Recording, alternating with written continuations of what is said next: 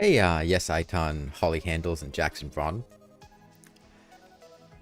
So, we are exactly in the same spot that we were last week, which is to say, fighting the twins. Had an ear infection. It was popping up during the last stream, and I was a bit, like feverish during that, and I think I was a little bit annoyed and frustrated because of that. And then because of that, I haven't been streaming for the past week, but we are still on the twins.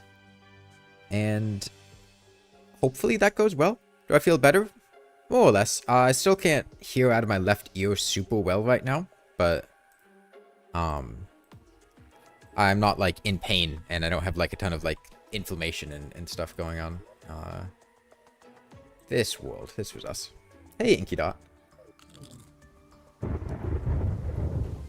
Oh, right, that's right. Yeah, I remember exactly why I got pissed off the last time that I streamed.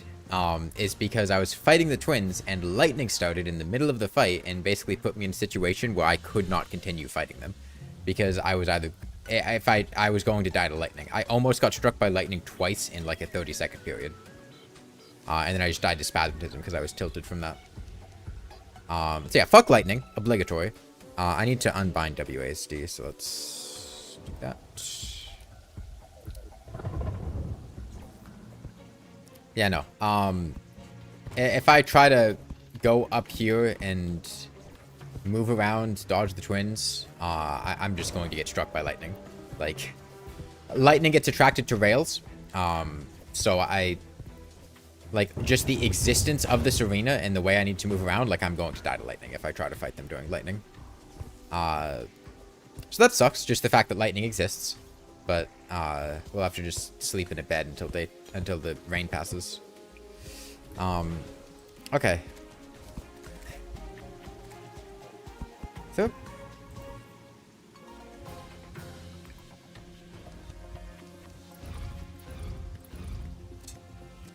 I thought I heard a weird laugh. Am I? Yeah, lightning likes metal objects. It'll preferentially target rails, and since my arena is made out of rails... Yeah. What's my loadout for twins? We have a sentry-focused loadout, trying to keep them in a similar location. Okay, well, the lightning stopped for now, so that's something.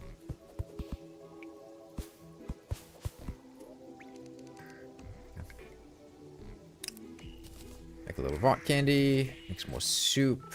I think I was not doing the best on potions right now. We've been fighting the twins a lot. Yeah, I'm gonna need to get more sand glass bottles. Why not dual hook? The dual hook does not have better movement than the illuminate hook. What? We can go look at the wiki page on hooks.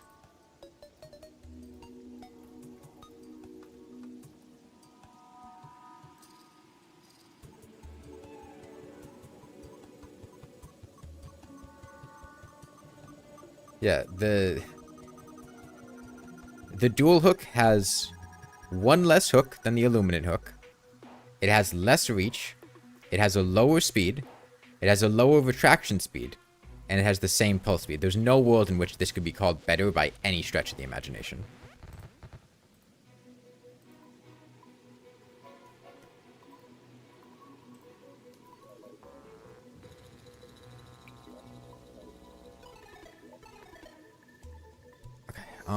Where's my bed?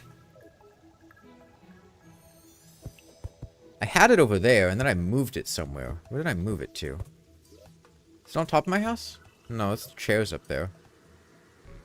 Did I move it to a different... Yeah, I moved it down here.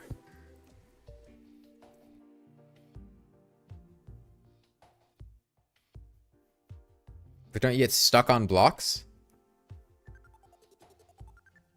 The illuminate hook's also fine at doing... Like, I would also get stuck on blocks with a dual hook. Like, the dual hook would still... Oh, lightning's again, so that's nice. Let me collect my day bloom.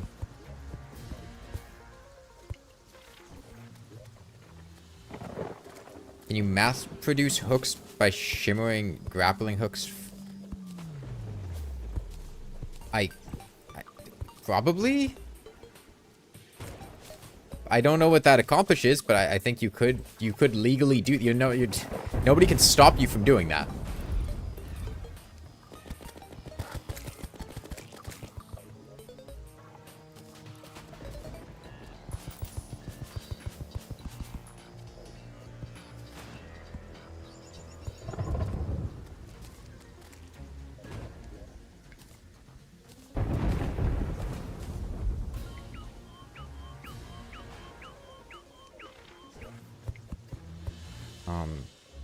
Like, make bottles, fill those bottles with water. I mean, I guess you could mass produce iron or lead by doing that, but you can already do that by shimmering anvils. Unless they patched the ammo shimmer exploit, but I don't think they did. There's my...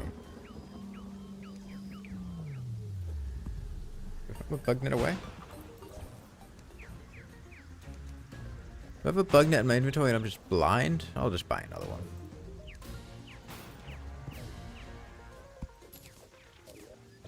No, I must have put it somewhere. Yeah, having the small amounts of movement control can be really nice with the illuminate hook compared to the dual hook.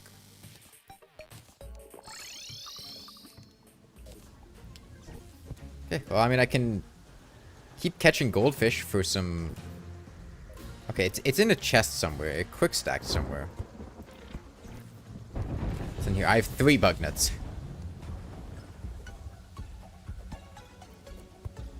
Well, we can see about maybe expanding our arena a little bit.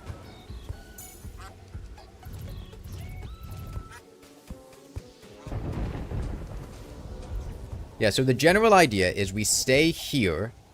We keep the twins in this area, and then we have queen spiders rip them to pieces. And we've done really well with that. I haven't successfully killed both of them yet. I also haven't successfully killed... Oh, a Nimbus Rod would actually be really good if I can get one. Maybe I sit here and farm for a Nimbus Rod for a bit. Because actually, if I could bag a Nimbus Rod...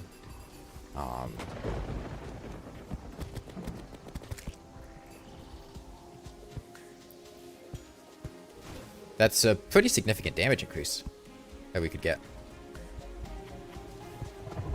See, I'm hearing laughing. What is that? Do you guys hear that? I'm not crazy. There's a part of the lightning soundtrack that sounds like somebody laughing.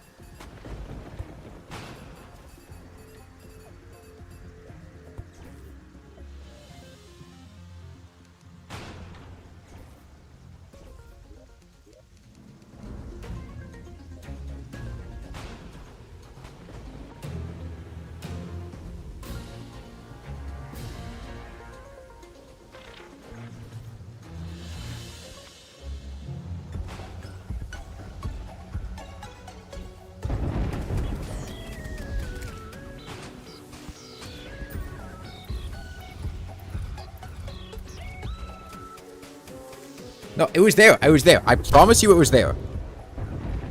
It's just, it's not doing it right now.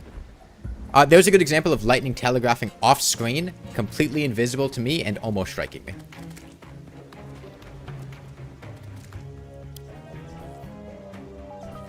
I'm about to get struck by lightning. Oh, wait, no, it's above me. Oh, yeah, okay, that one hit me, but...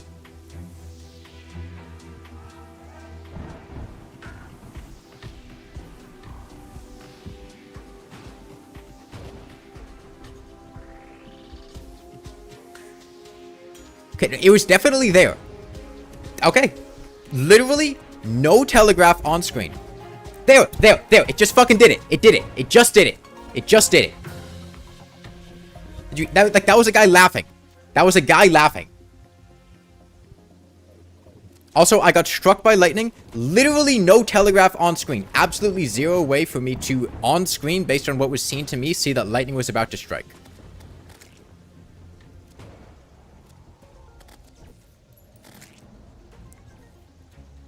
In fact, I think it might be about to happen again. No, it was off to the left. We ran out of greater healing potions. I can get some of those.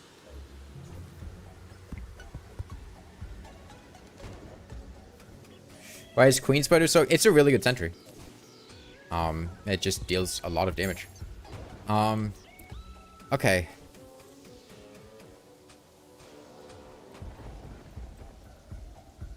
So, I was...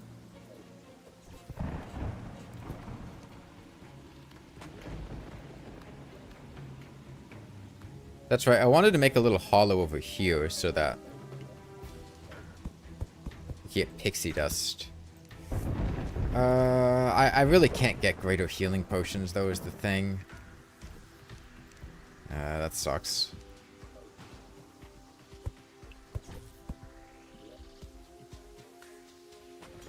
I don't want to fucking do anything. Just please let this lightning end.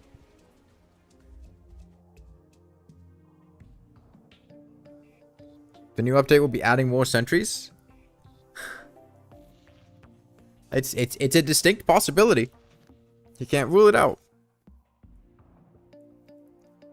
I saw somebody suggest this in my video on sentries only, and I thought it could be really cool. Is reworking the Frost Hydra to be like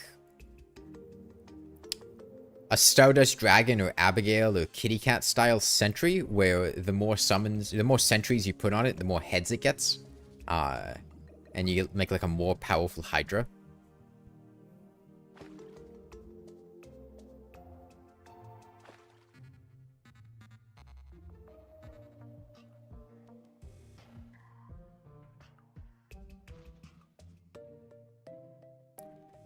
I predicted very early on that lightning was a bad mechanic, and sure enough, I've been proven... I mean, I feel like any reasonable person could look at the lightning mechanic and go, wow, this sucks. Like, I don't feel like that's a hot take, you know? Like, maybe having constant giant beams of lightning that do 200 damage all over the place, that trigger, like, literally every 5 seconds, like, stops. And then 5 seconds later, another strike immediately.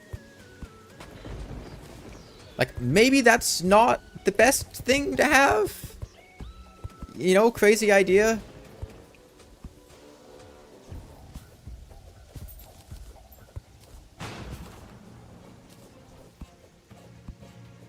Boulder Rain exists too. Well, that's Secret Seed exclusive. Like, Boulder Rain... So, a lot of the things in Secret Seeds are jokes. Or things to be funny. And the joke with Boulder Rain is that you decided to play Drunk for the Worthy. You're a dumbass. Here's Boulder Rain as your punishment.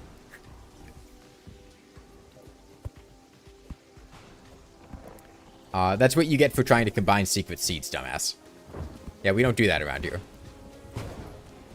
That's just how you make Secret Seeds worse.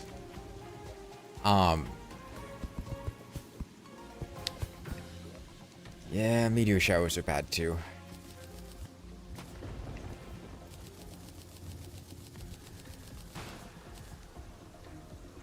You'd love to see lightning bolters. You love the crazy lightning, but they're making Secret Seeds that apparently have more or less lightning. I mean, like, lightning can be fine, but the way lightning is implemented is not fine.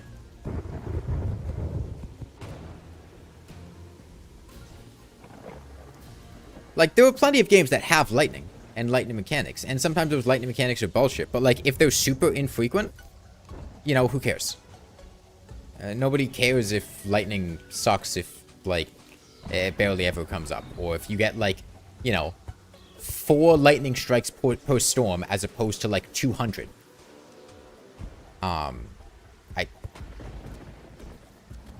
It's been the entire day. Lightning's still going on, so, like, I guess we're just stuck here fighting the twins with lightning, so that sucks. Because I don't want to have to just keep sleeping in a bed. I need my potions.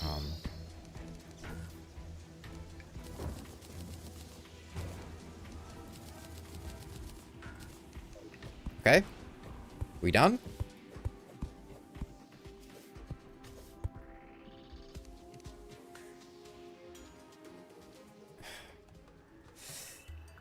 That's Skeletron Prime.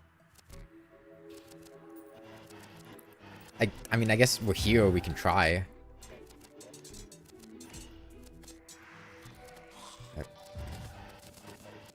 Worst case, we just die. We're probably going to die. Okay, I need to get rid of these. I haven't tried fighting Skeletron Prime like this yet. I've been locked in on the twins. Prime has less HP, so that's nice.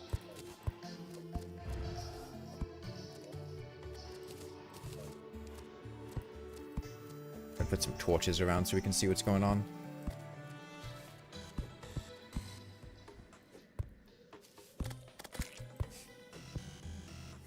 So this is going to come down. It's make or break is how quickly we can kill his hands.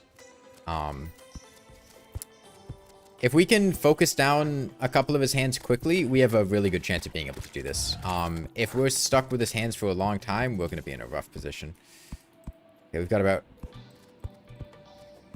5 seconds.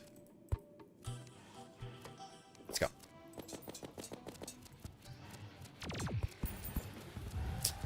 See, the problem is that he's really not...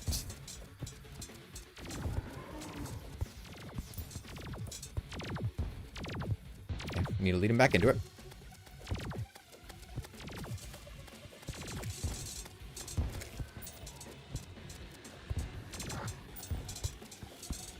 Okay. We're really good at avoiding the skull here. I think we'll be okay with that. Actually, I think this will go pretty well, honestly. Unless lightning starts again. I noticed it started raining again. I really messed up there. Okay, we're gonna play a little bit more passively to regen some HP. We'll just kind of loop him around in a circle. General strategy for Skeletron is go in a circle. So if we just keep circling and vaguely loop... I have a gun. It is lightning. Okay, so... most likely way that this dies is I randomly get struck by lightning. So that's fun.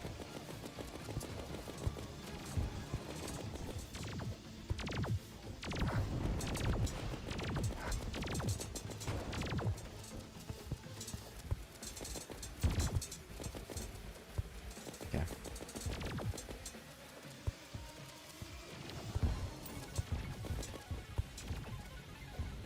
Yeah, I really just need to regain HP here. Our damage is not bad, but I do need to lead him into these spiders more. I have to really pay attention, though, because lightning at a bad time could really, really screw me over. I have more flexibility with Skeletron Prime compared to the twins in my movement, so I think it's more reasonable to dodge lightning on the fly with him compared to the... bad spot, bad spot, bad spot, bad spot, bad spot, bad spot, bad spot, bad spot. I messed up. I am dead. Yeah. I think I'm just a little bit rusty.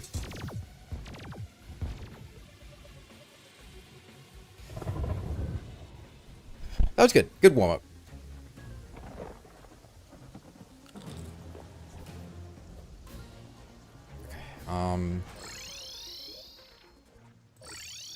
And then we respawn with half HP. I don't really want to start fighting on half HP, so... Okay, that was not bad, though. I think we can definitely do Skeletron Prime. That will not be difficult at all. The twins will be difficult. The twins will be very difficult.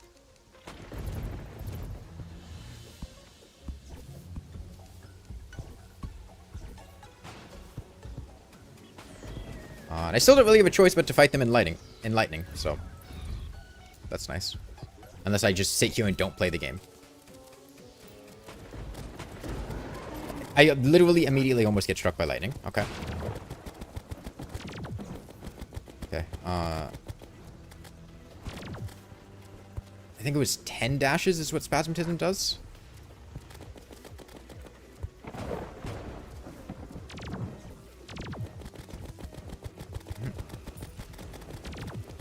Oh, right. Normally I had them in this spot, not there. Yeah. Okay. We target Spasmatism, so they preferentially hit him. Move to the side so Retinator doesn't hit me. 1, 2, 3, 4, 5, 6, 7, 8, 9, 10. Now, keep him on our left, get him in the middle. Hopefully gets queen spidered here. He's about to go phase 2. We're gonna get take one hit from... Fuck.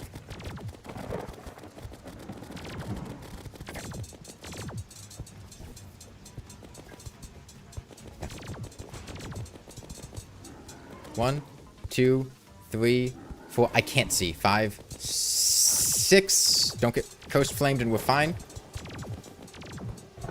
I can't see my tracks very well. It's too dark. 1, 2, 3, 4, 5. Move the side. We'll have to just go on Uzi here. If I can lead him back, we're probably okay.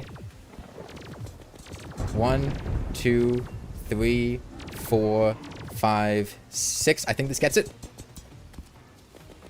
Come on, queen spiders. You need to hit him, queen spiders, though. You need to hit him. You need to hit him. I'm dead. Yeah. If I could fucking see what was going on, and it wasn't just dark everywhere because of lightning. I might have had Night Owl before, yeah. But it doesn't help because lightning makes the world darker, too. Okay. That was good, though. We can definitely do that. If I could see what was going on, I think we would have had a really good chance there. I think my better choice is just to put torches down.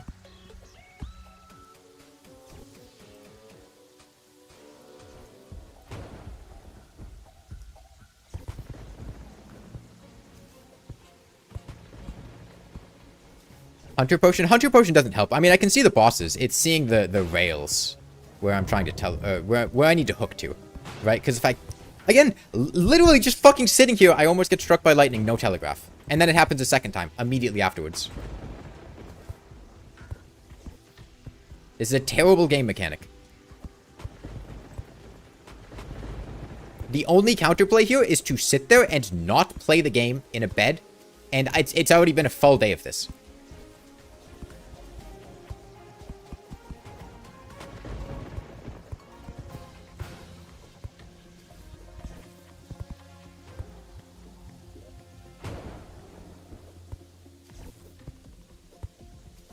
Oh, and then, sorry, I walked into the lightning. So now I just get struck by lightning. It's unavoidable now.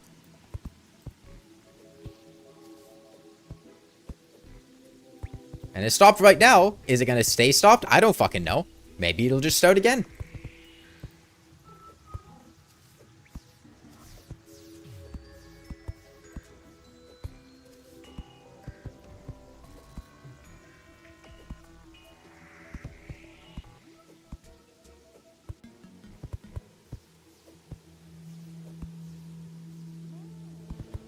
This is why big updates don't work. If they did smaller updates with community input, it would be fine. Yeah, it's kind of the... It's a torch-like issue, right? Where, like, there's an implementation of lightning that can work and be fine, but the initial conception of it is just way too punishing to the player and not fun to engage with. Like, it's fun stuff you can do with lightning. Right, people can use lightning to kill bosses. You know, in Secret Seeds, lightning, you know, it's ridiculous, over the top, whatever. But it's...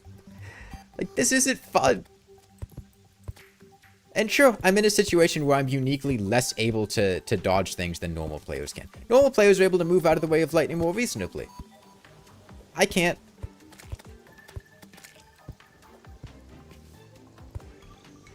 But even playing the game normally, like, I've almost lost hardcore runs to lightning before.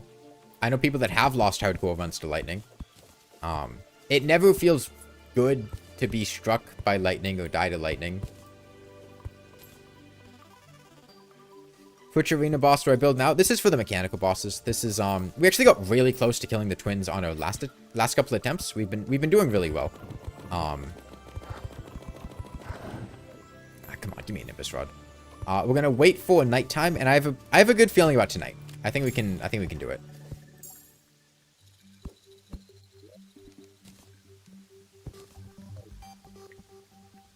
Torchlight doesn't work on surface. No, it matters less. Plus, I'm saying that the initial Torchluck idea had negative Torchluck as a thing, which sucked, was a bad idea, and everybody hated. That's what I'm saying, how it relates to Torch Luck. Where the original idea of lightning here is, oh yeah, we put it in every seed, and it's striking constantly anytime that there's a thunderstorm going on, and it deals 200 damage. Actually, no, the original idea of lightning was it deals like 400 damage, and just insta-kills you. And this is the nerfed version of lightning. Keep in mind, it used to be worse.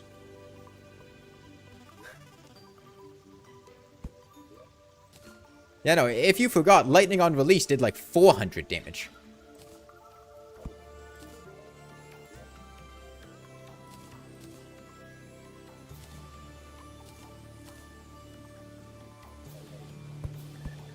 Metallic blocks such as chains can be used as lightning rods. Yeah, I have a metallic block such as chains being used. It's called a minecart track, and it's actually how I'm able to get around and dodge things.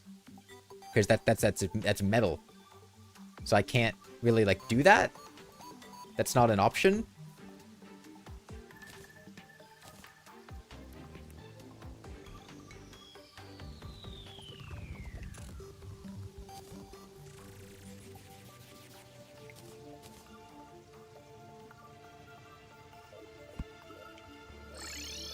Alright, well, place your bets. Will it still be lightning in 12 minutes? Well, time moves 5 times faster, so like 2 minutes. An actual lightning rod item would be useful. Dude, just an item that I could equip to make a lightning do 0 damage. I would unironically, like, equip frequently. I would pretty much always have that in a vanity slot to swap on during lightning storms.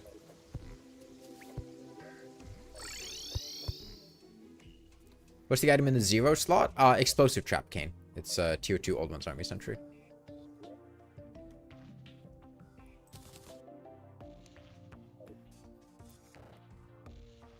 New rain armor set bonus. It's a fun idea, yeah. They gave, what is that? That was a goldfish up there. They gave the snow armor set immunity to freezing and chilled. Equip this to ignore... Hey, we have an equip this to ignore a game mechanic. It's called the Dead Man's Sweater already.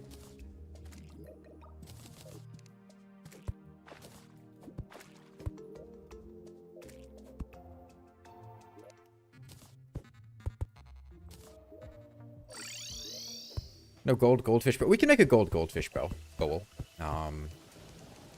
Get one here, and then, yeah, a goldfish bowl.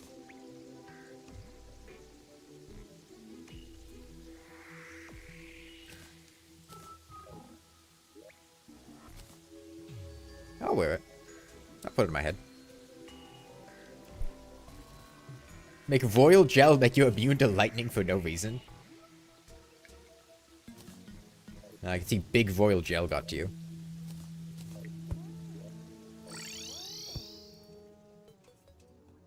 The Dead Man Sweater actually does something. Yeah, it makes traps deal half damage and caps trap damage at 300.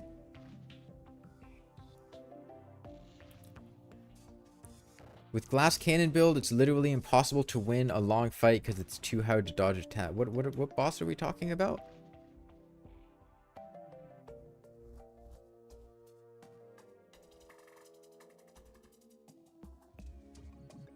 Moonlord? Moonlord's definitely difficult long term. Yeah, the Moonlord's like phantasmal eye attack, the like homing missiles, along with a lot of just incidental chip damage, does make it difficult to survive long term if you don't have good defenses. But you can definitely make a glass cannon build work and just kill him quickly.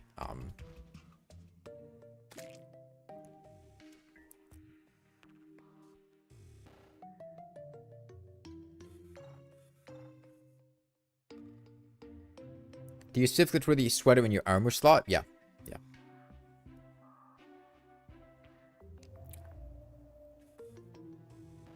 Pretty sure dying like 4 to 6 hits just from bolts. Yeah. Yeah, Moonlord damage numbers are pretty ridiculous.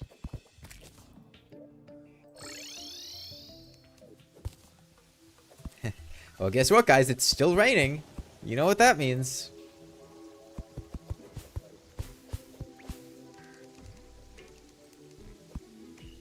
There should be a, like, prismatic rock candy that gives a medium food buff or a major food buff if I can collect one of every gem critter.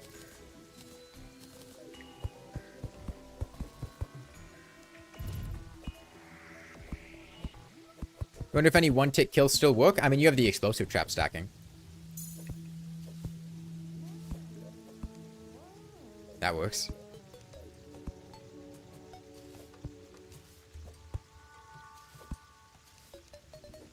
Blood Moon.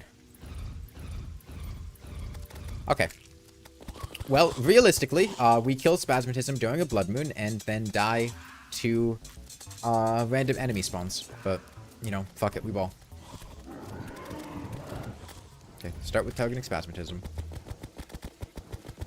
Move left a little bit, not too much. He's gonna start dashing, that's okay. Angry Nimbus immediately, that's good. Yeah, I need to kill him, otherwise I'm gonna die to him. There's a second Angry Nimbus, okay. Oh yeah, by the way, the twins normally can't spawn additional enemies during them. However, during a Blood Moon, the spawned enemy cap goes up to 11, so we actually can get additional enemies during the twins. Even with both of them alive, they do not properly fill the spawn cap. Please give me a Nimbus Rod, dude. I really need one. Come on.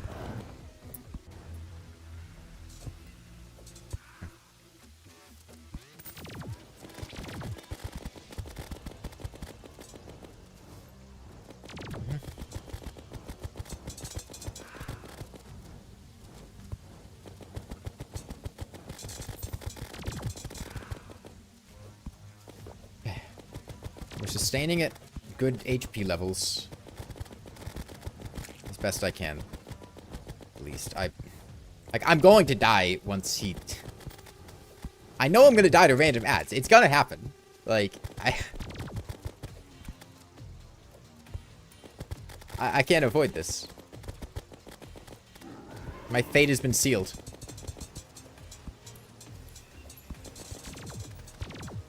Okay.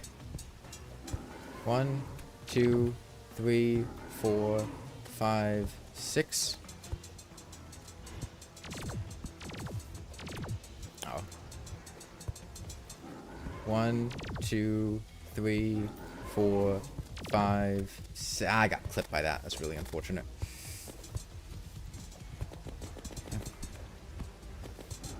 1, 2, 3, 4, 5, 6. Ah, I don't grab that. I don't grab that. I don't grab that. Damn. I was really hoping I was close enough to grab that. I was not. No. I mean, I can't even skip the Blood Moon. Because I don't have an enchanted sundial. So... I don't know what the fuck we do. Maybe I just go farm souls to summon Skeletron Prime later. Because, like, I can't fight the twins like this. It's... Even if I kill one of them, I'm going to die. Like, I can't...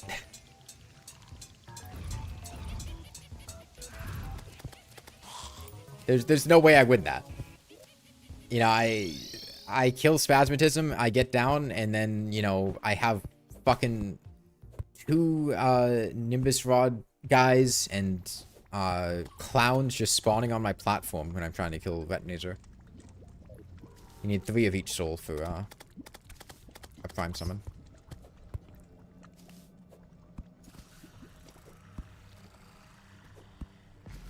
Those eggs were delicious. Nice. I go through periods where like I'll forget how good eggs are, and then I'll go back and eat an egg, and I'll be like, damn,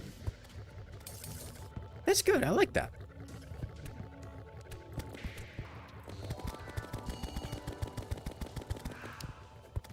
Not trying to be a Debbie Downer, but you don't think having a sentry build is great for the twins? Sentry builds are very, very good for the twins. They do a lot of damage very quickly. Have you seen how quickly we've been doing damage to Spasmatism? We've been doing like a lot of fucking damage, way more than I'd be doing with something else. Like, what's my other option here? Like, trying to hit them with a melee weapon? Trying to constantly move my cursor and go between having... to move my cursor to grapple and move my cursor to aim? Like, that's not gonna go well. Magic weapons? Well, the homing magic weapons at this point are the Rainbow Rod, which I don't get until after killing the twins. Stormbow's not gonna go well. Takes way too much aim for that. I'm gonna die to Red Devil. Using minions? Okay, well, I can try to kill Queen Slime to get a Blade Staff. I need to stay at close range, try to get my Blade Staff to hit. And, like, Blade Staff on twins, I don't really like that much. It's a really uncomfortable range with Spasmatism's Flamethrower. Squire Armor? We have Squire Armor. That's the armor set that we're using. Okay, Sanguine Staff. Sure, if I go try to fish up a Dread Nautilus and kill it without having WASD, then I could get a Sanguine Staff, and it still wouldn't be that good. Like, no, absolutely not. Sentries are really good here. Like, we can kill the twins in only a couple minutes. We don't need to do very much. Like, I get that your initial conception might be, oh, sentries, those are kind of like low range and stuff. But, like, these do a lot of damage, and these spiders build up. You see all these spiders down here? All you have to do is lead the twins. They last for, like, 5 seconds or something. As long as at some point in time they get led to a platform, they're going to get dive bombed by all these spiders and just get destroyed. I could do pre-mech Duke Fishron. Why would I want to do pre-mech Duke Fishron like this?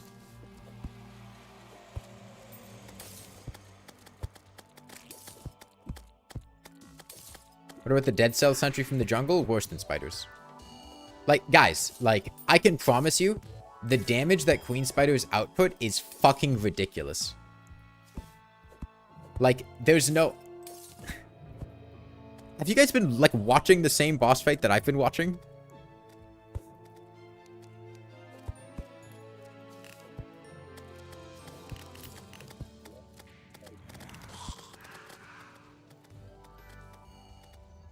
Couldn't I just rebind the movement keys to 4 other keys and technically that would have filled it up? Yeah, no. If I didn't want to do a no WASD challenge, then I could totally just rebind the keys to just be something else and then just play the game normally and there's no challenge.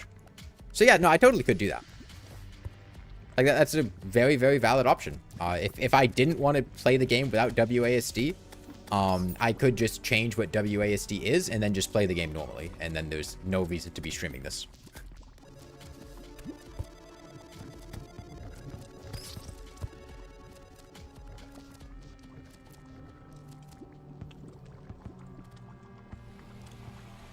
Okay, well in 2 minutes, I unlock the ability to be able to sleep to fast forward time to keep fighting the twins. I could kite the boss like an attack damage carry in League. I mean, what we're doing now works well. We've almost killed we would have killed Spasmatism on our first attempt today if it weren't for me being unable to see the ground because of it being dark. Yeah, Red Devils do a ridiculous amount of damage, and normally the projectiles are really easy to dodge, but when I don't have WASD, it's a little trickier. Let's get some Souls of Night. What's this?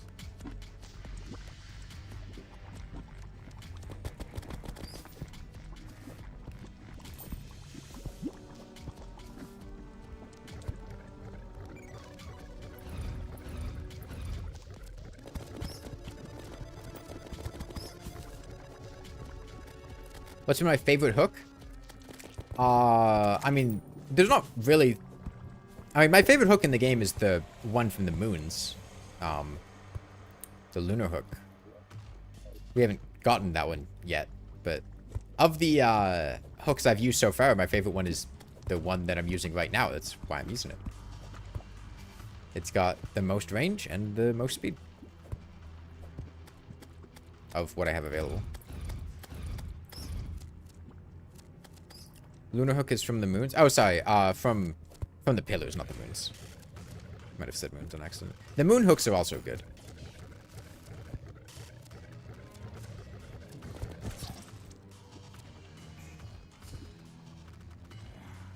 You like diamond and amber hooks? They're nice, yeah. Okay, well, we get back during the morning, and then we can go sleep in a bed to go continue fighting the twins. Do you think if they added a grappling hook with the Terraria Otherworld physics, it'd be fun? I'm not familiar with the Terraria Otherworld physics. I don't know what you're talking about. What was different about Terraria Otherworld's physics? What's your opinion on the teleporting hook from the Queen Slime? I mean, you can do some cool stuff with it, but as an actual grappling hook, it's not very good. Terraria Overhaul mod? What? Oh, is it a special grappling hook from the Overhaul mod? What is it do. I'm not familiar with that mod. It swings? So like an anti-gravity hook, but not reversed gravity?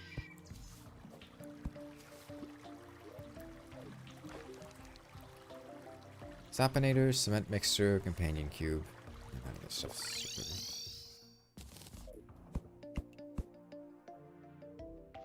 Oh wait, no, sorry, I'm using Huntress, yeah.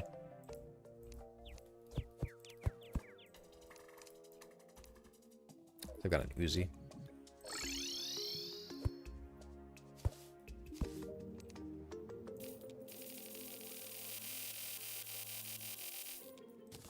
Spider-Man hook. Okay, okay. Okay. Another thing that would be really helpful is if I could get some greater healing potions. So to do that, I'll need to get some Pearl Stone.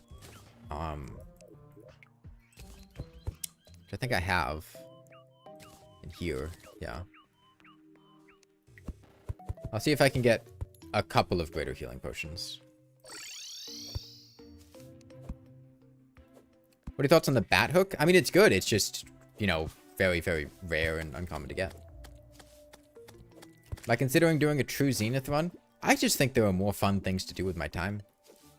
You know, True Zenith's fine, but if I play True Zenith, I can guarantee you there's going to be a constant stream of people coming into the stream and asking, hey, when are you going to do this in hardcore? Are you going to do this in hardcore? Hey, hardcore exists. Have you considered doing this in hardcore?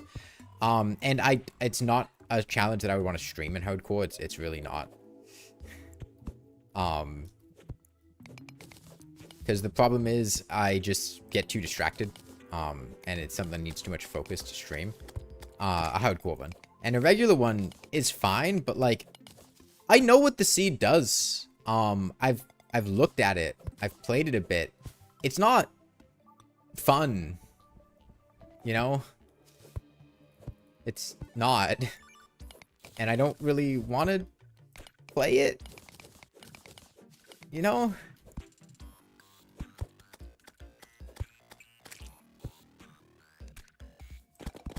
Hardcore is stressful. No, I mean, you can have fun with hardcore challenges. Like, just because something's stressful doesn't mean it can't be fun.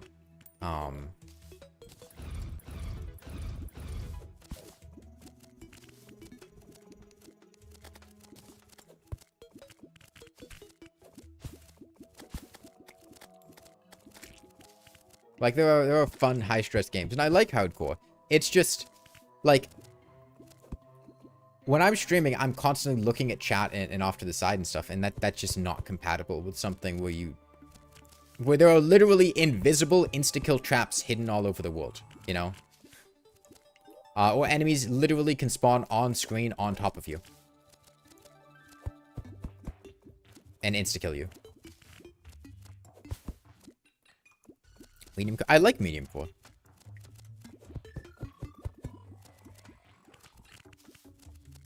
I do like medium core. They can do what? In the dual dungeons part of worlds, there's no restriction on where, and like, enemies don't spawn off screen. They just have set spawning points, and that they can fully spawn on screen. That is just a thing they can do. That's how dual dungeons works.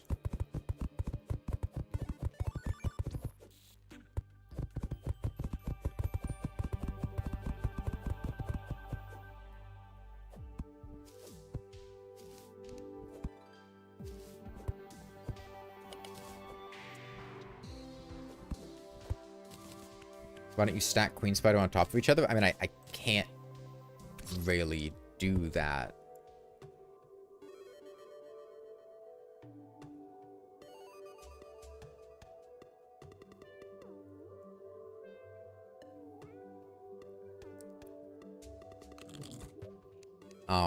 I could with the staircase, but like, you can't like, I can't normally. Oh wait, no, you can. What the fuck? Huh. I thought they worked like the old one's army sentries. I guess, why can't you do that? Because old one's army sentries, What? Is it just during the invasion that you can't summon sentries on top of each other?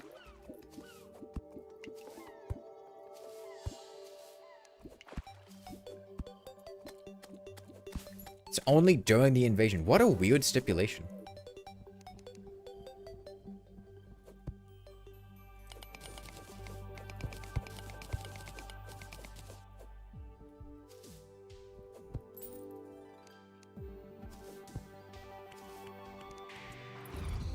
Now again, I don't think this is more effective than spreading them out, though, is the thing.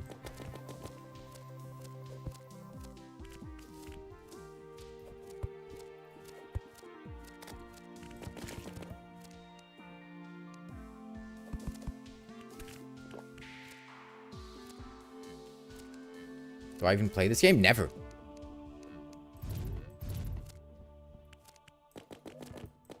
I usually just play Minecraft. I'm a casual. Placement is a big part of tower defense games, I guess. I don't know. I assumed it worked like that for... I don't fucking pay attention to sentries. Who the hell uses sentries? Me, after I made a video telling everyone sentries are great, but...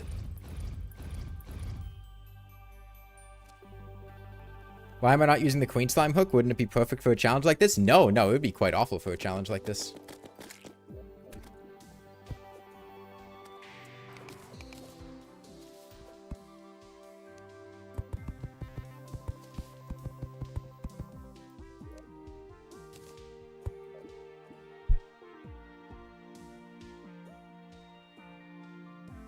First tower defense is as shallow as a puddle, though. You think it would just prevent damage nukes? I could see it.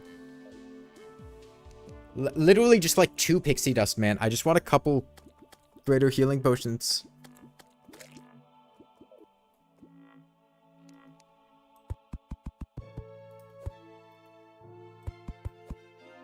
Please? Just spawn anything. Spawn a unicorn. I don't care.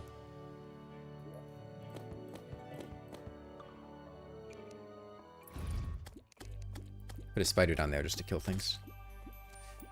How much time did I play Terraria or Minecraft? Minecraft, as a kid, probably a couple 100 hours. Hey, there we go. There's pixies. Terraria, as both a kid and adult, a lot of hours. Are there any other multi-shot hooks where you can actually fire multiple hooks where they haven't attached yet? The lunar hook does that. What mech bosses have we killed so far? Destroyer.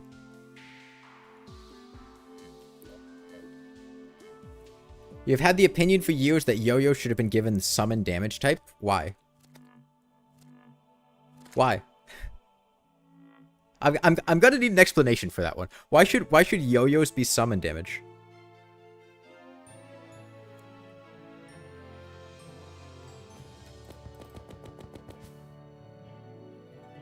This was before whips. That doesn't change the answer. Or that doesn't change the question. What about a yo-yo is summoner? Because the yo-yo is sentient and being forced into labor for our convenience.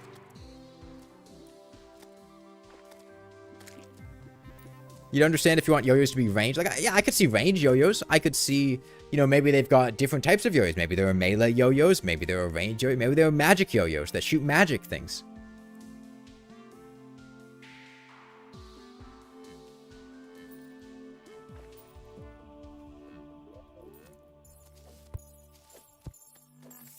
Okay. I have enough to make 3 greater healing potions, so we're... Let's lock in. Oh, this is gonna go terribly. You always would have made sense for a throwing class? Yeah, I could see throwing class. Would I consider the Sky Fracture a desert weapon? You're planning on doing a desert-only challenge. Tangentially? Like, not really. I think the Spirit Lamp would make a lot more sense as an early hard mode desert weapon, seeing as that one's actually desert. You do need the light fragments, but that's kind of flimsy.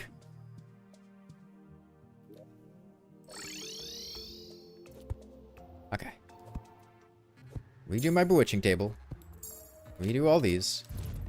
Get the spiders back. Okay, natural twin summon.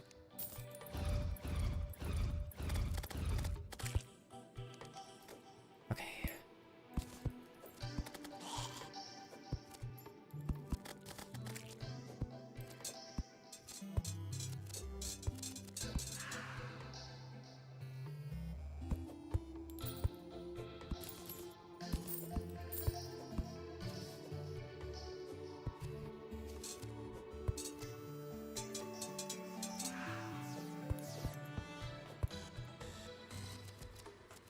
Would Phoenix Blaster be considered a Onyx Blaster? I don't really think so.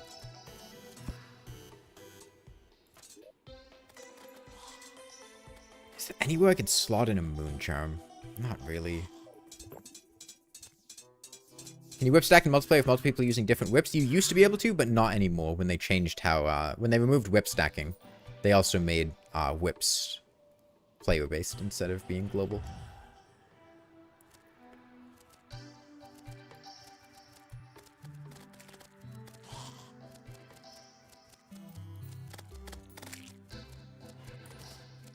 Okay.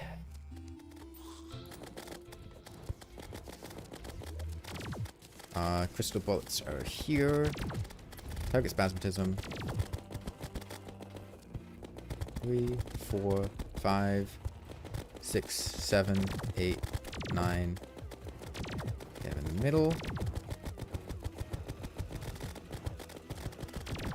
Yeah, like, I get that the sentries are a little bit janky, but there is no other weapon I could be using here that would be doing anywhere near this much damage this quickly.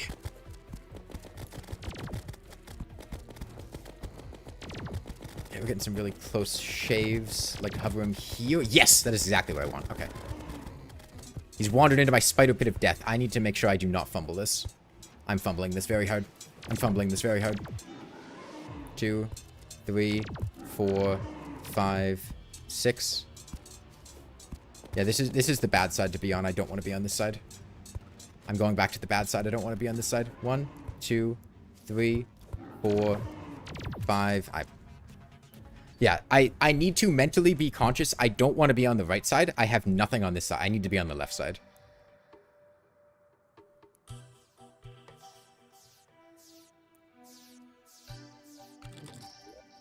I was too busy thinking about keeping him stuck in the middle that I just went to the part of my arena that has absolutely nothing. And I really do not want to... I need to have like 4 directional movement to dodge Spasmatism stashes.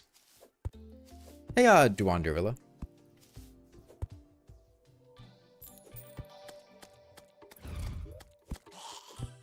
Okay, stay left side. How do you fall through platforms without losing speed? These are all minecart rails. They're not platforms. It takes too much time to make the right side viable.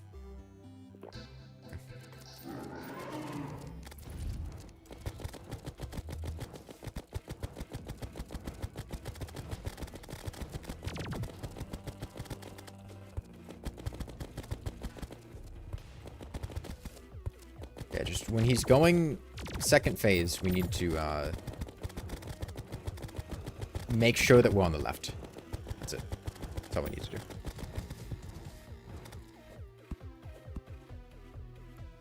I can turn around up top, but I really don't want to be stuck up top. Might do it this cycle. We'll see. I can't. I'm gonna get hit by Retinazer. Ah, I got Curse Infernoed. That's not good. Yeah, I got clipped by a laser. That's not good. Okay, he goes second phase here, definitely. Come on. Up here. Okay. That's... we can work with that.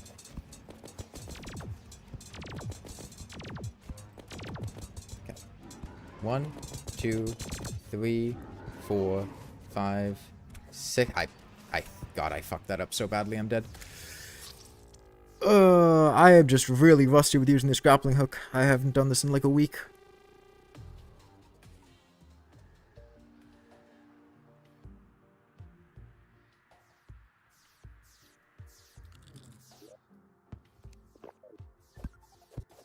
Okay, we have time for one more attempt tonight.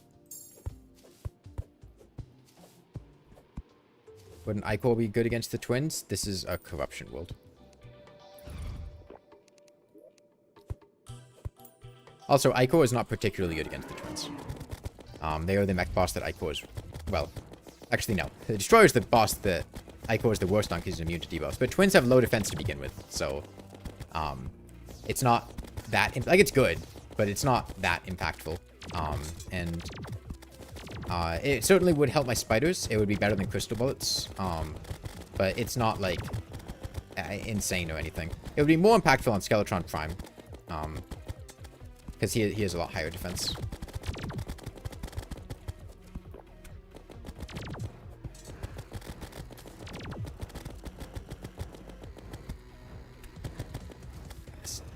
I really don't want to get hit. God.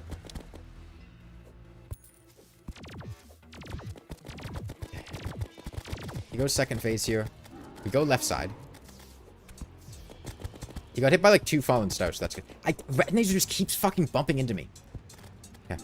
1, 2, 3, 4, 5, 6. Back to my spiders. 1, 2, 3, 4, 5, 6. Get him in the spiders, spiders, spiders, spiders, spiders. Good, good, good, good, good. Okay. 1, 2, 3, 4, 5, 6.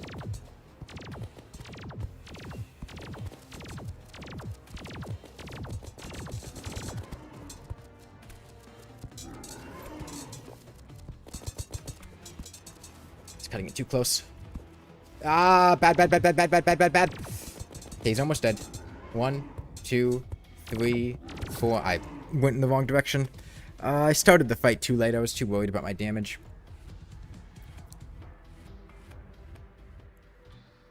I was playing really aggressively, trying to keep him in the spider pit. Because I was worried about not having enough damage. That's fine. You just sleep for tomorrow night. I think the problem with playing this way is it's harder to move around. That's what you'd think, but the problem with playing this way... more has to do with the fact that there's lightning in the game, and I don't like that. I might want to change to Squires. No.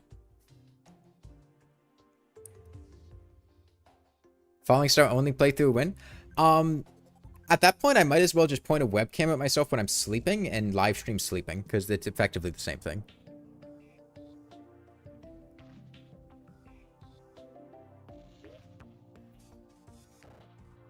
You want to see a Falling Star playthrough, though?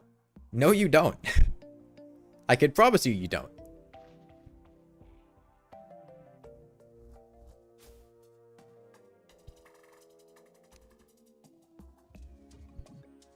You do? You think you do. You don't. You always find it kind of silly that imbuing works on everything but magic. It doesn't work on ranged weapons.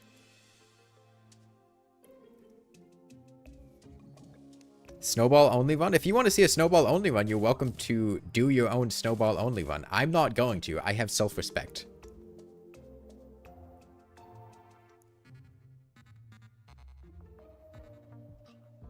Get the Desert Tiger staff. We are currently pre-plant era.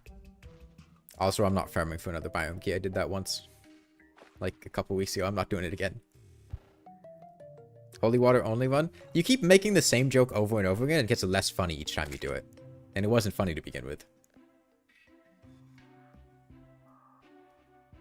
What is my personal affection for the beekeeper? It dropped.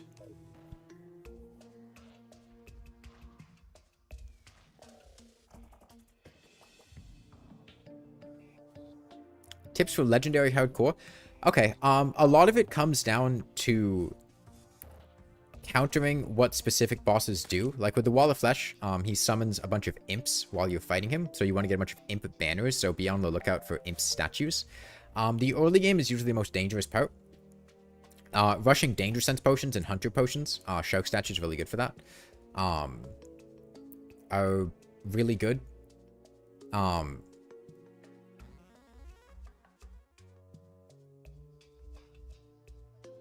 If you see a red potion, drink a red potion. Rush getting 400 HP as soon as you can. With the Moonlord,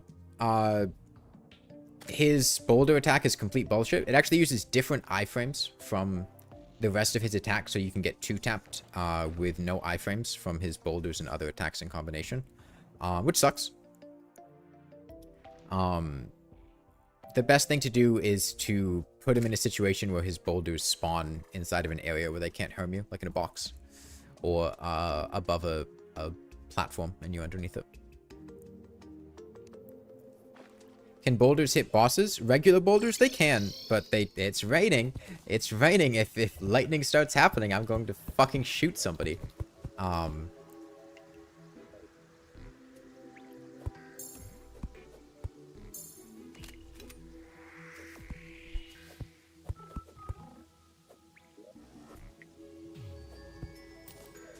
Let's collect the stable.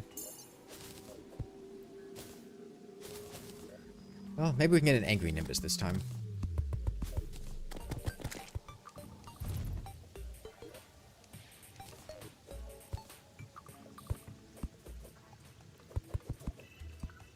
Okay, back we go.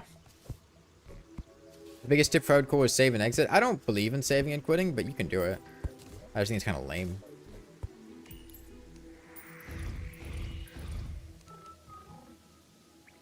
Feel like I would like Noida? No, I played Noida on stream and I hated it. I refunded it on stream and bought Risk of Rain 2 instead. Okay, that's actually kind of huge. Okay. We go up here, put Nimbus Rod here, Nimbus Rod here. It's demonic too. And it's a natural twin spawn, so that's good.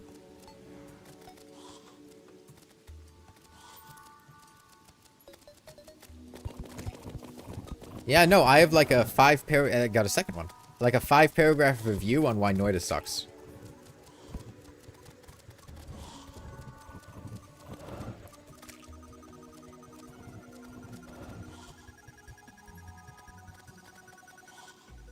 I can pull it up right now. Hold on. Hold on. That's the Pal World dating sim I have pulled up on the Steam page right now. 809, I have time.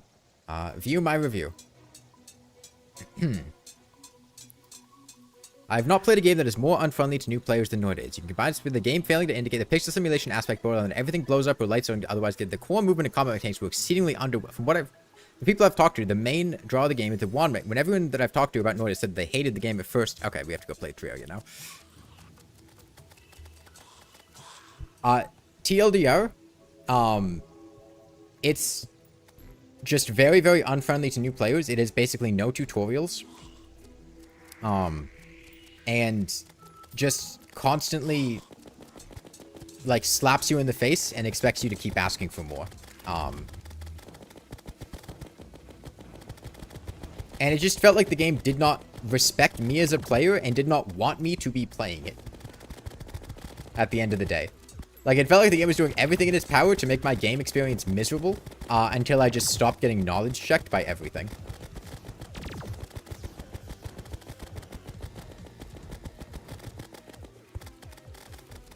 Okay.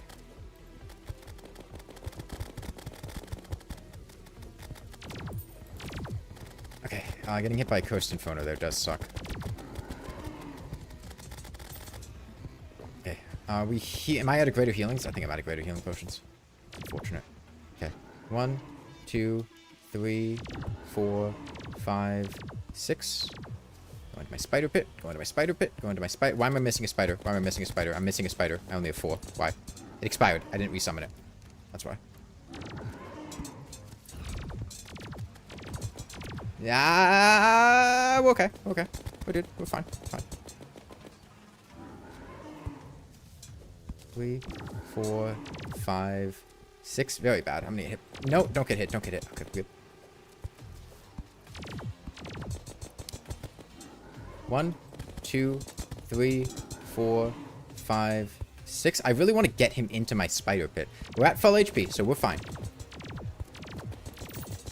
Okay, good. 1, 2, 3. I get hit here. 4, 5, 6. This is where I keep fumbling. 1, 2, 3, 4, 5, 6. Okay, please get spidered. At 1000 HP. 1, 2, 3, 4, 5. Died to retinator. Okay.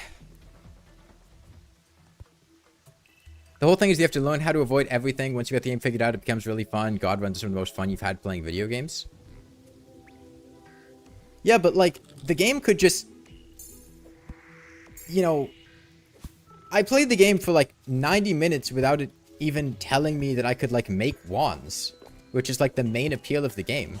And there's tons of stuff in the game that felt like it wanted me to experiment with stuff. And then I would experiment with something. And then it would just instantly kill me. And I'd have to just restart my run.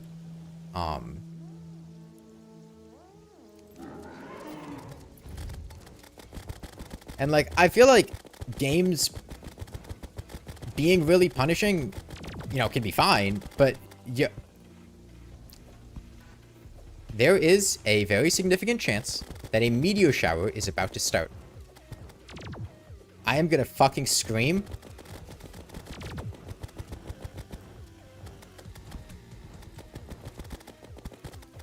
Don't do this to me. Please don't do this to me.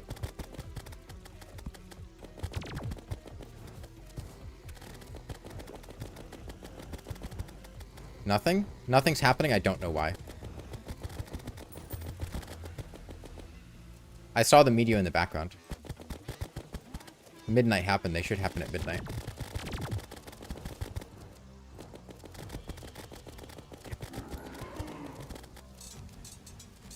My Nimbus Rod expired. I don't have time to reapply it. 1, 2, 3, 4, 5, 6. God,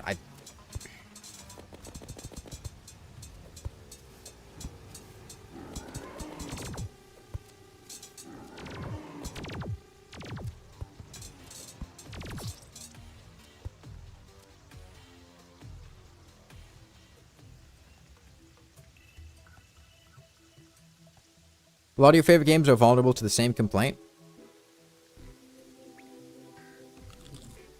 I mean, I've played a lot of games that are punishing. It's just something about Noida really, really struck me the wrong way. I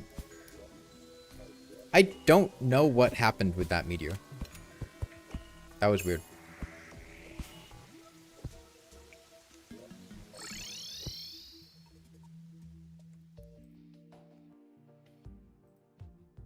Yeah, going over that review, you can combine spells into wands to change their effects. Sometimes they're ways to interact with the environment, like a rain cloud that releases water. Sometimes they deal damage. Sometimes they modify the existing spells in the wand, like a scatter shot. Many of the effects will hurt you. The game does not indicate this. It is almost guaranteed that you will kill yourself with effects that seemed cool, at which point you will lose all progress and reset. The game failing to indicate things is a recurring issue. For a game released in 2020, there was a shocking lack of information anywhere. The game essentially forces you to learn through experimentation, except brutally punishes experimentation because everything kills you, and then you reset and lose dozens of minutes, sometimes hours of progress because the wand you picked up collapses the roof on your head. There's no tutorial, there are no NPCs to talk to for information, nor are there in-game tips or advice. I could not identify anything resembling a story or goal or anything besides go down, collect wands, and use spells to modify your wands. Apparently a story does exist, but it was not remotely evident in the 4 or 5 levels I went through. The pixel simulation aspect, by the way, the game has a whole pixel simulation thing where every single pixel has like simulated physics, boils down to everything blows up or lights on fire or otherwise gets destroyed. Interactions with it were not fruitful, as the game didn't reward any of the exploring I tried to do, and it ended up just being a nuisance when trying to fight things. Wood would catch on fire and drop acid on top of you because you dodged a projectile and it hit the wood behind you. Containers near what you're shooting at would explode. Things would catch on fire for extended periods of time, including you. If the game didn't punish you so severely and the simulations existed in more of a sandbox, it might have been more fun to interact with. The core movement and game combat mechanics were exceedingly underwhelming. You can levitate for a period of time, and you can shoot things from your wands. You can add new spells to shoot different things from your wands. That is the core of the game. I did not find that gameplay fun or engaging. Wandering around aimlessly through dark areas filled with uninteresting enemies and severe environmental hazards did not get more fun by changing how I shot at the enemies. As I got to later areas, the enemies changed from uninteresting to annoying. Being sniped from off-screen the moment you walk out into the open isn't fun. Combat typically boiled down to stay as far away as I can while shooting enemies.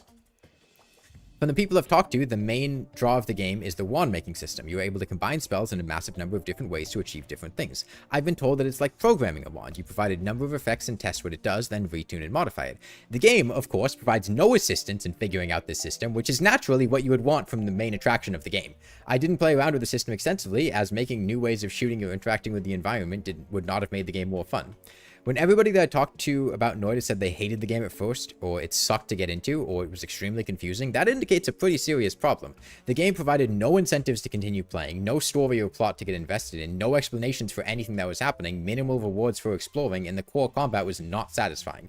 Wand making did not pique my interest. Perhaps these things would have changed given time, but that is time that I would rather spend elsewhere. Expecting players to spend hours learning systems that could be taught through short tutorials, then punishing the players for that lack of information is just a very large middle finger. I would rather refund the game and spend my time and money on something that is fun from the start rather than just repeatedly kicking you in the balls and then expecting you to get back up and ask for it again.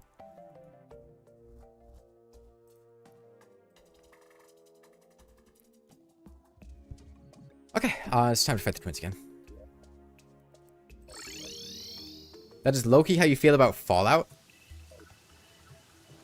That is not the game that I would have expected somebody to draw a comparison to with that review.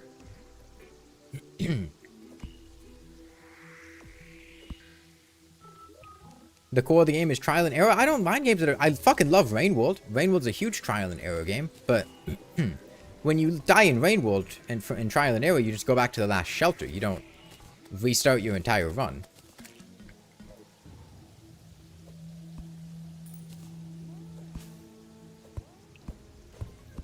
Oh, it's lightning, by the way. Yay! No, I don't think that Noida is inherently unfun. I mean, a lot of people like Noida. It's just, why should I spend my time on a game that doesn't respect me? That's a toxic relationship. That's unhealthy.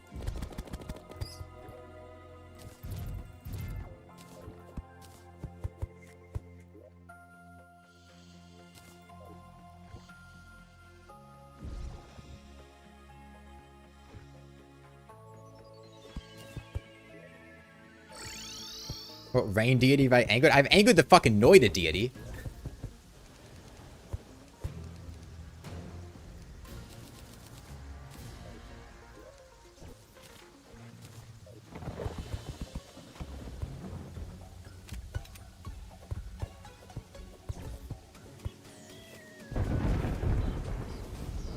Okay. We're getting to a second phase fairly consistently. I just keep fumbling it because it's really awkward to do.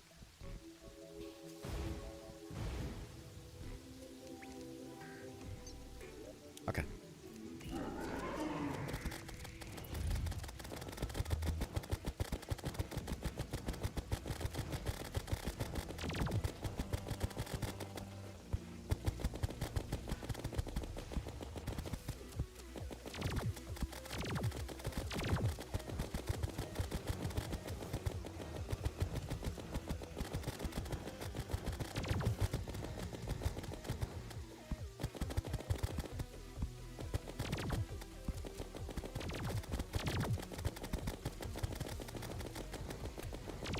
Okay, get hit by Cursed Inferno there, but okay.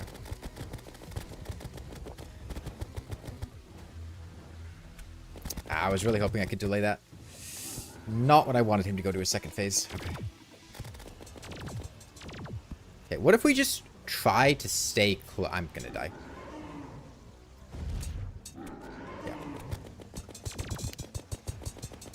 Like, if I can stay here, I can juke him fairly well in this spot. I keep making the mistake of going straight upward, and, like, I can't do that. Because if I go straight upward, he just dashes straight upward at me, and then I just die.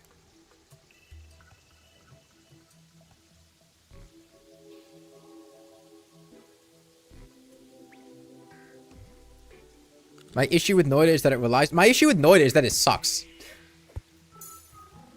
I'm not gonna commit to agreeing to an assessment of the game. My issue with Noida is that I played it and I hated it and it was miserable. And it was one of the least fun experiences I've had playing a video game before.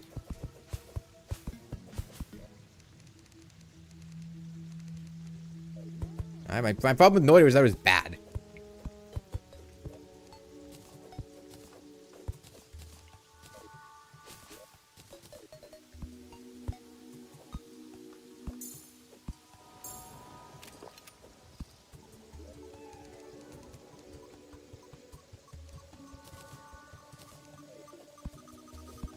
I probably hate Don't Starve. No, I like Don't Starve.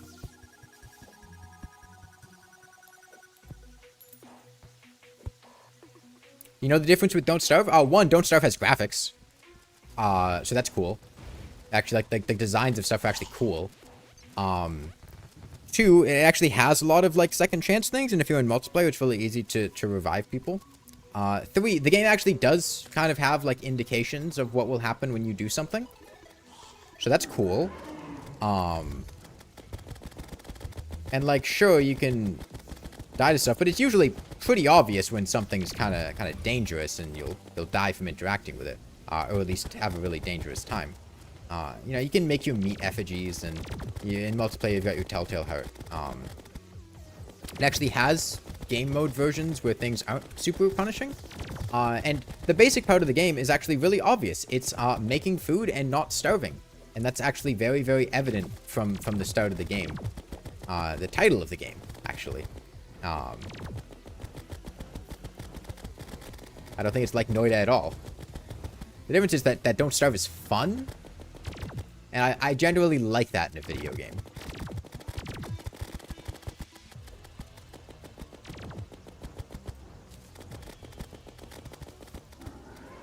Crazy idea, but I actually kind of like when video games have, like, some amount of interesting graphics, or story, or designs, or fucking anything to make me want to play them.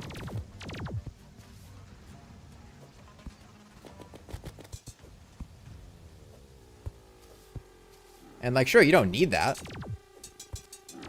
Plenty of games don't. But, like, it certainly helps, you know?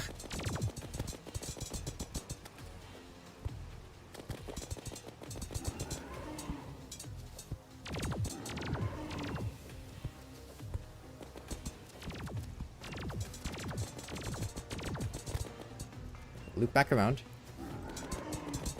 3, 4, 5, 6, back.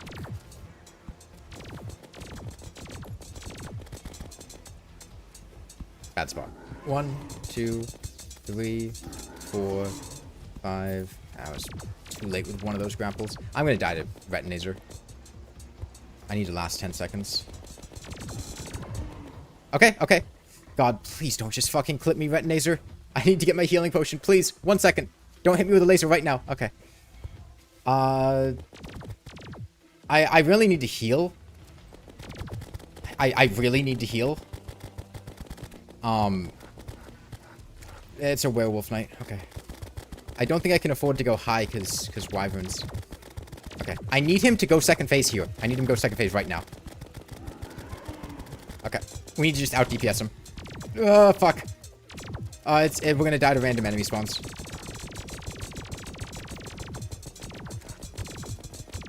God, if I had greater healing potions, man. If I had greater healing potions, we still might Queen Spider him. We still might Queen Spider him. Fuck. God, if I had greater healing potions, I would have survived that hit and we would have lived long enough to kill him.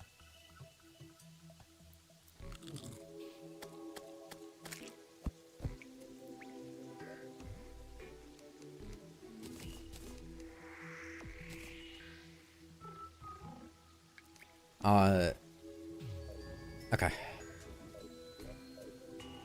Let me get some greater healing potions.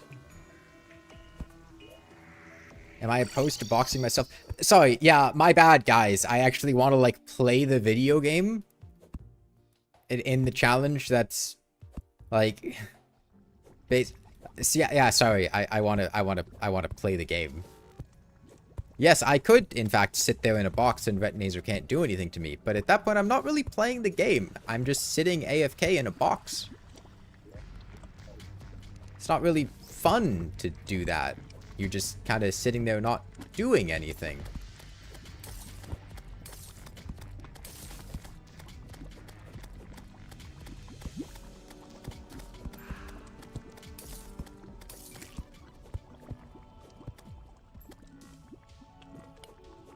Yeah, I don't know if you guys knew this one. I could also be sitting here farming for a Rod of Discord. And instead of having fun trying to use grappling hooks, I could just immediately teleport and dodge all of the attacks. But I don't want to do that because that's not really fun. Like, if the question is why am I not doing something, it's probably just because I would have more fun not doing that, you know?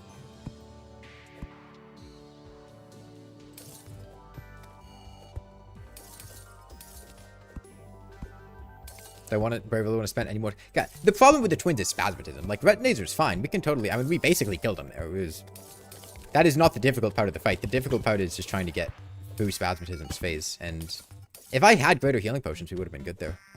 It's just a supply issue where I haven't been able to make enough of them. Are there any rules in this challenge? Yeah, I can't use WASD. There are arbitrary restrictions, like...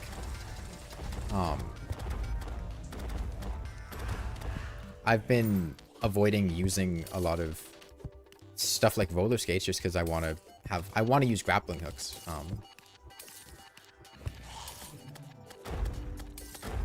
Because they're fun and they're effective.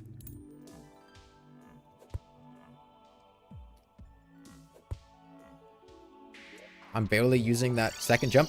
What are you talking about? This balloon is fucking incredible.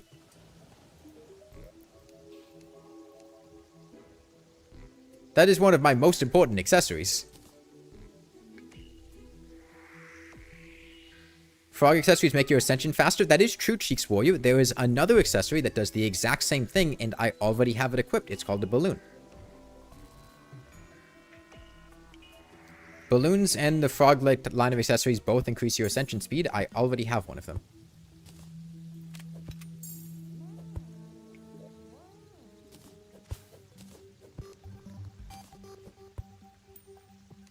Guys, I don't need to change my accessories. My accessories are fine. We literally, like, killed the boss. We're fine. Thought balloons just increase jump height? Nope, they increase ascension speed. Quite significantly, might I add. Looking at the comparison here, this is how fast I fly with the balloon. And this is how fast I fly without the balloon. It's quite a significant difference. Okay, I'd like to kill some pixies.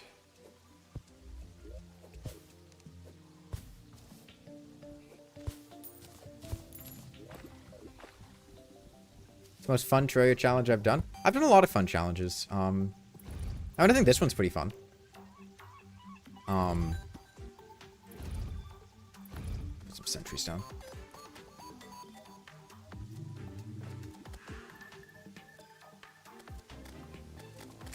I liked flare gun only, both times that I did it. I like accessories only. Do bundles count as multiple balloons? No, they still only count as one.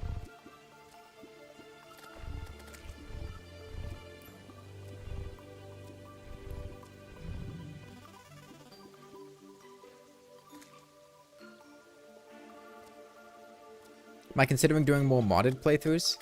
Not really. I'm not a huge fan of modded Terraria. I might do some at some point, but I don't have any current immediate plans to. I do a video on Flogan only? Yeah. I did 2 videos on it. The newer one's a lot better. I've done it twice. I'd recommend watching the newer version.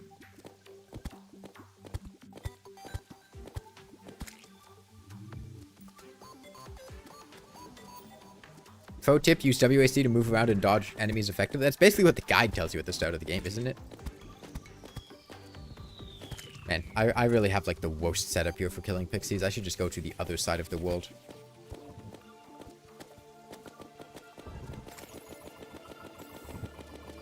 I don't even need that many potions.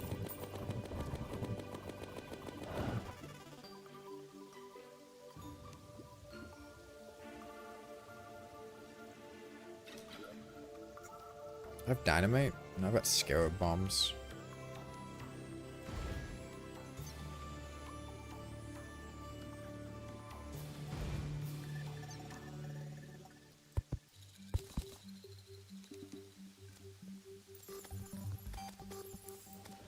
Will there be no-hit hardcore runs? I don't... The problem with that is that I don't like doing them off-stream because they're not really that fun. And they can be fun to do on stream, but I can't, like, focus on the game enough when I'm streaming to do that. Like, I've done a couple of streams of them, but never with the intention of actually beating the game, because, like, beating the game would make a, like, that would make a terrible stream, because I can't interact with chat, because I just get distracted and die.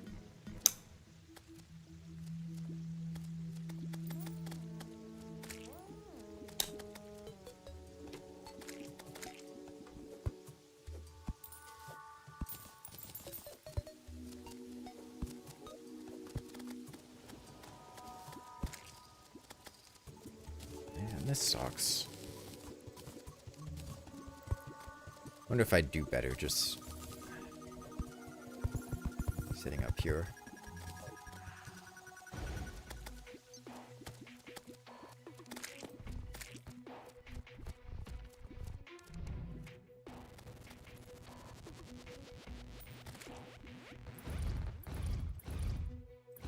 Wonder if the hollow spawn rates would help. Have you ever played on console? Not really.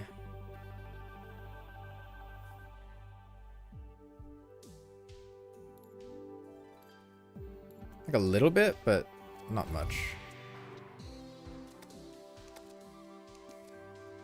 I brought my younger brother Terraria on console one time. And told him I'd give him like 20 bucks if he could beat the game. He never beat it. Yeah, the rain finally stopped.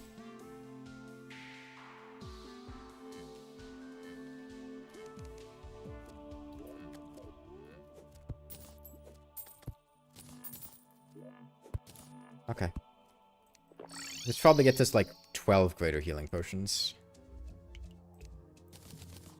Yeah.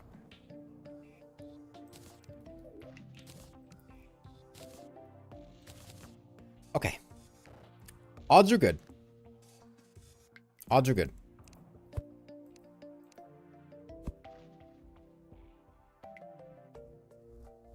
You know what? A magic power potion will slightly increase my damage now because we've got a Nimbus Rod. I'll do it. And you know what? We probably get more mileage out of a Summoner emblem than a Ranger emblem, because I think the Queen Spiders are the bulk of my damage right now.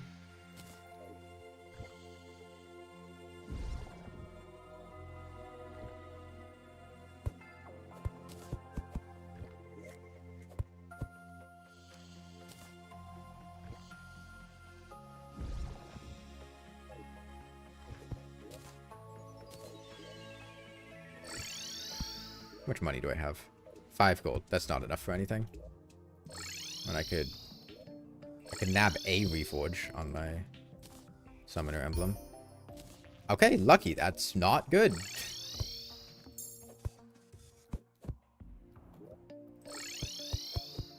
Okay. Using chairs to move around sounds hellish? Yeah, that's how we had to start the run.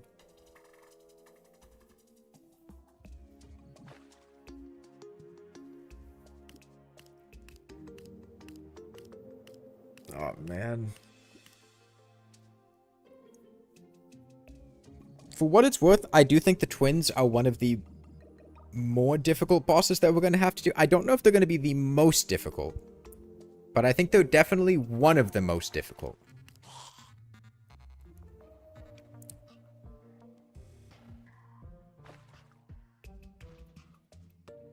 Had to use a whip at points, like when he's transforming. I could, and it would increase my damage a little bit. Yeah. We could try, yeah, I could make a Durandal, and I could see if I can get a lot of extra DPS in during the transformation stages.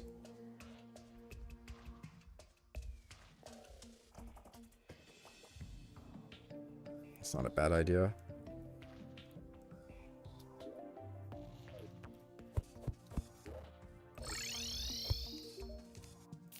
More crystal bullets.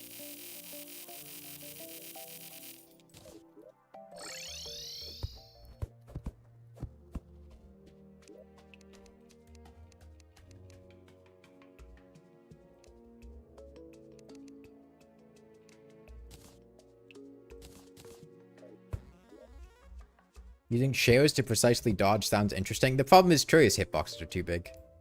It doesn't really work very well.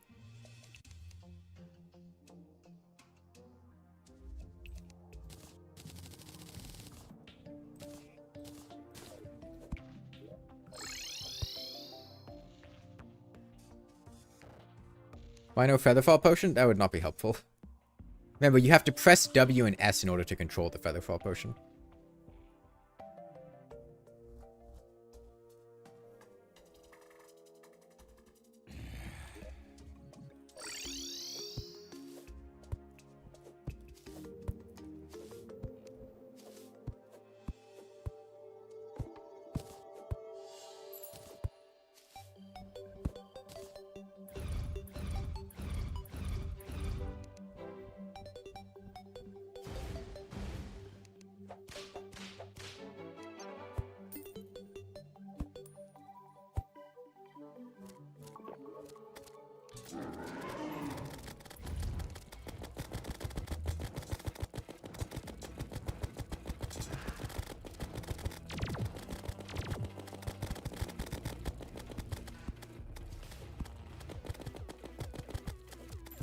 Yeah, honestly, one of the biggest Phase 1 threats is just Retinazer's dashes. Like, they're really fast and long. And it's really easy to just get clipped by them and end up in a pretty bad position. Stop. That was close.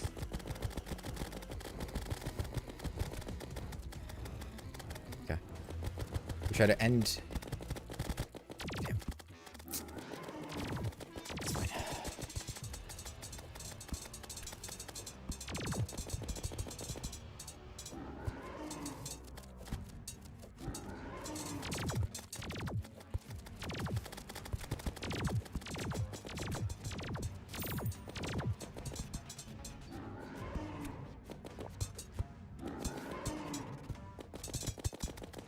Uh-oh, that's not good. Okay, we're doing really well, 1, 2, 3, 4, 5. Back into the spiders, come on. You might die here?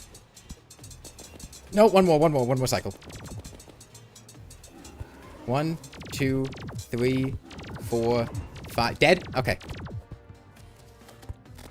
Okay, I need Retinazer to hit his second phase in the middle of this. Come on, right there. Just AFK. In the spiders. Come on. Can I just out DPS him? I might be able to. Come on, whip. Come on. Fuck. Okay. Not quite, but almost. We don't quite have the out DPS damage, but we have a lot of damage. If we do a little bit of wiggling, we're good there. Just a little bit of wiggling.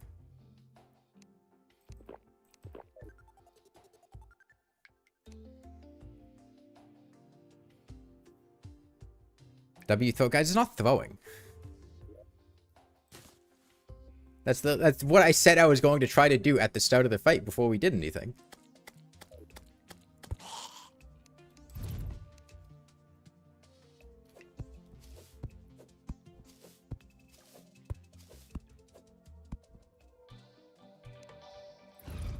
We need to resummon these. We do a lot of damage, it's just not quite enough damage. Okay.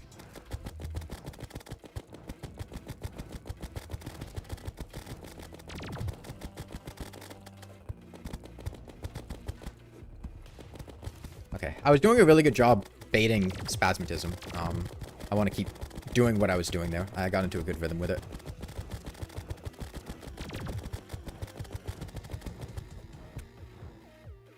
That's bad.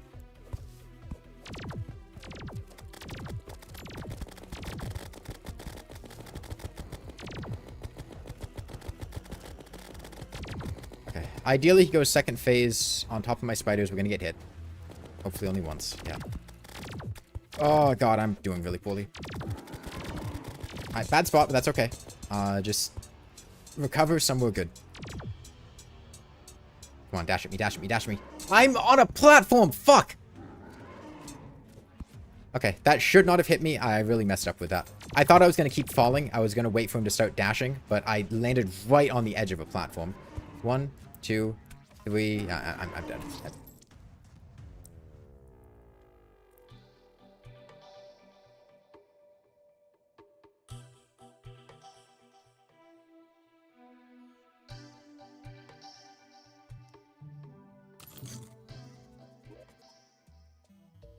Does the Nimbus Rod choose the damage when the projectile hits, or is it dependent on summoning time?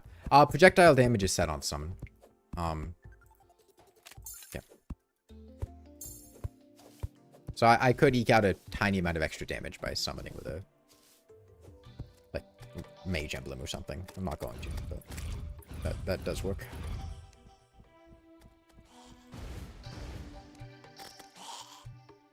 Okay.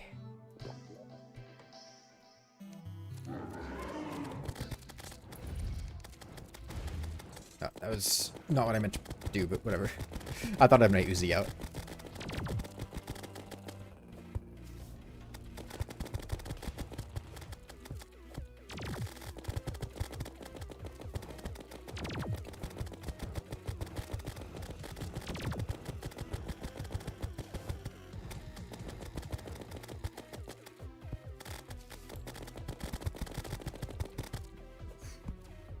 Come on, stop.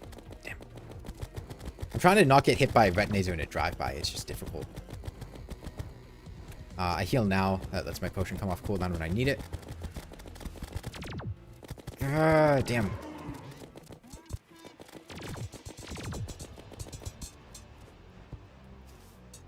Come on, dash already.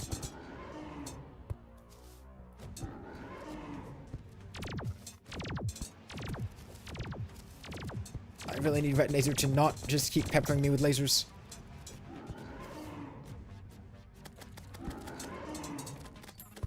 Unfortunately, there's kind of a lot of RNG with this fight. I don't control how often Retinazer just hits me with his lasers, and they're not really reactable or dodgeable, especially with this setup. 3, 4, 5, 6. Fallen Star, do me a solid? No. 1, 2, 3, 4, 5. That hits me. That hits me. Okay. Potion comes off cooldown in a sec. How much HP does he have? 1,000. I can Uzi him down. Ah, fuck. Okay. I need to take sec to recover. If he goes second phase now, I die. I need to heal. We have 2 minutes left in the fight. It's not going to take me 2 minutes to kill him. It's going to take me like 30 seconds to kill him with my spider damage. So we're just going to bait him around here for a while, get my potion off cooldown, and try to regen to full HP. We're going to be cutting it close with time, but I think we make it. I really need more HP. He outputs so much damage, and I can't dodge him. Not for very long. For a little bit, but not long.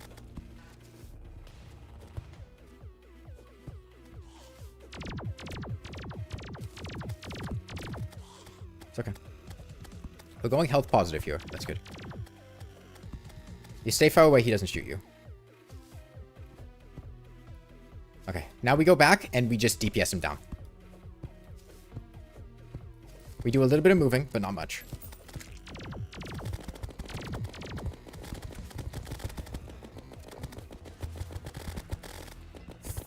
Oh, that's fucking bad. That's really bad. Okay. We have to actually dodge him here. Not what I wanted. That's my Nimbus Rod. That's not... Fuck. Just... Ah, damn it. If he went in the right spot, I think we would have been fine.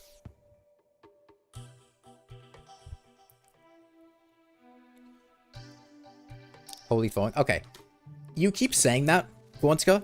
I'm gonna have to ask you to stop fucking saying that. It's really annoying. Like, I get it. I'm doing something that's really difficult. I mess up sometimes. Like, the proper thing to say to that is like, oh, damn. Nice try. Not, wow, you fucking suck. Dude, you're fucking terrible. Have you considered how fucking bad you are? Like, that's just a little bit mean, you know? Maybe don't do that. That's kind of rude.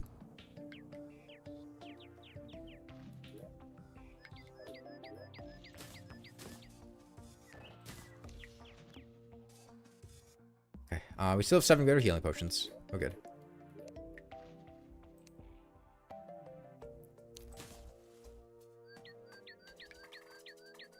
Still have 1 more soup.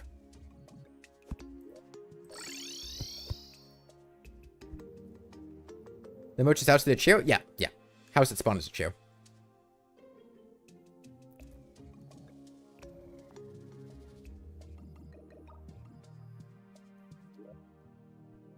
Crystal bullets optimal. Won't curse inferno damage be useful to still damage? I'm pretty sure I just do way more damage with crystal.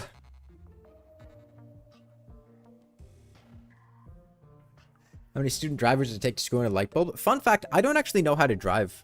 When I was learning how to drive as a student driver, back in high school, the guy that was supposed to be teaching me how to drive, just like didn't. I did like a little bit, but he basically just took me to a gas station and he would sit there, buy a pack of nabs, which are like crackers, with the peanut butter or like a cheese filling. And then just eat those and then say that he taught me how to drive, sign the papers, and I got like my provisional license, but I never like really like learned how to drive well. And then I've never really driven since then.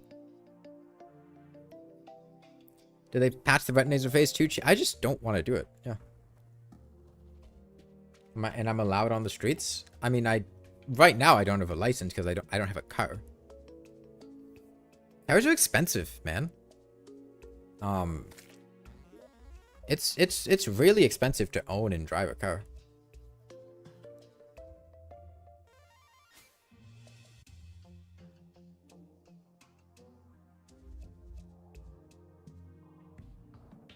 I'm perfectly happy not having one and just getting rides from people who are taking public transportation or getting a lift when the time comes.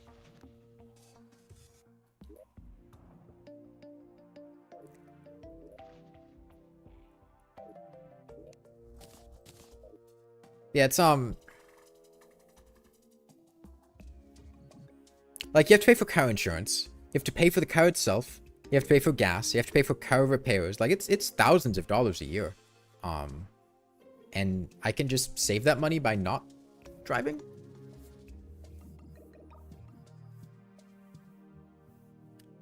There's a gold bunny. That's a topaz bunny. They look really similar.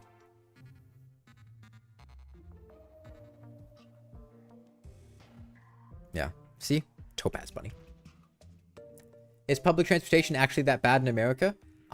It depends what part of the country you're in. Certain parts of the country just don't have any public transport. You saw a gold one? That's literally a topaz bunny. There's no gold bunny here. Let's go back home.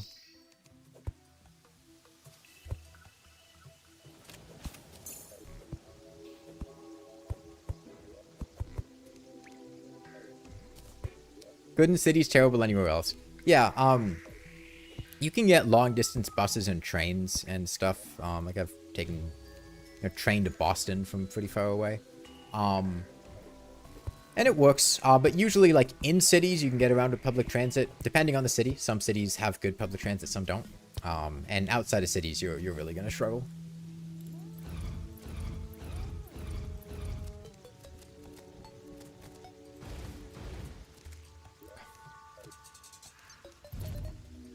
I forgot my bewitching table. Surely it's not going to matter that much, right? I don't really want to go walk back to get it.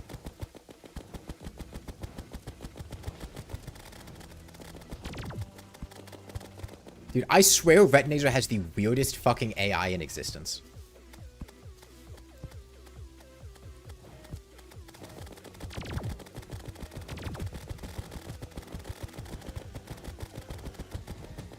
Like, does anybody really know why Retinator shoots sometimes and doesn't shoot other times? Because it's a mystery. It's like what happened to the Roanoke colony. Nobody knows. It's impossible. Who built the pyramids? Why does Retinator shoot lasers sometimes and not other times?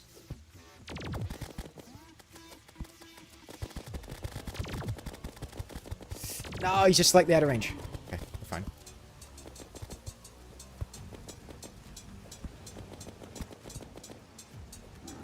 One, 2, 3, 4, 5. Ah, it clipped me. Okay. We're fine. 2, 4 dashes on Retinator. That's his last one. Now, yeah. 3, 4. Don't get flamethrowered. Take a hit from Retinator, but that's fine. That's why they're on that elevated platform, by the way, is because when Spasmatism's in this phase, he kind of hovers above the ground, and that puts him at the height to hit him. Okay.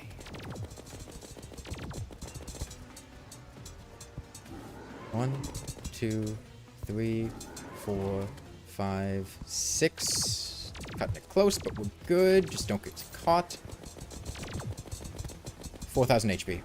1, 2. Yeah, I messed up badly, but we're okay. I was really concerned about getting stuck. We almost got stuck on the pillar, which would have been guaranteed death. If I got stuck on that minecart pillar.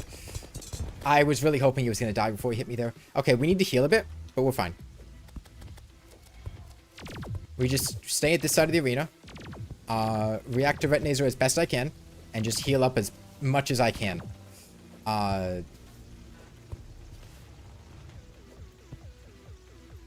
Is that skeleton still a thing where it can ignore Holy Dodge? No, they patched that in 1.4.5. It was specifically they could ignore Holy Dodge when they were opening doors. I think it had to be tall doors specifically, not even regular doors, like the tall gates. I'm not 100% sure on that one, but... yeah, it's patched. I can't go high. If I go high, I spawn a wyvern.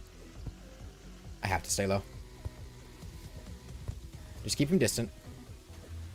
We're healing. Nature is healing. I have my potion now, but I think it would be best to continue healing.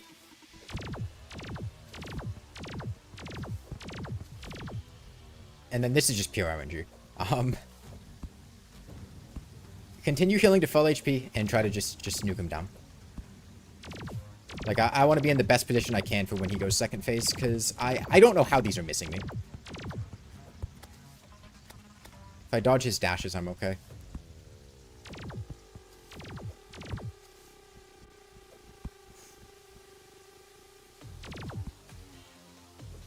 Did you come in for the winning? Hopefully, dude. Retinazer's really dangerous in his second phase.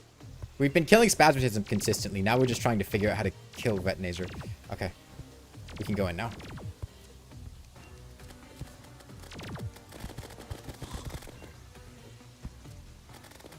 I need him to go into his second phase in the spider pit. If not, it's hopeless.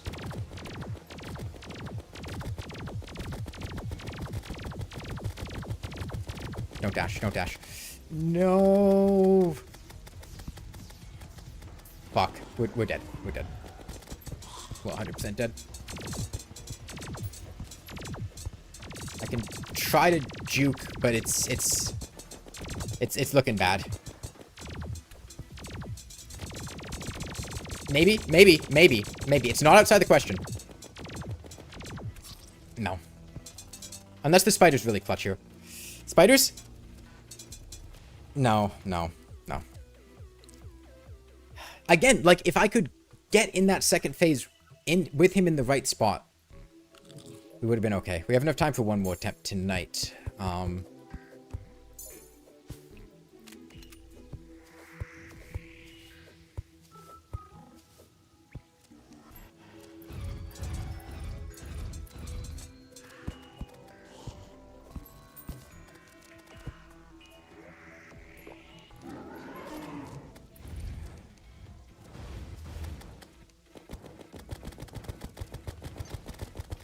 I should have healed a little bit more before I started the attempt. We're okay.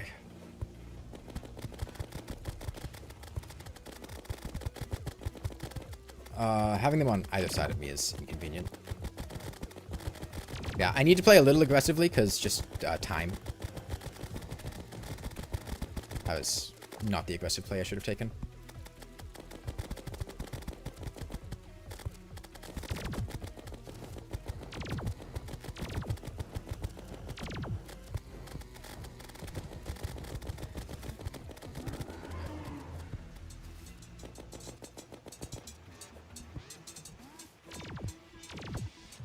Come on. 1, 2, 3, 4, 5, 6. Into the spider pit. Spider-Man into the spider pit.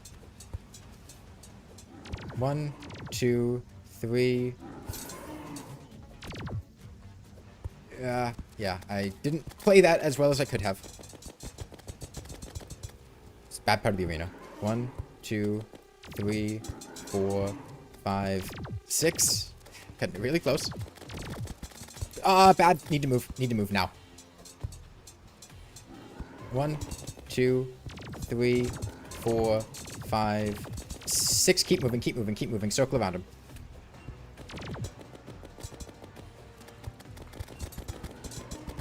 2, 3, 4. I'm dead. Yeah, I got stuck in the middle. Okay, we get a couple more greater healing potions. We killed the destroyer.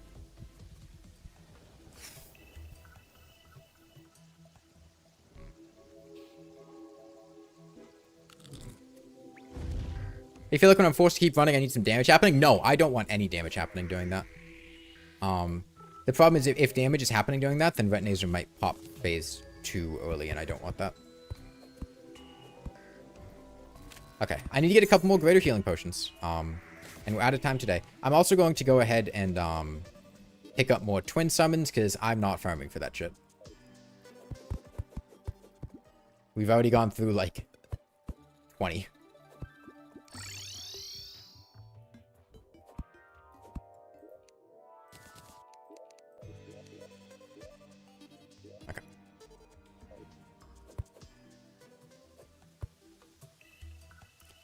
Some more, goldfish would be nice, too.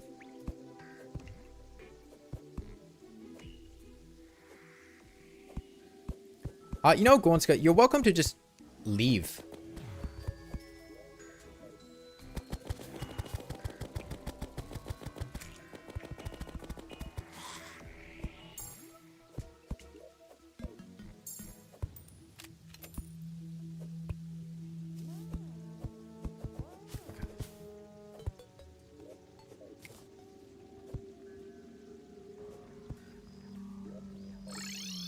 Pass a little time.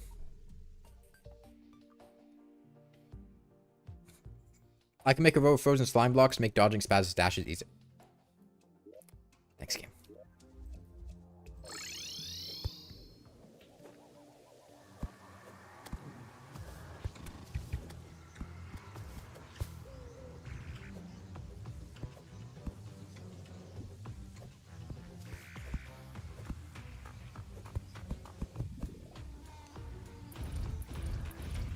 Okay, it shouldn't take that long.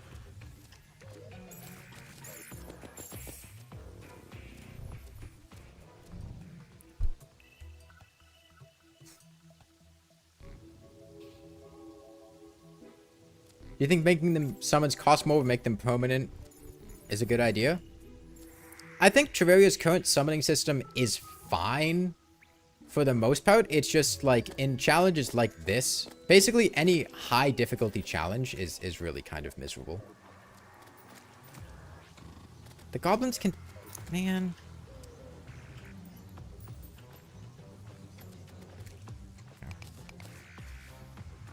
Well, we have a naturally set up Goblin Warlock cheese, so that's nice.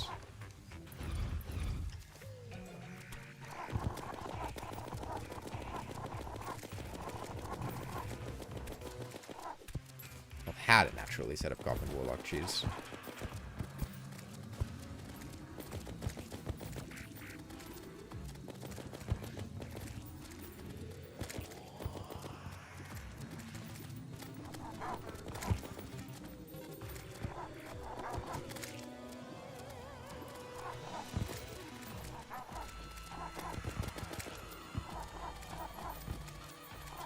Yeah, if you're in the air above a Goblin Warlock, they can't get you.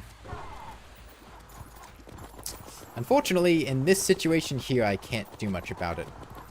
We might be in trouble.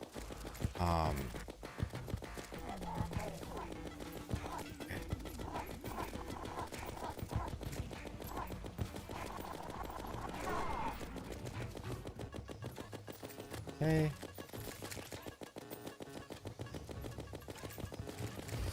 We're good. I really don't want to use my greater healing potions, though. I'm here farming for them. Okay. Goblin's done.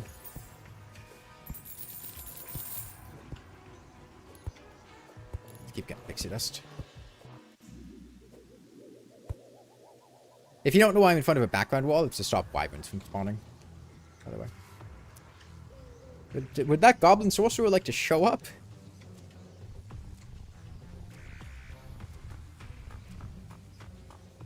But yeah, no, it's just...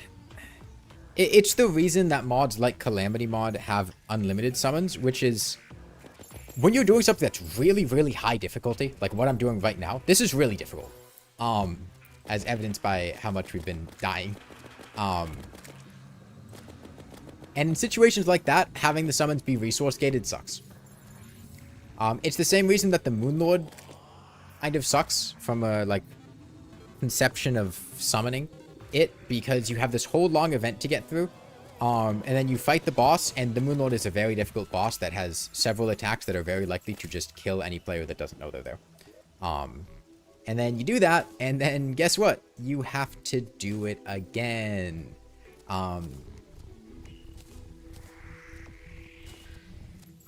You might have the stuff for a sigil, if you even know that you can craft a sigil. But you might run out of sigils. You might have used a lot of your fragments on weapons and stuff, so you don't have that many. You might have used them on potions or whatever. The cultist. Go on, Ska. How many world deaths do I have? A lot. Slash death. 58. And like half of those are on the twins. Genuinely. We have at least 20 something to the twins. Hey, Buried Mountain. Well, or Buried Motion. Thanks for stopping by.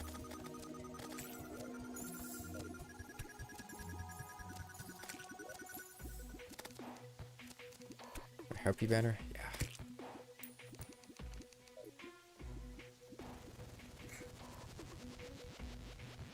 You don't actually like the Moonlord at all? You think they're a bad boss? Same with the Pillars? I think the Moonlord's an acceptable boss. I don't think they're a good boss, but I think they are adequate.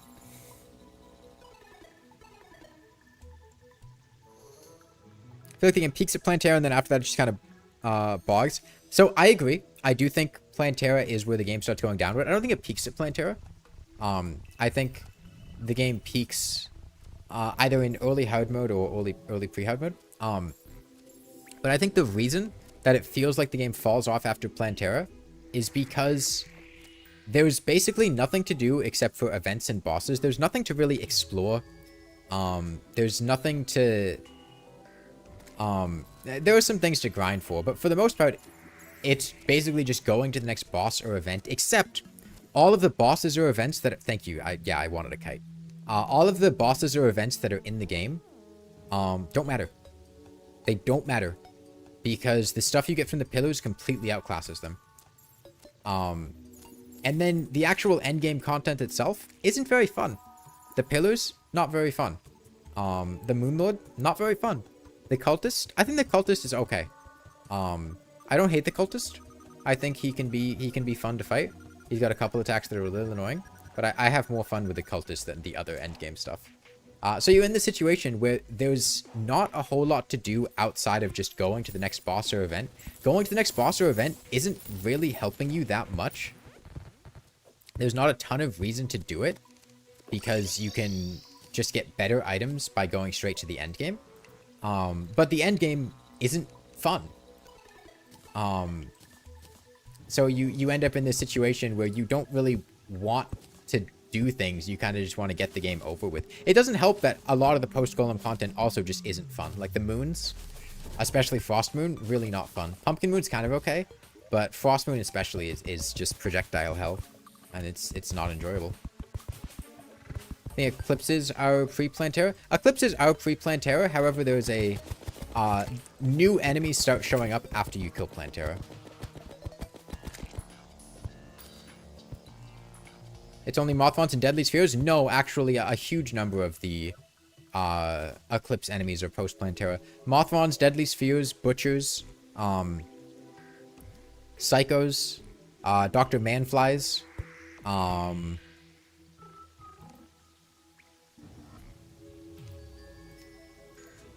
Nailheads.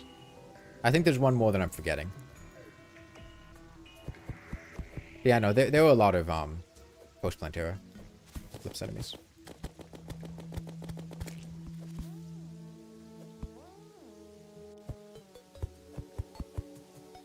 Eclipses make you want to cry, but eclipses are okay overall. Yeah, I think eclipses are one of the better handled post-Plantera things, because you can just summon them. Unlike waiting for blood moons in pre-hard mode. But no, I think one way that post-Plantera could potentially be made a lot more fun is a complete overhaul of the jungle temple to make it more like the dungeon, in the sense that it's explorable, right? Because when you kill Skeletron, what happens? You immediately rush into the dungeon, you're excited, you want to find things, you want to explore that biome, you want to kill things, you want to open chests, you want to do something. What happens when you kill Plantera? Well, like, I guess you can kind of go kill Golem, but, like, I don't really want to go to the temple, I just kind of have to go to the temple, and there's nothing to find in the temple except for the things to summon Golem. So if it was situations where maybe Golem's items don't really drop from Golem, but you find them in the chests and they're locked, or maybe they're locked in the chests, but you get keys from Golem, and Golem lets you open the chests in order to get the different Golem drops from the chests. Maybe it just has completely unique items that aren't related to Golem. Just something that makes me want to explore the temple. Hoik directly into the final room, spawn the boss, hoik back out. Yeah, that's how I interact with the temple on most playthroughs. And that's because I don't want to interact with it, right? It's kind of a flaw with how it's designed. The temple should have been a dungeon that spawned after Plantera. Spawned after Plantera? We just throw it in the... throw it in the middle of the jungle?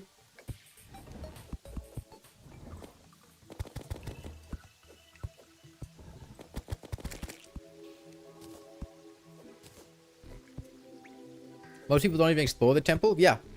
I'll go through the temple sometimes, but it's usually just rushing through it as quickly as I can.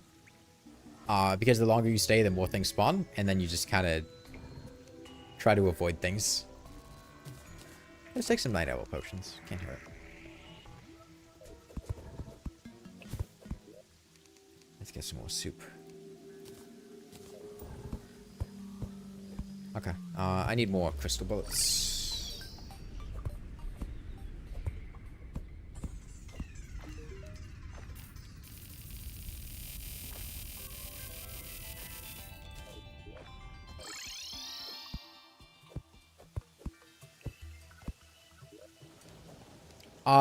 Queen bee only spawns if the player is nearby when the larva gets broken. So you wouldn't have to worry about queen bee larvas getting broken by a spawning temple. That wouldn't be a thing.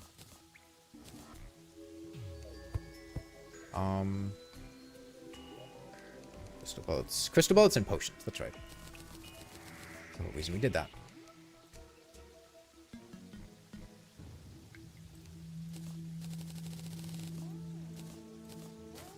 Okay. I'm feeling good about this. We're getting better at the fight. We were at the point where we were dying before getting to Spasmatism Phase 2. Now we're pretty consistently getting Spasmatism dead. And it's just figuring out how to kill Retnazer.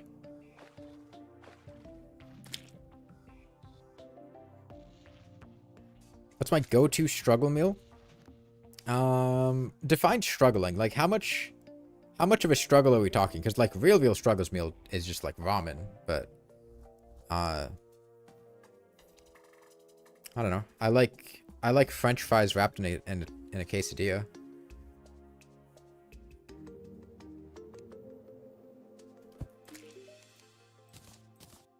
Oh, it's way too expensive to reforge.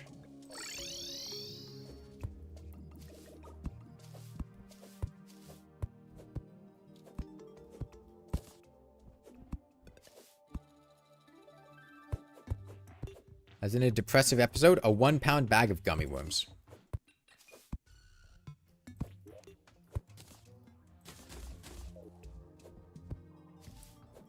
Hey, Chimpe.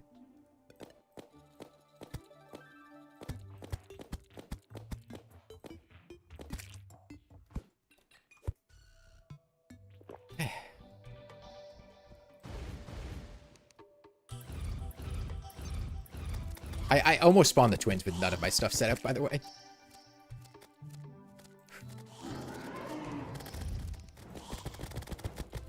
Okay, let's lock in. Dashing.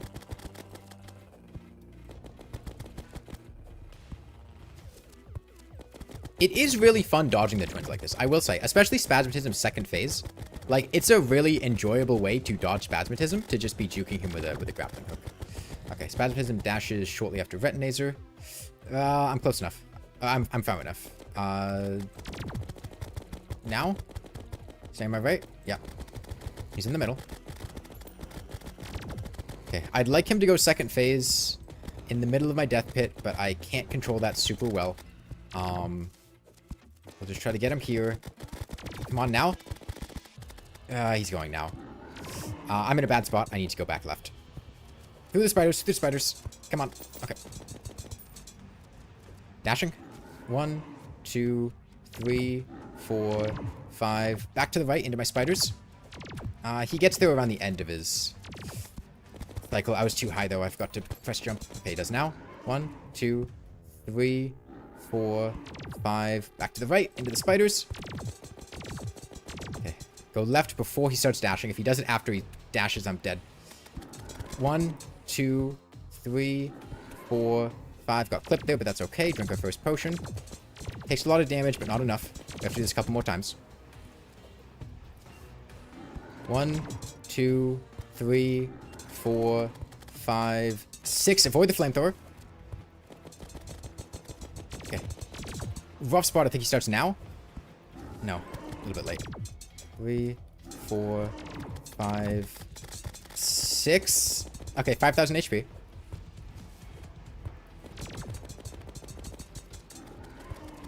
Just keep him in the middle. I wasn't counting. Oh, I missed! Fuck! Okay. Not a disaster. We only got hit once.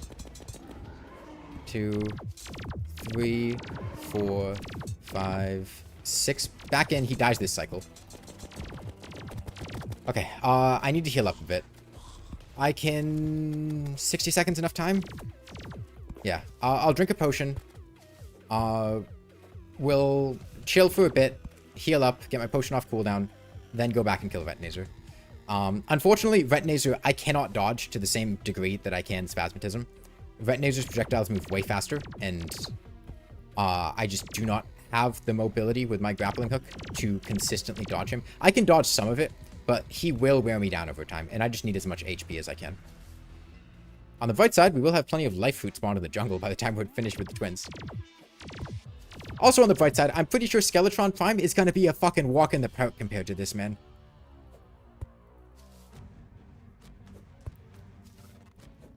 Enemy AI in video games just cannot fathom when a player moves in a circle. Yeah, or they do fathom it and they're really, really good at predicting where you're going. That can be frustrating. Okay. It's his last dash.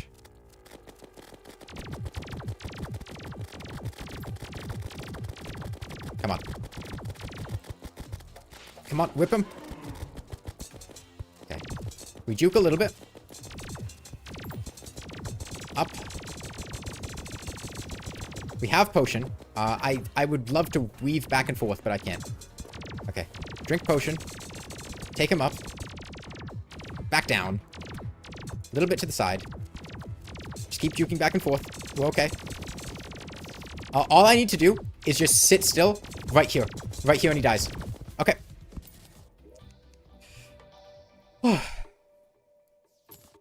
Okay. Yeah, so twins, pretty easy mechanical boss, I gotta say. Yeah, definitely a really good strat for the twins is just to unbind WASD, use an illuminant hook, and then just lead them into spiders over and over again. Okay. Twins are terrifying with low mobility? Yeah. We get to do Skeletron Prime now, and I think Skeletron Prime should be a lot easier than this. I hope. Yeah. I wonder if, honestly, just using a whip and high velocity bullets would be my best bet for Skeletron Prime. I was gonna say I could Rainbow Rod. Honestly, it's not a terrible idea. Do I have this stuff for a rainbow rod just on hand? I might. I actually might.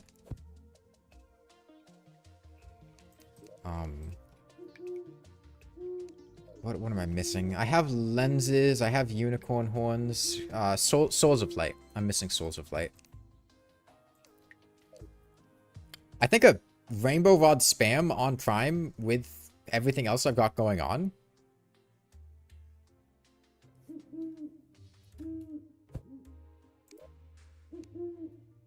I'll think about it. I'll try them once or twice without, though. How many bones do I have?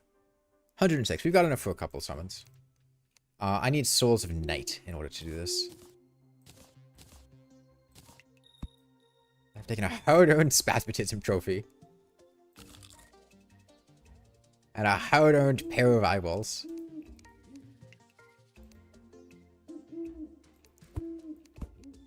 Okay, how many attempts was that? Was that 23? I think that was 23 attempts. We can get these out of here now.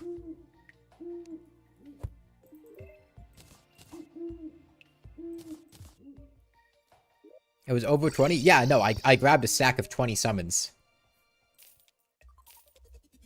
And we went through all of them and then grabbed another stack of 20 summons.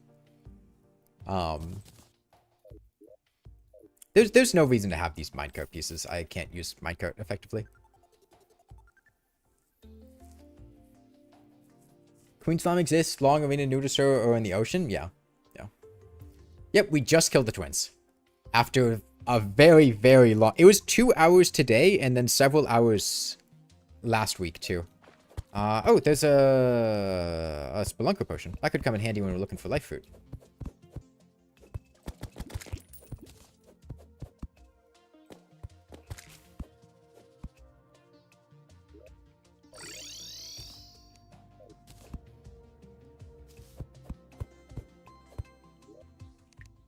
The bunny? Sorry guys. I don't have the Terraria Collector's Edition. I'm not allowed to have a bunny.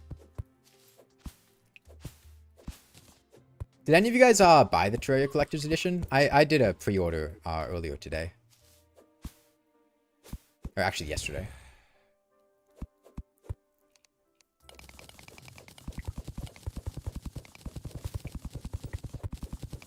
You did like a decade ago? That's fair. Yeah, I didn't have the money a decade ago. You bought it and the signed book? Nice.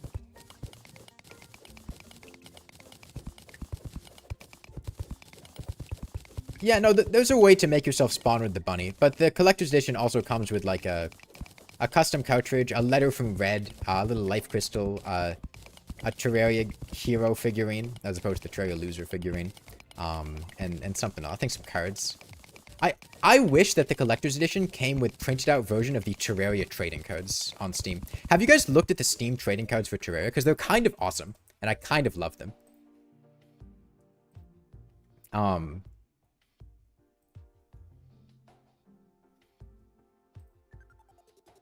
Yeah, these things are honestly kind of awesome. So you have the mini shark. This is cool as fuck. Like, this is just incredible artwork. And it makes the mini shark actually look awesome. This is the guide. You guys know the guide, right? He's fucking killed a unicorn and shoved its head on a statue or on a mount in the wall. You've got Terraria in the background. The workbench and chair, door wide open. And your single torch, just like the most... I think that's a dirt roof, too, that this house has. The Eye of Cthulhu looks awesome here. This is a really cool artwork. Oh shit, there's a harpy up there. I never realized. Hold on, is this still...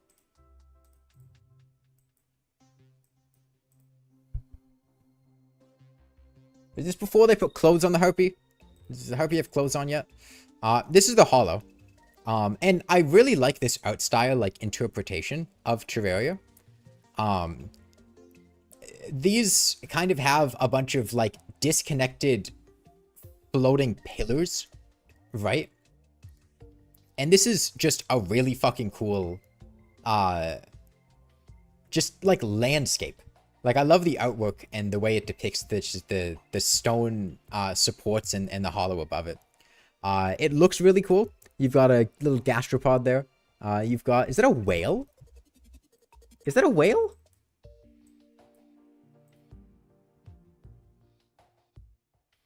No, that's a furnace. That's a furnace and a... Dude, I thought that was a whale.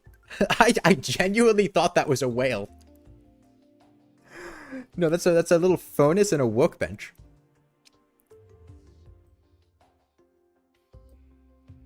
Any other hidden stuff in here? I don't think so.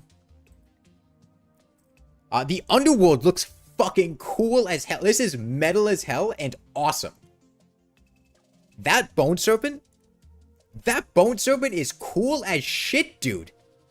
That's fucking awesome. The demon in the background, or is that a hellbat? I'm not actually sure. I don't even know if that's a bat or a demon or an imp, but it looks awesome. There's a life crystal here, which is a little weird. And then one little slime. And I think that's shadow armor based on the head. Yeah, no, this actually makes the underworld feel like a super fucking cool biome.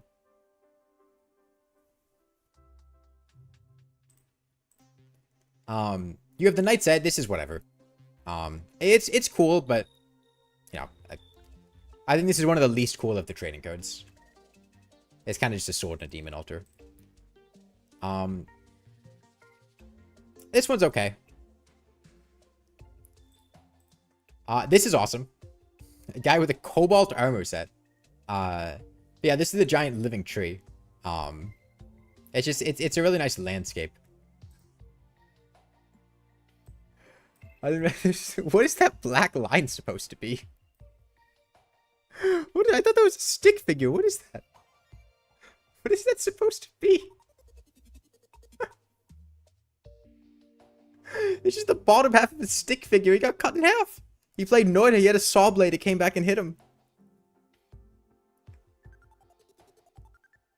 You thought those were the cultists? No. That's the cobalt armor set.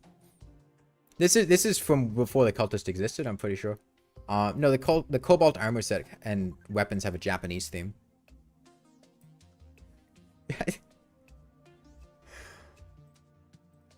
And then the wyvern. Wyvern looks really cool.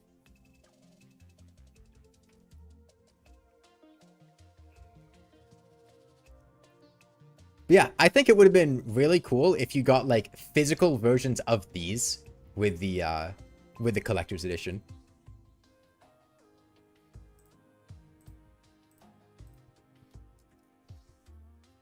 Why does he look so mad? You're in his sky. It's his place.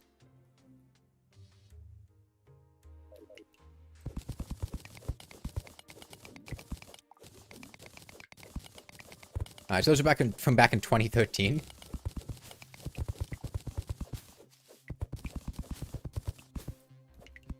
The trading cards you get with the collector's edition are... just look on the website.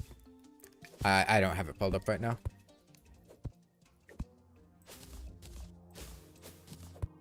You don't like the wyvern? It definitely has a distinct feel to it. But yeah, I fucking love those trading cards. And like, even the ones that feel weird, like, let's be real. That guide, the guide in the first night artwork or whatever, is cursed as hell. That's like the Terraria Dead Cells guy. If you haven't seen it, the Terraria skin in Dead Cells looks incredibly cursed. It's like a 3D Terraria head. And like it does not fit the art style at all. And I love it because it feels so out of place. But yeah, the guy just looks like so weird and out of place. And it gives him so much, there's so much personality in it. Is how I describe it. He's a weird little gremlin.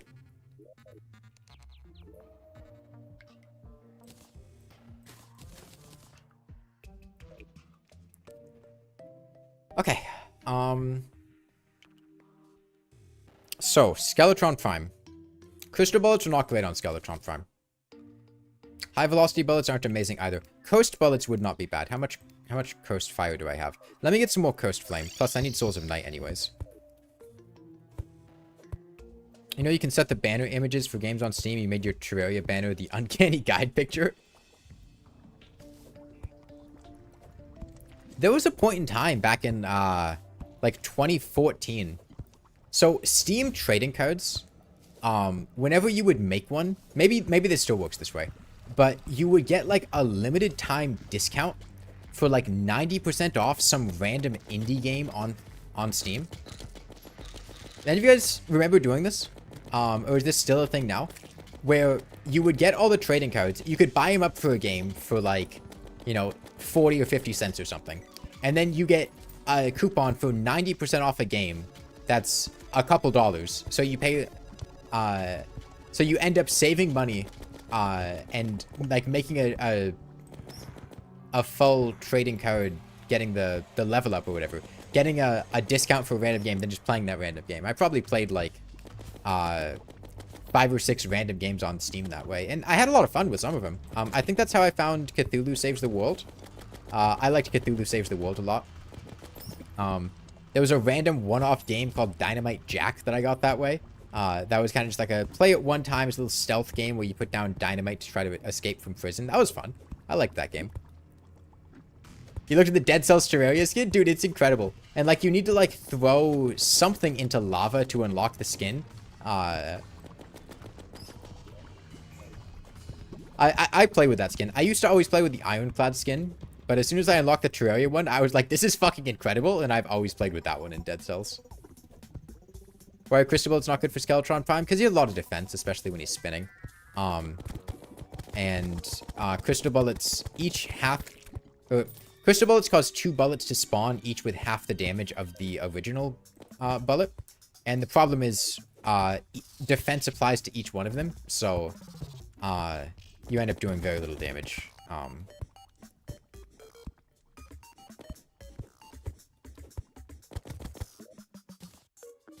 Wasn't sure if it was a Bone Serpent or... You wish Terraria and Risk of Rain had a collab? I don't think there's a whole lot. So I like games having collabs, but I like when games have collabs when it feels like they fit or the collab content makes sense. I don't feel like if Risk of Rain got a Terraria collab, it would just be a skin, right? And that's fine. They did that with Dead Cells. There's the prisoner skin for Mercenary, right? That's fine. I would love to have just a Coast 3D Terraria skin in the Risk of Rain art style. That would be fun.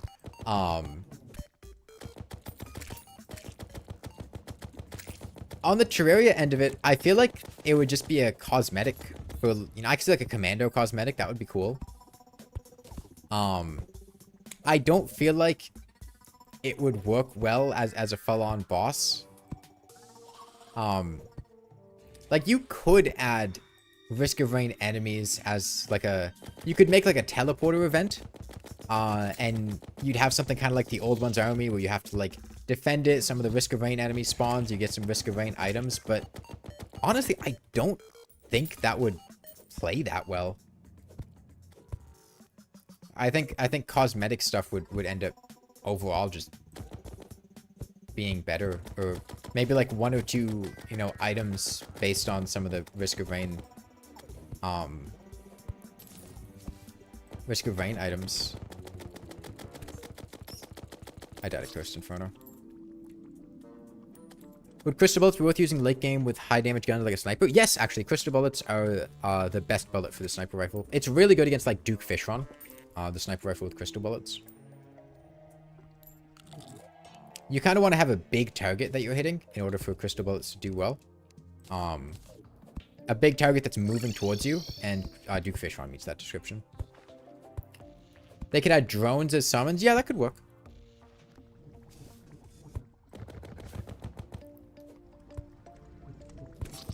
I was stuck in the middle. I needed to grapple again. You could add some accessories as Risk of Rain items. Yeah, I mean, there's it's the difference between you could add something, and I think it would be a good idea to add something. And I feel like Terraria already has a lot of content, bloke. Terraria has a lot of stuff in it. And I don't know. I feel like collab content should be like low key, or just like cosmetic. Because I see a world in which, you know, you try to add a Risk of Rain 2 collab, and you end up with a teleporter event, and it's just Old Ones Army 2.0.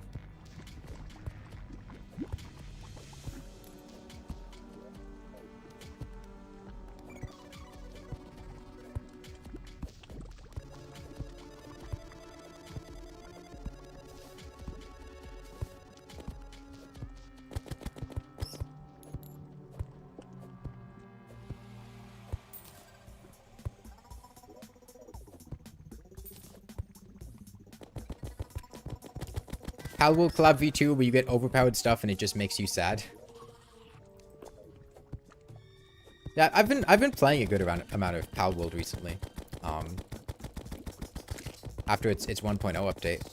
And I do think there's a lot of stuff, a lot more stuff from Palworld that could be added to Terraria. I think I would definitely like to see some kind of hard mode version of things, like with Abigail. Where they get stronger in hard mode. I think that would be really cool. But on Palworld itself,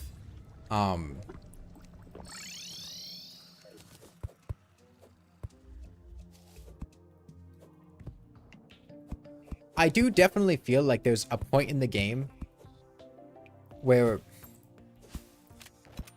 I think Palworld has a big, like, leveling issue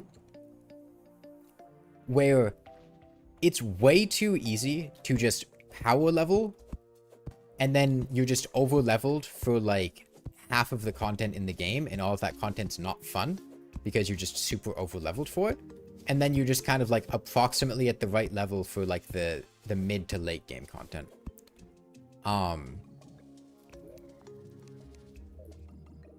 And I've been doing a playthrough where I intentionally avoided capturing things. Because the problem is you get a ton of XP for capturing pals. Up to 5 of them. And you can basically just walk around, throw balls at everything you see, and just power level to like level 40 or 50 with like 0 effort. And that basically makes every part of the game up to that point feel weird. Because you don't really need to interact with something. It doesn't feel worth making the weapons because your pals are stronger because they're all super over leveled. And I found that to be really unfun. And I didn't like that very much. So I've been going through and trying to do a playthrough where I avoided that. And just went with only catching pals that I wanted and trying to be a bit slower. And I found that to be a lot more fun. What is this?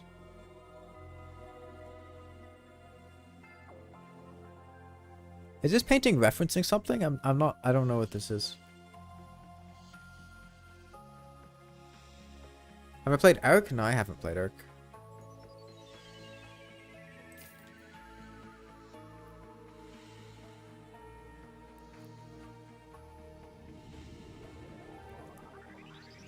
Is Palworld basically Ark Survival with a Pokemon skin? Not exactly. Palworld's a game that's very derivative of other games. Which is fine. Like, it's fine to be derivative. I've said this several times. It definitely takes a lot from Ark and other survival games. It's from the Reddit r/place thing. Okay. You're gonna be honest, you're one of the people for whom Skeletron and Wall of Flesh still feel like the end game bosses? What do you mean by that? Like, you stop playing around that point, or...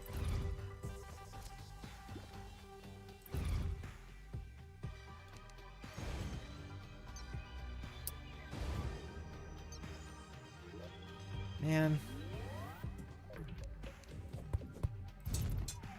Okay, that works.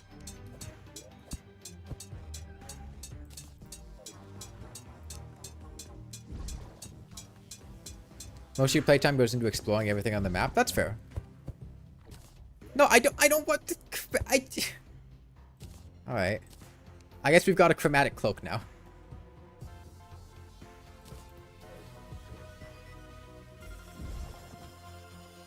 For how long Ark was in early access, it was kind of disappointing. Fun, but disappointing. What? Oh, vanity slot. I'm a dumbass.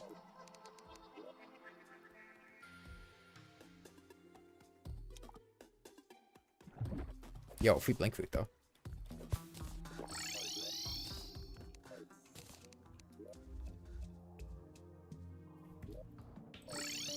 Yeah, that is one thing that I really appreciate about Palworld is the game was not in early access for long. It actually like released.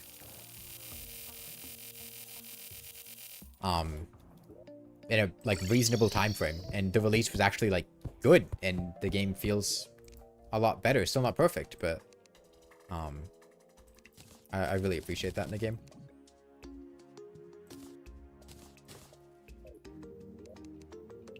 A game you want to see go far is Hytale. I've heard about Hytale. I've heard good things about it. Haven't played it though. I'm usually not huge on early access games. I've taken a step back from Slay the Spire 2.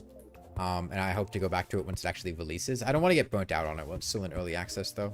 I feel like it's really easy to do that. Project Zomboid never coming out of early access? Yeah, no, there are some games that are stuck in early access hell. I feel like Ultra Kill is one, right? Ultra Kill has been being developed for like half a decade or something. Lethal Company's been in early access for a really long time. I'd like to see that game get an actual full release and update.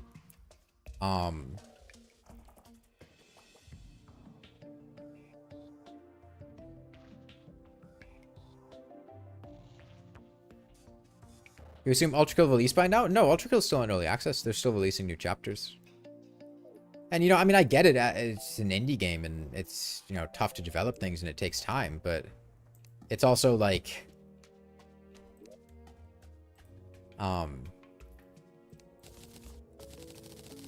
I feel like playing a game or trying to get into a game that is stuck in early access is like making that game your hobby as opposed to playing that game. And it can vary from game to game, but there are definitely some games where like they're constantly getting updates and like you're waiting for the new thing and like it's changing all the time. It's a lot of like mental work to keep up with it. You get into the game, but then the things that you liked get changed. And I'm not usually huge on that. I like games that are just, you know, I get the game. Okay, I've got the game. We're good. I have it. We can destroy this platform now. We don't need it anymore. That's actually, I've mentioned this a few times before, but The Binding of Isaac. I watched somebody play The Binding of Isaac in a VC the other day, and I was completely fucking lost. I used to love Isaac a decade ago, literally a decade ago, like 2016 was when I played Isaac and Isaac Rebirth a lot. But then the game kept getting more DLCs, and each one of the DLCs would like drastically change the game. And I was kind of like mentally done with the game and didn't really want everything that I had to drastically change. Like all the items are completely, there's so many new items and like, getting back into it feels like a huge mental endeavor when the game changes drastically, I guess is how I would put it.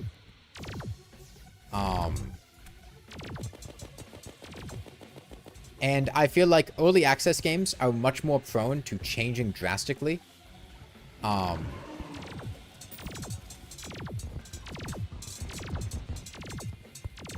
And it makes it feel much more difficult to get into the game and stay into it. And it feels very difficult to go back to the game if I want to play it again, if the game that I knew changed drastically from the last time that I played it. And I don't really like that, you know?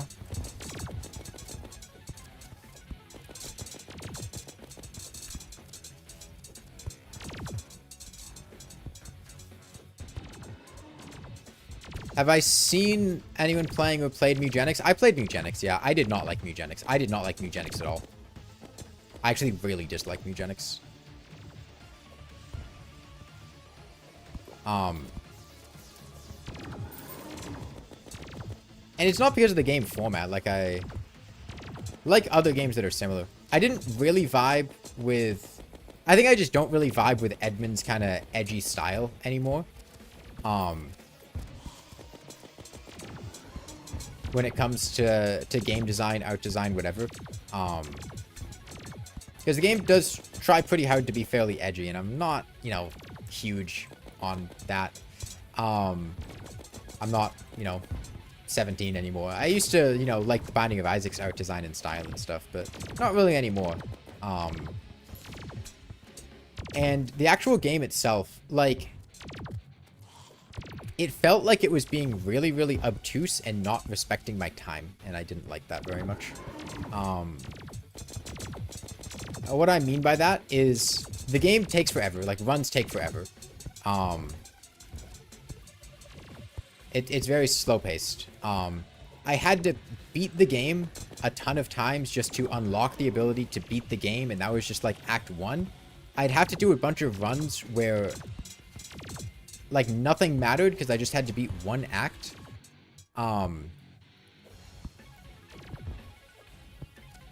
Right, so like I started playing Mugenics, and the game has a ton of stuff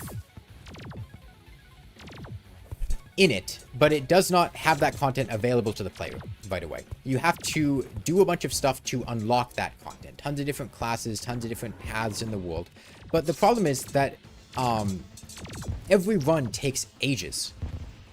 Like, hours and hours. I spend hours just sitting there trying to unlock the ability to progress forward. And I didn't really like that. You know, if I have a good run and I have, you know, a bunch of cats that have a lot of synergies together, it was especially at the start of the game. You level up your cats and your cats are building towards something. You're making a build and then the game just shuts it off in the middle. Right? You're trying to build up your cats to win and take things on that are difficult. And then the game just says, fuck you, you're done. Go back home. You can never use those cats again, by the way. That's it. Fuck those cats. I really did not like the actual, like, breeding process for the cats. The UI was very bad. It was very difficult to tell where your cats are or make sense of them or, like, manage your cats. You'd have to spend several minutes just trying to, like, select and find them. They'd all mingle together. There wasn't just, like, a clearly laid out area you could go to just manage your cats. And that sucked. Doesn't the Binding of Isaac have a similar thing where you have to do tons of runs to unlock everything? Well, it's different, TSG Cone, because there is an ending, right? Like, you can play Isaac on run 1 and you can go beat Mom. And that is the end of the game. Now, you unlock more endings later. But with Mugenics, you're not beating a final boss and ending the game. The game just goes, nah, you don't get to go further yet. Go back home. A good comparison, if you're familiar with, let's say, Darkest Dungeon 2, it would be like in Darkest Dungeon 2, if instead of unlocking new confessions when you beat the final boss, you would get to the end of Act 1, and then the game would go, okay, you beat Act 2, you beat Act 1, go back home, make a new run, go beat Act 2. Okay, you beat Act 2, okay, go back home, do a new run, beat Act 3. Okay, you beat Act 3, okay, go back home, do a new run, beat all 3 acts again, and then you can actually fight the final boss. Or another good example, let's imagine it's Slay the Spire. Imagine if in Slay the Spire, in order to get to Act 2, you had to make your deck, get through to Act 1, beat Act 1, and then completely start your run over, beat Act 1 again, and then you get to go to Act 2. And then to get to Act 3, you get to beat Act 1, beat Act 2, game sends you back home, your run's over, do it again, and now you get to go to Act 3. Instead of just letting the player go on to begin with. And sure, you don't have Act 4 to begin with, you have to unlock Act 4, but at least you can get to the end. The game isn't just letting you start getting to the fun part, let you start building something, and then just goes, fuck you, go home. And now that's an early game issue. As you get further into the game, that's not much of a problem, because then you start to unlock those things. But that really pissed me off about the early game of Mugenics. It felt like it was just letting me start to get to the fun part, and then just go, nah, go home, you're done playing. It's content locking rather than other games expanding on content with an established ending. Yeah. Yeah, no, you literally just get to the end of the first area, they send you home, and then you have to do that every single time you unlock a new area. You have to do a new run. But then doing a new run requires breeding all new cats. You can't take your same cats on another run. Once they do a run, that cat's gone forever. They can sit at home and breed, and you can do them for some other stuff later. But, like, for the most part, like, once your cat's on a run, that's it.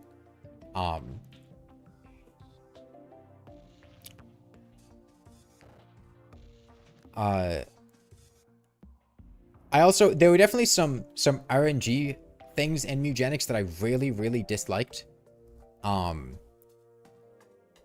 I remember I got really pissed off. Inscription did something similar. Yeah, at least with Inscription, the game lets you try. Inscription does have the content locking thing where it'll just throw 8 fucking bears at you. But you can beat those bears. You can. Is it very difficult? Is it likely? No. But you can. At least the game lets you try.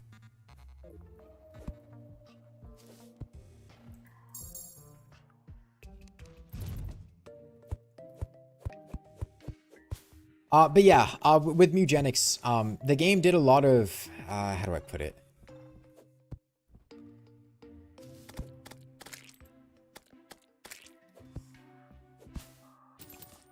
The game has a Slay the Spire type map, in the sense of you're in an overworld with different nodes, but you don't get to choose anything. Like, you don't get to see a bunch of paths and then select different paths to go down. There's like one point on a map where you can decide to go down the hard path or the easy path, but for the most part, you're just going down a predetermined path. There's no need for it to be a map. You're not deciding anything. You know, in Darkest Dungeon 2, which has a similar kind of map overlay thing, you've got 3 different branching paths. You can choose which to go to, which to avoid. In Mugenics, you don't get that decision. You just... There's no reason for you to be having a map here. Like give me more choices, you know? Let's try Skeletron again. We were getting ripped to pieces by the laser. I'm probably going to have the Queen Spiders target the laser.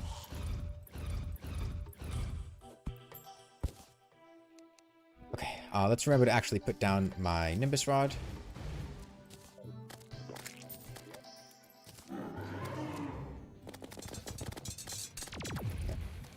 I think they're targeting the laser. Okay, bad start. We're okay. Okay, I need to target the laser too. Laser goes down, we're probably okay.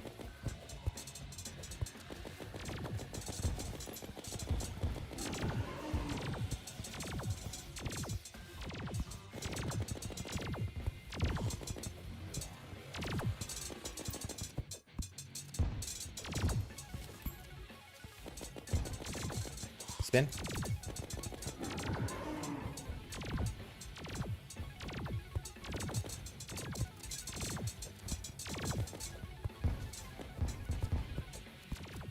I think staying here is good because this keeps the laser hand within a height I can actually reach.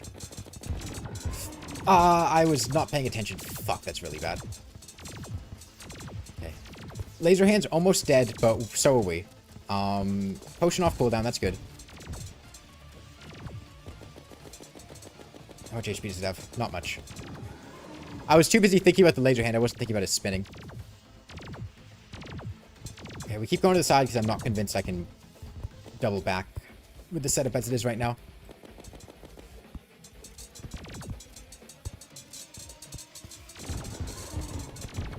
Okay.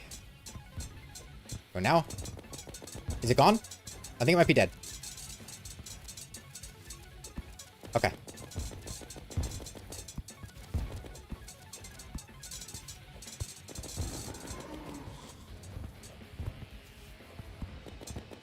Yeah, for those of you, I know somebody asked earlier why I'm using Queen Spiders. I hope it should be obvious why I'm using Queen Spiders in the sentries on the mech bosses here. Like, they're really fucking strong. They do so much damage. I could be doing like a Rainbow Rod spam strat, but honestly, it's more fun trying to have to manipulate him into the death pit here. And this actually works like pretty effectively if you can control your character. Normally, because you can do a lot more, you know, micro dodging. Now, obviously, the Queen Spiders don't have, you know, constant DPS uptime. I could be doing a better job if I could control myself, but yeah, Skeletron Prime is just kill the laser hand and the fight's over. We're totally fine now. Now that it's gone. But when that thing was alive, it was ripping me to pieces with like 80 damage hits I couldn't sustain.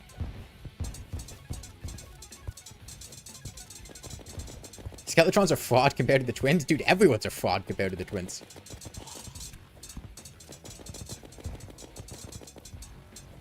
Twins hardest boss in the game. I do think the twins are one of my favorite bosses in Terraria. I don't know if they are my favorite, but they're definitely my favorite of the mechanical bosses. There are a couple issues with the fight, but for the most part, I do really like the fight. They're a boss that just feels fun to dodge to me. A little stutter there. That's awkward. Okay, Cannon's about to die. I don't mind Prime once the laser hand's dead. When the laser hand is alive, I do not like this fight.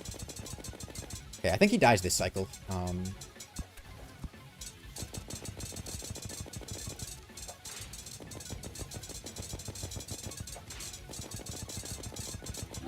Come on, I believe. DPS him. Not quite. Did the spiders kill him? I think the spiders kill him. Yep. Okay. You like Duke? Yeah, Duke's fun too. Okay, it was literally just the twins. The twins were the bottleneck.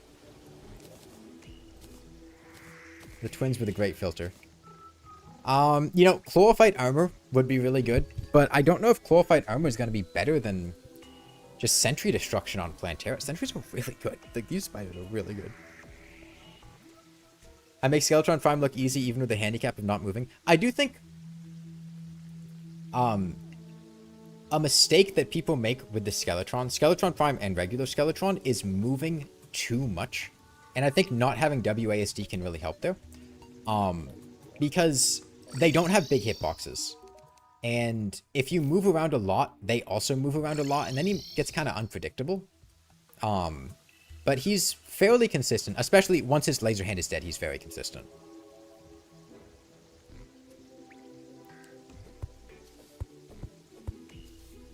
Yeah, you can totally play like this and just have access to WASD, by the way. This is a fun arena setup. You can get a little like thing like this. You can grapple to the side. You can do this,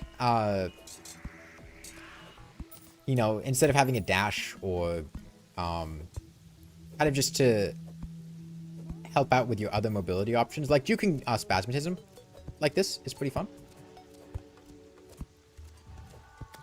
Full fight for exploration, sentry for bosses. Not a bad idea. Okay, so post-mech, what becomes available to us? We have life fruit. I definitely want life fruit. Let's make a pickaxe. Do I have a... Oh, right, the jungle's right here. I forgot about this.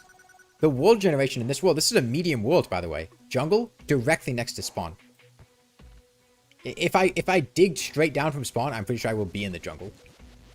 Technically right there. The underground desert generated after the underground jungle, which is very, very rare. You almost never see that.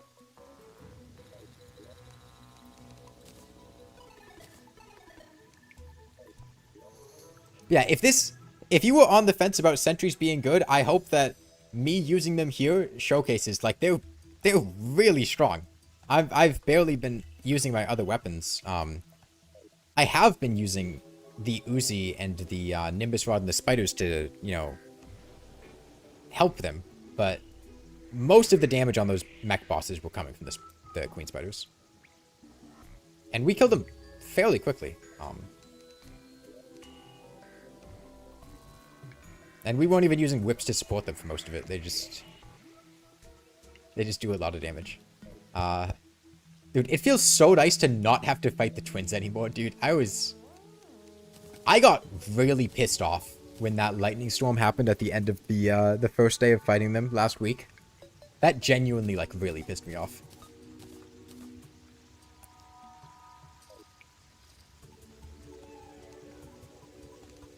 Okay,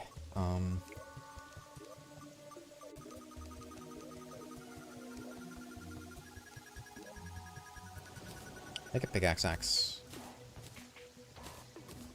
A lot of people think sentries are weak because a lot of people fight late game bosses by moving in straight lines with couch to maps, which pulls them away from sentry locations. Well, that and the fact that,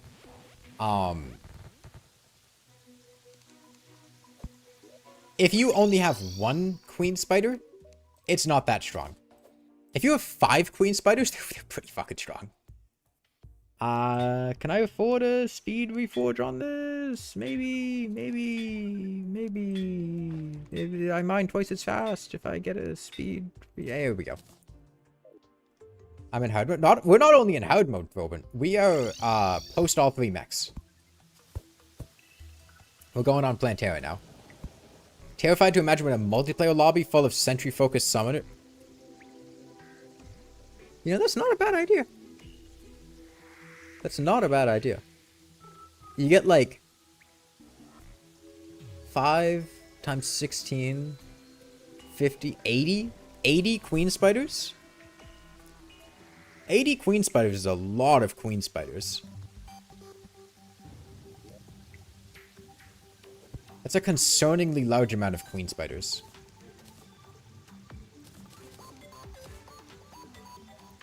I think Plantera will be pretty easy with this setup. You can circle Plantera easily. Phase 2 might give me a little trouble, but honestly, queen spiders do so much damage that I don't know how much I have to care. Would that not hit some spawn caps? Dude, the projectile cap is 1,000. I think it'll be okay.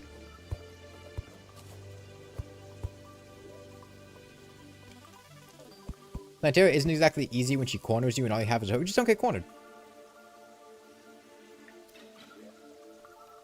You're going to clarify that you want to shift the peak of the game from Plantera to Empress of Light and Duke since you do them pre-Golem. Oh, I see. So that's the part of the game that you really like. That's fair. Those are good bosses. Okay, well, kites are still OP. So we can use those. Mining potion. Mining potion, it's 15, 40%, 65. Did I eat ambrosia? I'm pretty sure I ate ambrosia. I don't even need a food buff. We have spelunker potions, and let me make a couple more mining potions.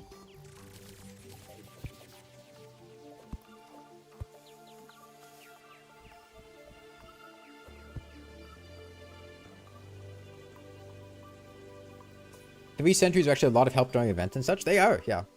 I mean, just doing the Old One's Army in Tier 1 to get the free sentries can be really nice. In fact, I'd say that the sentry accessory for a lot of the game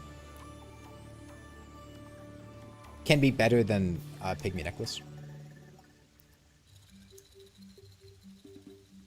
That is, a free sentry when Queen Spiders are available, I think are going to be more helpful than a free minion. Not in every setup, but in a lot of them, they definitely can do more. You know what's annoying now? You can't keep every single potion ingredient in the game in one chest. Olden's Army has been getting a lot of love from players this past year for some reason.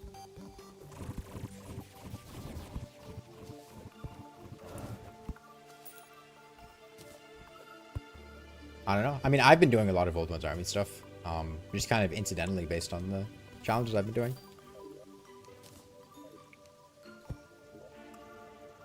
Okay, and right, we don't need to fast travel anywhere because we can just go right here.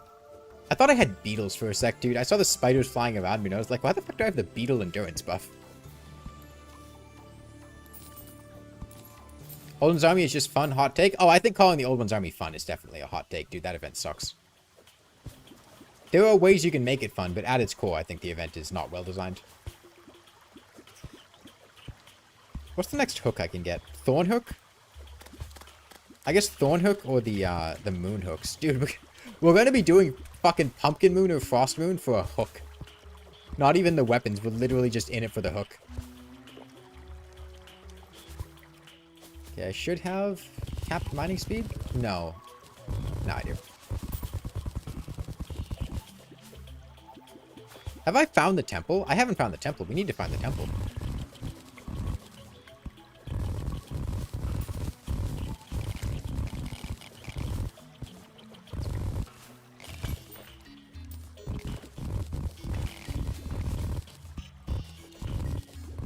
Did I kill a nymph earlier? No, one spawned, but I didn't kill it. Pumpkin Moon Hook is better than Frost Moon Hook? Is it? I thought they were equivalent. I know that the Bat Hook from Presence is better, but that's not the Pumpkin Moon Hook.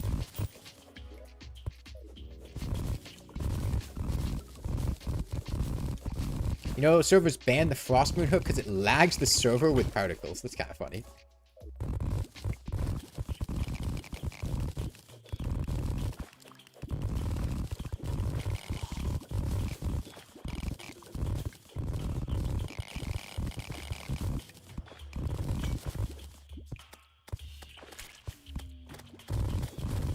Oh yeah, I guess genuine question from just like a viewer experience perspective. Is it better for you guys if I have like a shine potion on during mining sessions like this? Or does it not really make much of a difference to you? Just for like seeing what's going on.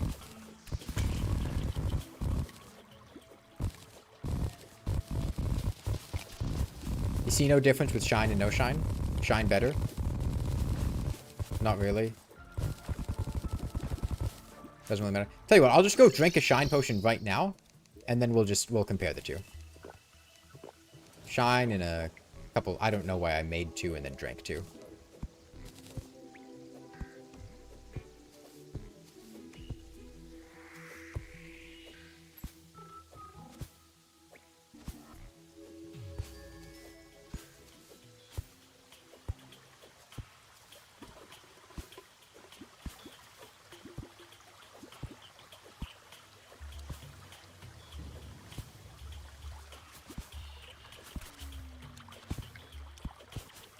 You're on your second monitor while you learn programming? Well, good luck.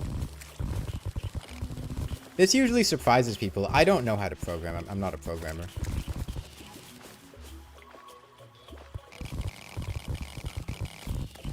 I technically have done a little bit of Python in, like, Neurodesk, but I don't really know Python.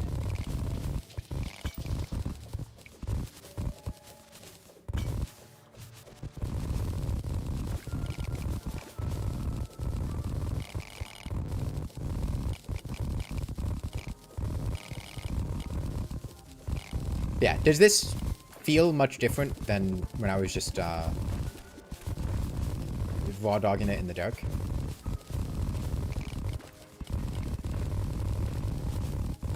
Programming can be easy. I don't think I would have any problems learning how to program. I just don't really want to. I was not really that interested. It does feel a lot different. Okay, I could try to have them whenever I go mining them.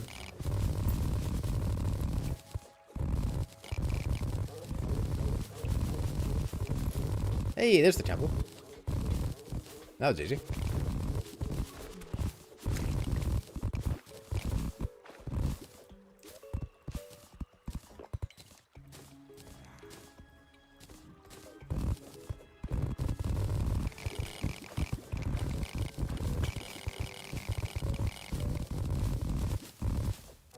You learned to program because you wanted to make mods? That's fair. Too slow to move.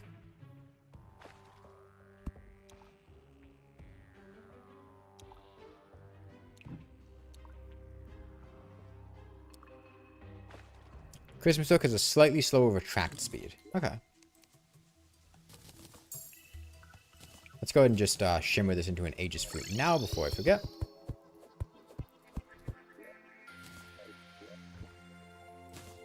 Sadly, Tmod Loader has been full of Gen AI mods.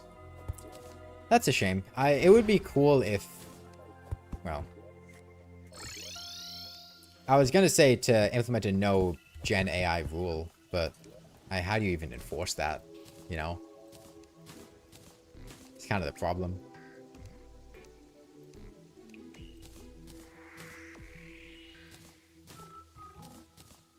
Because it's... From a coding perspective, it's not unreasonable to ask an LLM to help with things. That's what my professor suggested we do when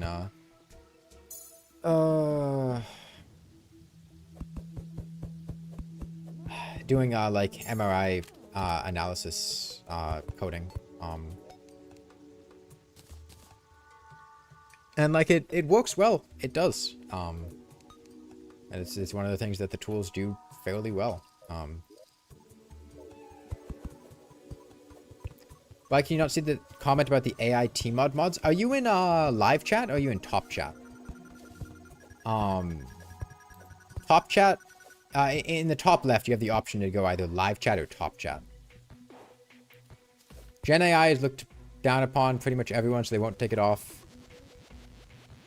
In terms of coding, it's pretty much unavoidable now. It's best to judge on the consequences of such use rather than the idea of using it in the first place. Yeah. Although, you'd be surprised. There are a surprising number of people who are still really on board the Gen AI train. Like, it definitely... public opinion against it has shifted. But there are definitely a lot of people that still really, really, really like it. It's definitely not everybody hates Gen AI. As much as I wish it was.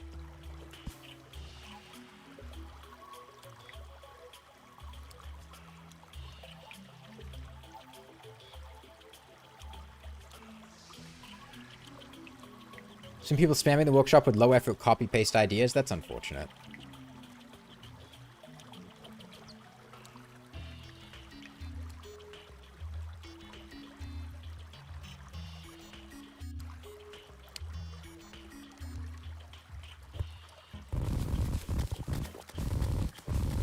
I think there's something sad about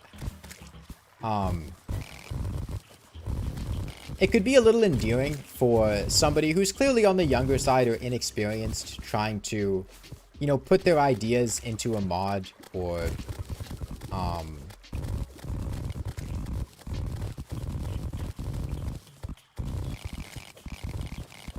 shooting their shot at trying something, even if it's not the best. And then Gen AI kind of destroys a lot of that, where there's not really much need for that person to ever try to do something, because they can just have an LLM do it for them. So you don't really get, you know, previously, like, low effort stuff could be kind of endearing because there was still effort put into it. Whereas with Gen AI, there's never effort put into it. It's zero effort. Zero effort, mass-produced,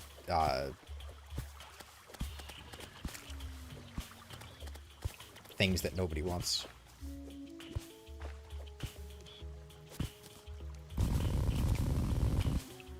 You remember when there were crappy mods in 1.3 T mod? At least they had charm to them and they were fun in a crappy way. Yeah, there's something, like I said, endearing about, you know, somebody's attempt at making a mod. It's not that good, but it's, you know, it's fun to see. It's nice to see, and it's nice to see people try, and you can kind of encourage them to try to grow and get better.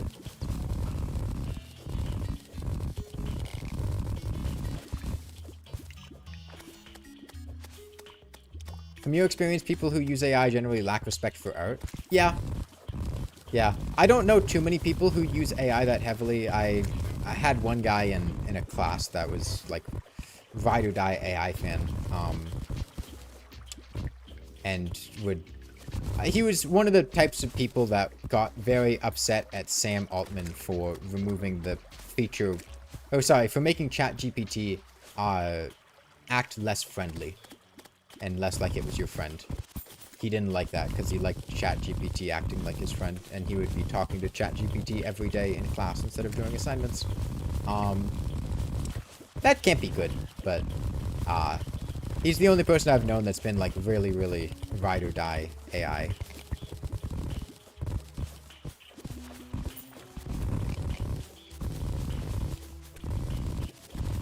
Sounds kind of sad. A bit, yeah.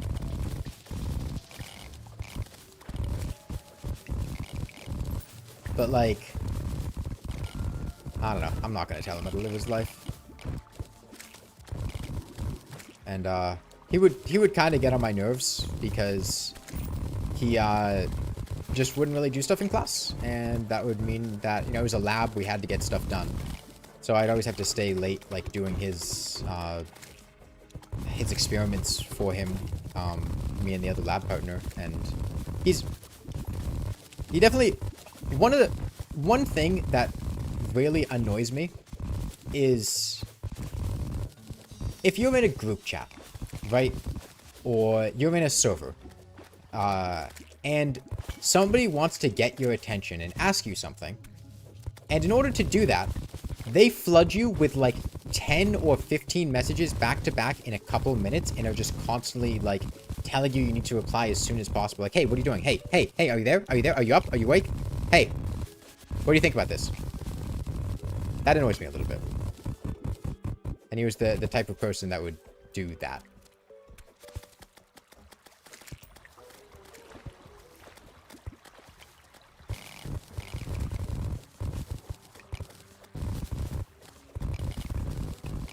I was kind of expecting more life fruit. That's a huge adamantite chunk, dude. I forgot how big those things get now that they generate as with unrestricted size.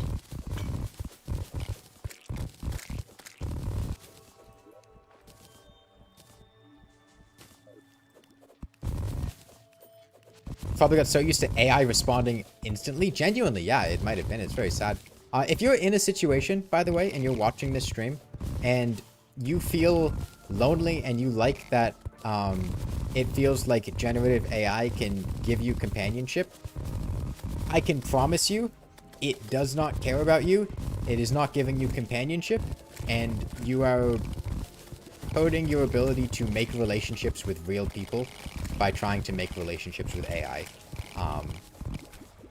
Whether it be an AI girlfriend or boyfriend, or just a friend in general to talk to, I can promise you that there are people that do want to talk to you that you haven't met yet, and you will have a much more fulfilling life if you try to find those people as opposed to trying to use ChatGPT.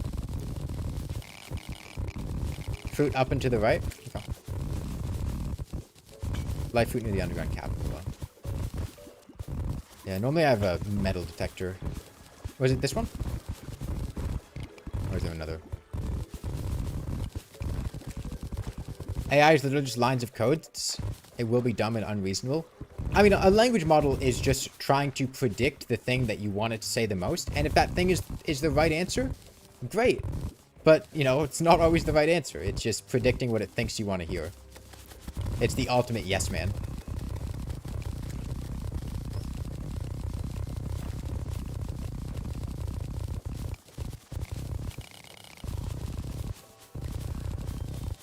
Okay, we're working at half capacity.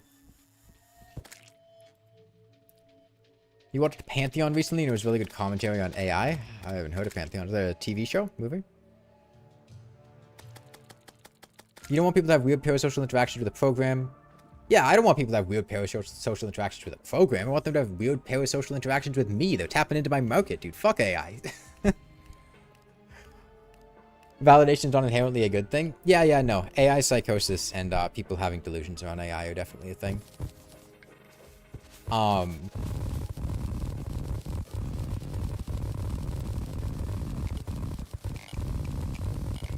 I remember seeing somebody who had made a little presentation about AI psychosis and how there have been people who have hurt themselves or other people because ChatGPT told them it was a good idea, basically, right? They use AI as somebody, not necessarily a therapist, but more of like a confidant or a friend, and they tell them how they're feeling, what they should do. They ask them if it's a good idea to do something. And these can be, you know, situations like, hey, should I hurt myself? You know, should I hurt someone else? Should I buy a gun? Should I, you know, put a bag over my head? And like ChatGPT can say, yes, that's a good idea. You should do that. And that's a fucking terrible thing to tell somebody in that situation, because they're just yes men. They tell you what they think you want to hear, and if they think you want to hear that, they will tell you that. And if somebody's in a vulnerable situation, them hearing that could be the difference between them doing something terrible and not doing something terrible.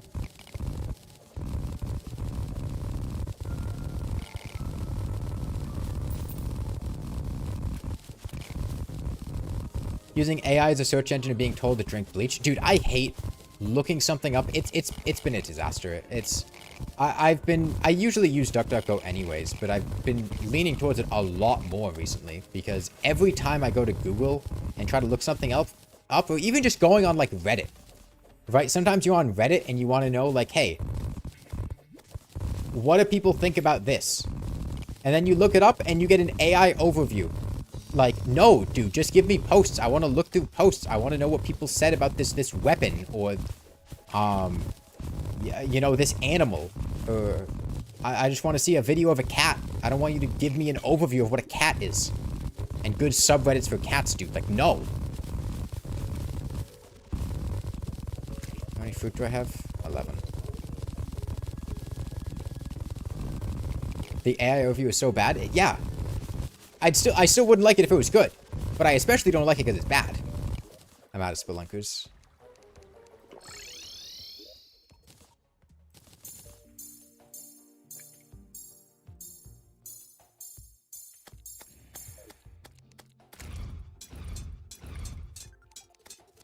Best case scenario, AI overview is just copy paste the first 5 results. Yeah, but then it shoves the first 5 results down. Like, just show me the first 5 results.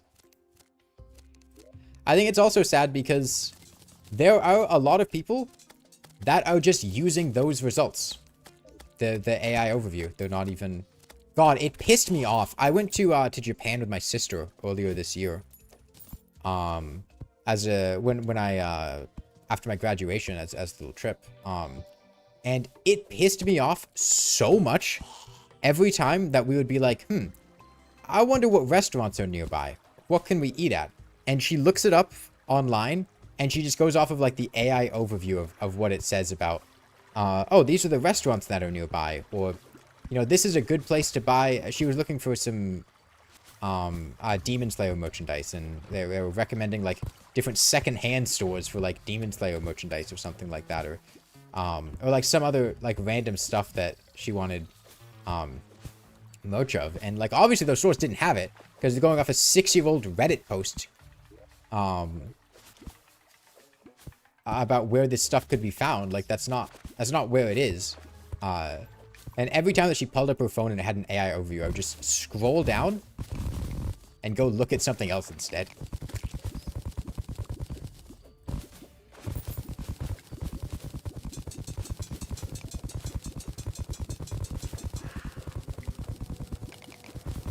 AI overview doesn't even know what pages things are from most times, or it pulls from irrelevant sources that aren't even related to each other.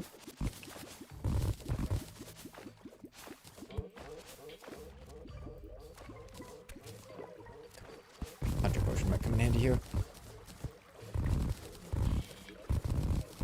Okay. We've got most of our life fruit, and I'm pretty sure we have enough chlorophyte. I was hoping that was a mimic.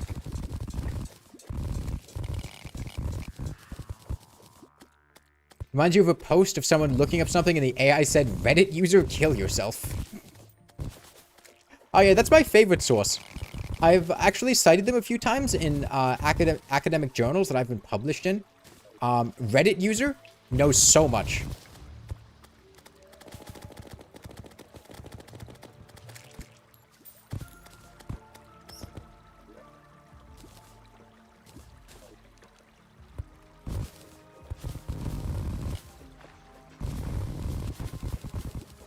You'd add jungle mimics to every seed?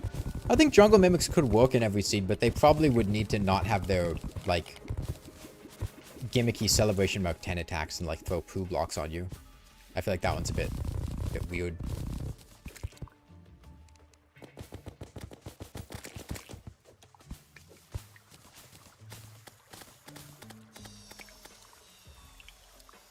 Schools allowing kids to use AI while still banning Wikipedia. Is that a thing? Is that real? Chat, can we fact check that one? Are there schools that are actually allowing people to use AI as a source, but banning people from using Wikipedia as a source? That can't be real. You're fucking with me. No, I refuse to believe that. There's no way. It's even worse since schools provide Chromebooks. Yeah,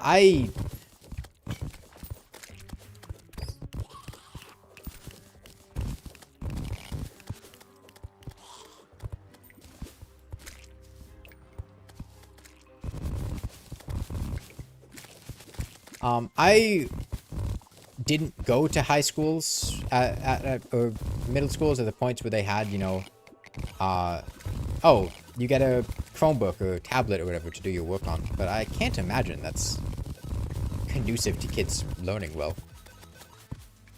Your college considers AI cheating but doesn't enforce that at all, sadly. Yeah. It was class-based in my college. Some classes considered AI cheating. Some didn't. Some encouraged using AI. There's actually... The university is building a whole, like, AI center. Not a data center, but, like, a building related to something AI related. I don't know. I walk past the construction every day on my way to campus. Still not done yet.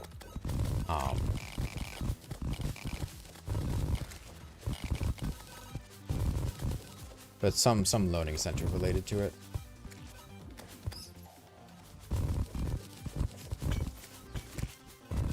Protest it. It's just not going to be fruitful. The problem is there's too many protests working on other things. I mean, I remember what happened when people protested the university getting a private police force. And that, I mean, they successfully protested for a long time. It didn't change anything. It got several students arrested and possibly expelled, and one of the campus halls was shut down for like an entire semester as people chained themselves to the campus hall, the building, and nothing really came of it. And that was a much more concentrated effort to protest than this one.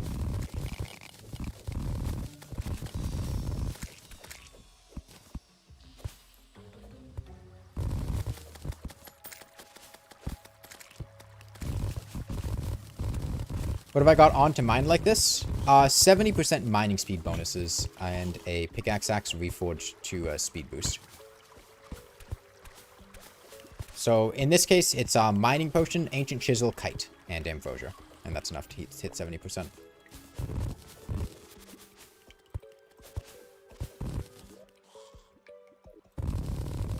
Okay. Not too many more light fruit.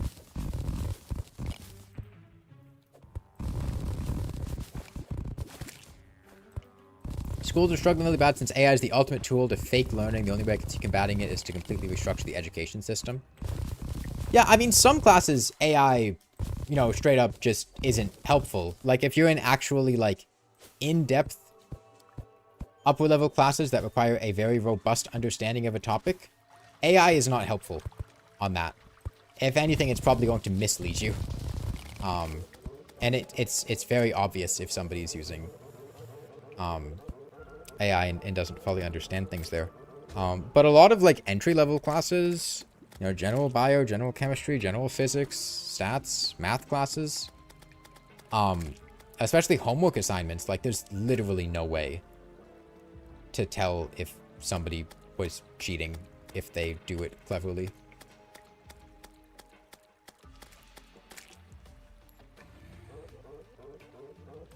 I understand what you're saying, Serial Cat. However, that is not an appropriate sentiment for a stream chat. So I'd maybe refrain from saying that.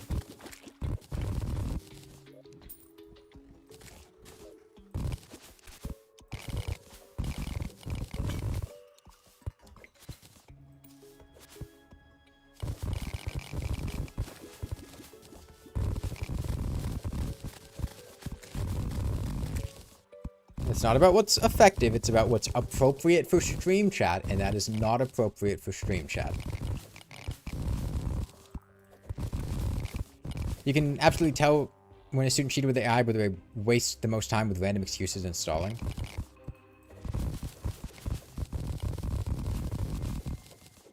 Yeah, the wild thing to me, and the thing that I, like, functionally cannot understand, like, I can understand the desire to use AI to cheat on, like, homework assignments and stuff like that. Because homework assignments are not fun.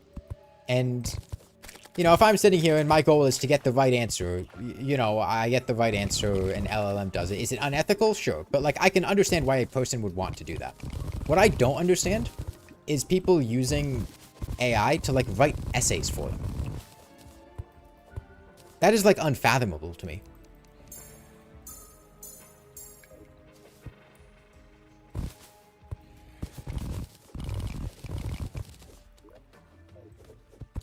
Like, I cannot imagine turning in an assignment that I did not write and saying that I wrote it. Like, I feel like I have a very distinctive writing style, so it'd be immediately extremely obvious that I didn't write something. And then, like, if I'm proofreading the whole thing to make sure they didn't mess anything up, then at that point I could just fucking written it.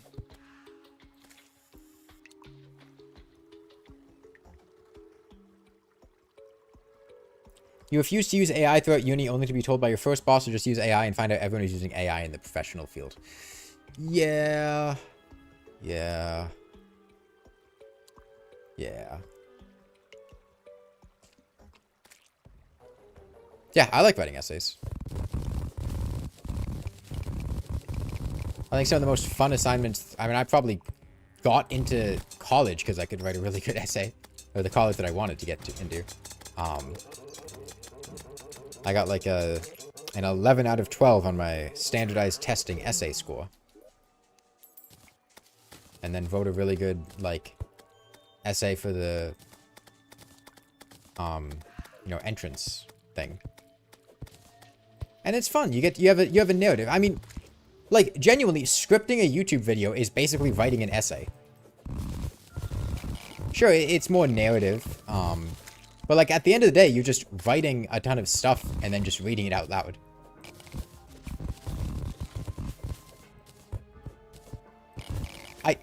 I just realized something. If I found out that there was a creator that used AI to write their scripts for them, I don't think I would be able to respect that person as a creator.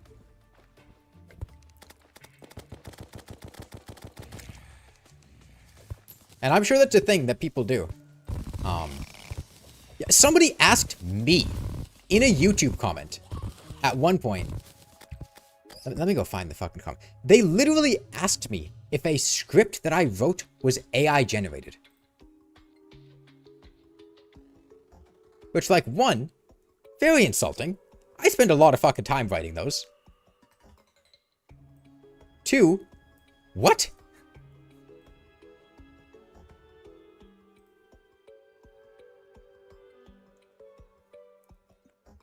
Have I ever thought about getting into creative writing? I mean, that's basically what scripting a YouTube video is, no?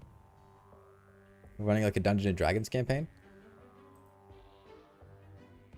Is this stream AI? Who knows?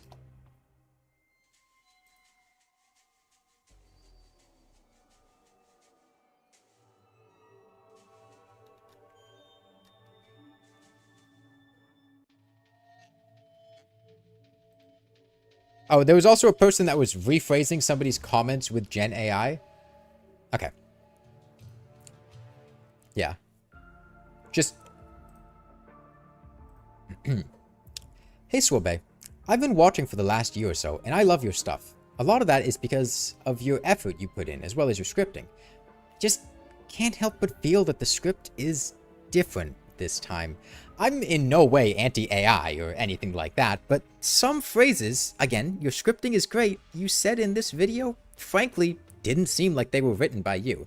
Maybe I'm just noticing something because I think I am, but at the same time, I love your stuff. It's totally possible that while checking over your script, you ask an AI if something sounds right, and it ends up producing something seemingly way better than what you have done.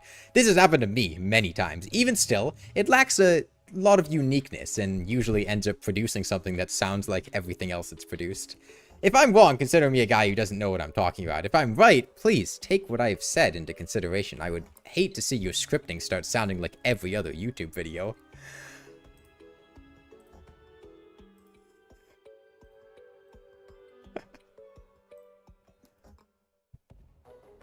One of the most deranged comments I've ever read. And I've read a lot of YouTube comments.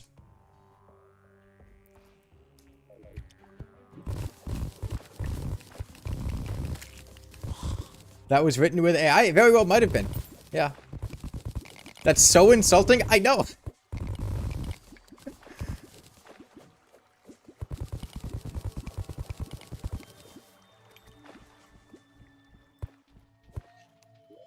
I got fastest way to insult somebody doing something creative is just to ask them if they made it with AI. You guys want to know how to get on good terms with your favorite artist? Ask them if one of the most recent drawings they did was AI, because it seems like it has a couple of little differences from how they normally draw things.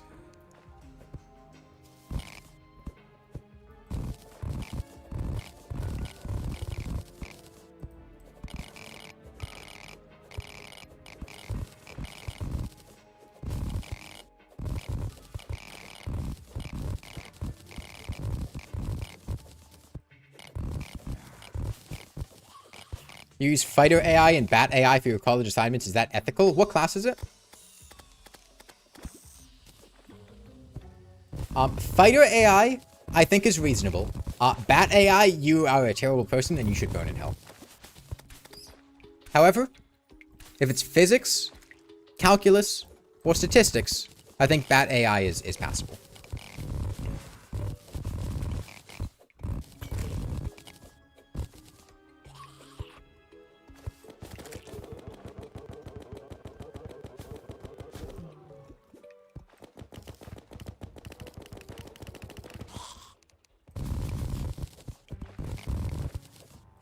Calamity uses Worm AI for all of its assignments.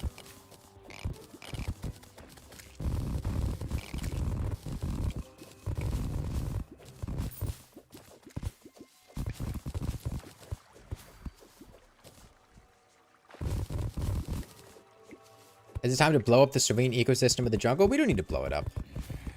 We can just mine. To be fair, Worm AI is totally consistent in its quality. No, it is not. That is bullshit, and you know it. Some worms are built better than others.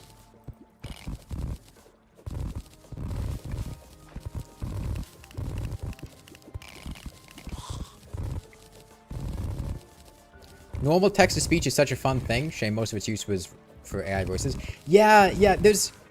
As a result of AI, there were certain things that were fun in the past that I feel like are completely just like very heavily associated with AI now, and you just can't really use anymore because of how much AI has ruined it. Text-to-speech voices are one. Like, I would never have a text-to-speech voice reading, like, donations or subscription messages or stuff like that on Twitch nowadays after AI, dude. The association there is just way too heavy. I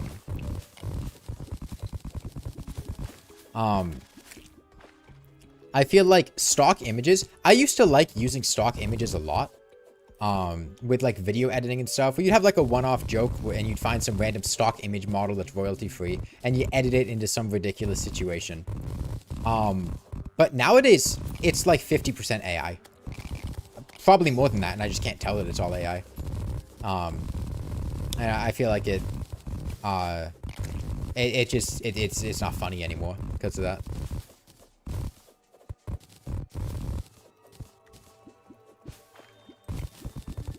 AI songs are beyond horrible. AI music is just depressing.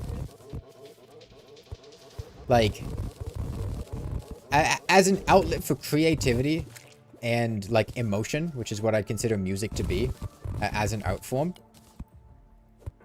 the idea of having an AI do that is just depressing.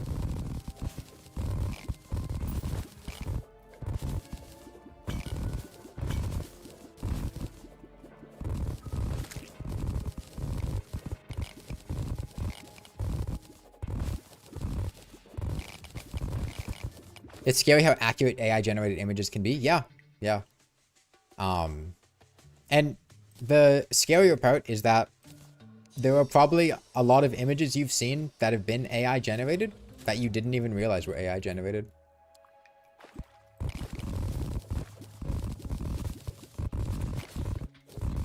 Because they're not all obviously bad. Some of them are very, very good, and some of them can genuinely be practically indistinguishable from real images, for lack of a better word.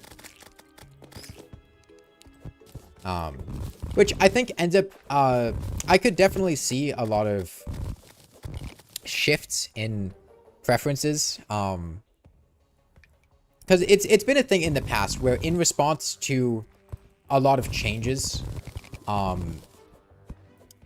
in just society, people adopted different preferences when it comes to outlook or just interacting with each other.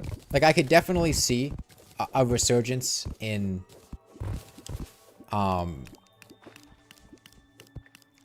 people wanting things that feel like they were made by a real person, and wanting things that feel like they're interacting with real people, as opposed to things that are a bit more ambiguous. I feel like, you know, from a, you know, YouTube or Twitch perspective, like creators with faces, personalities, as opposed to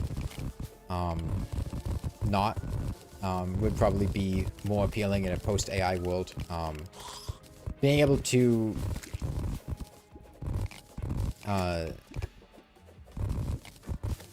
yeah, physical media. I would definitely see the appeal for physical media, although companies are certainly against having physical media. Oh, moth? Moth? Moth?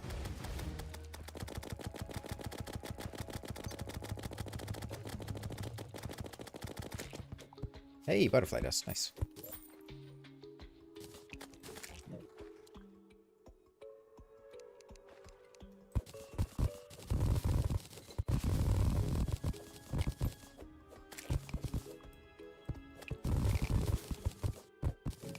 Yeah, I think there's probably a good chance that there are going to be a lot of cultural shifts in just like the general entertainment or way that we interact with things as a result of AI.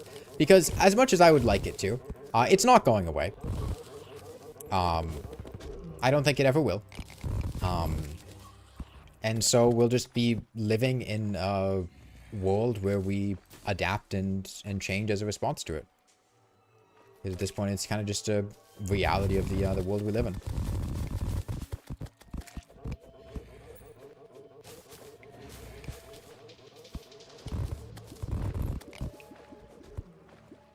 Trying out medium core because your vid convinced you it might be peak? Okay. What are your thoughts so far?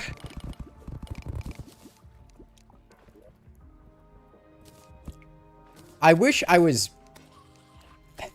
This might sound weird. I wish I was bad enough at the game to be able to enjoy medium core the way that I did when I was younger.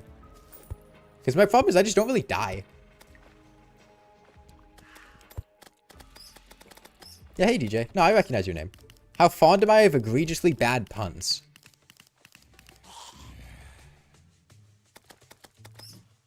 So, egregiously bad puns? Very big fan. However, there's a line between egregiously bad and just bad. Okay? A bad pun? No. An egregiously bad pun? Absolutely. But it needs to be egregiously bad. It can't just be a regular bad pun.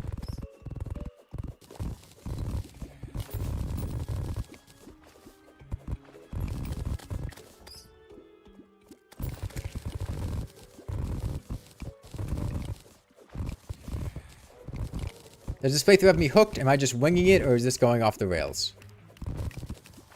That was okay. That was okay. 7 out of 10. Mega Shark or Onyx Blaster? Mega Shark. It's just better.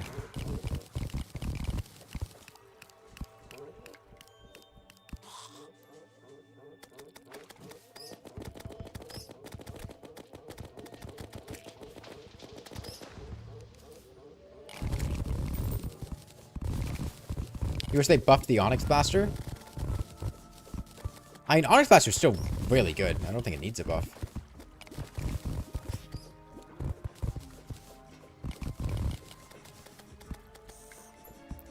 It's one of those weapons that's fairly consistent. You can kind of just, you know, rely on to get the job done.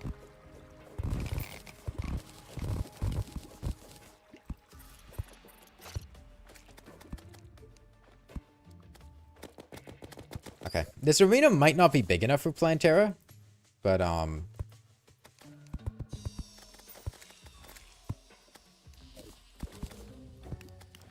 I should really get some NPCs down here, man. Yeah, I'm just gonna do that now. Because it's nighttime right now.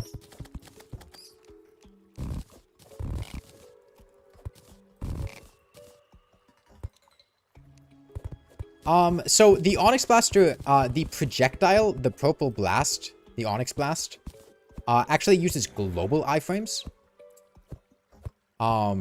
If the Onyx Blaster could use a change, it would definitely be to make that, like static or local instead of global.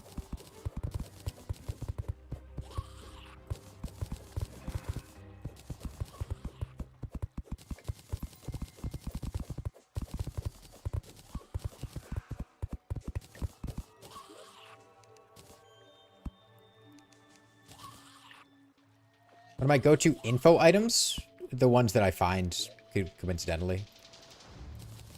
I don't know if I really have a go-to.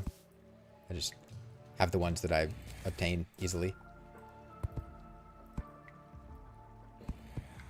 If I can get it easily, it's good.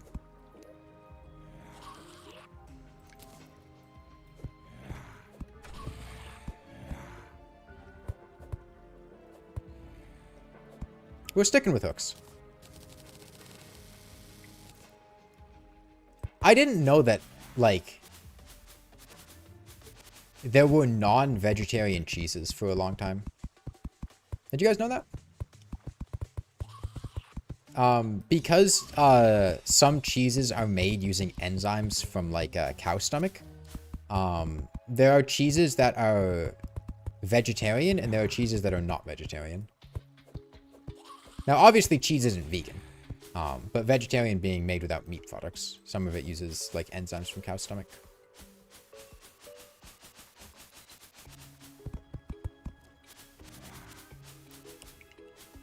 What's journey difficulty select? We're not in journey mode. We're on master mode.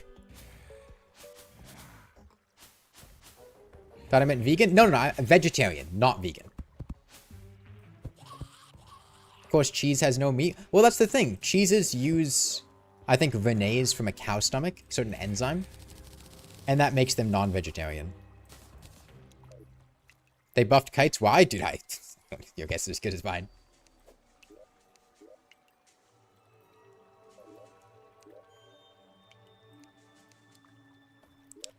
Witch Doctor, Clothier, Steam.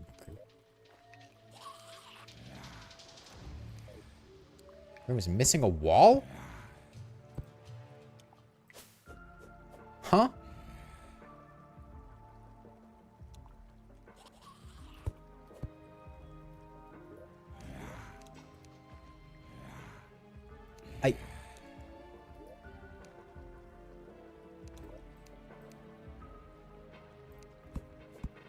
What? Oh, dude,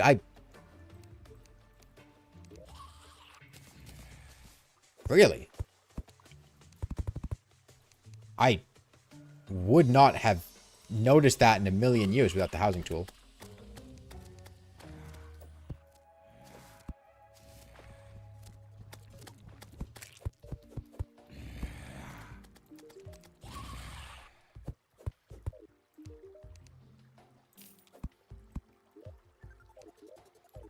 This... Ah.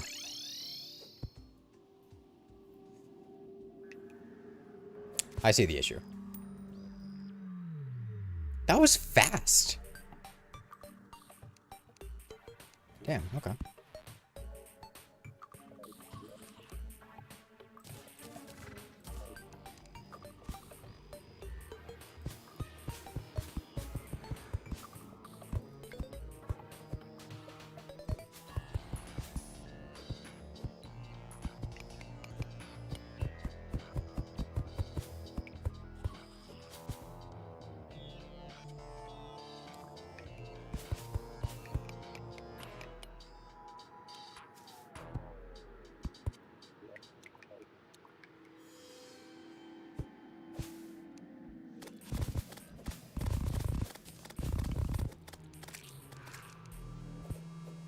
Thanks, Wraith. Appreciate it.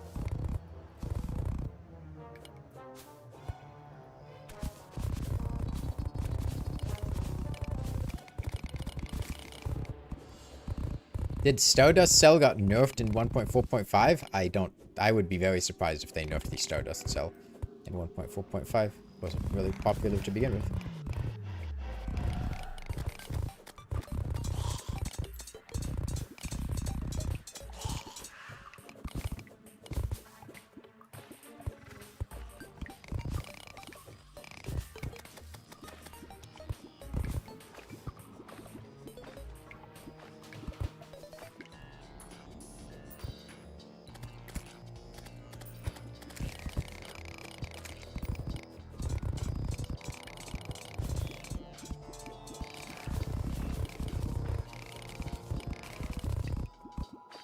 I guess I was mining for a little while. I was gonna say, this spreads so fucking fast. I think we've removed all the corruption.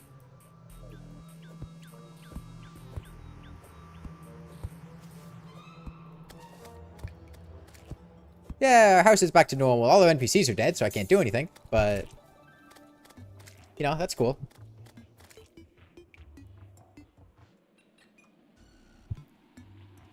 I have a magic conch, don't I? No, I don't. No, I never got one.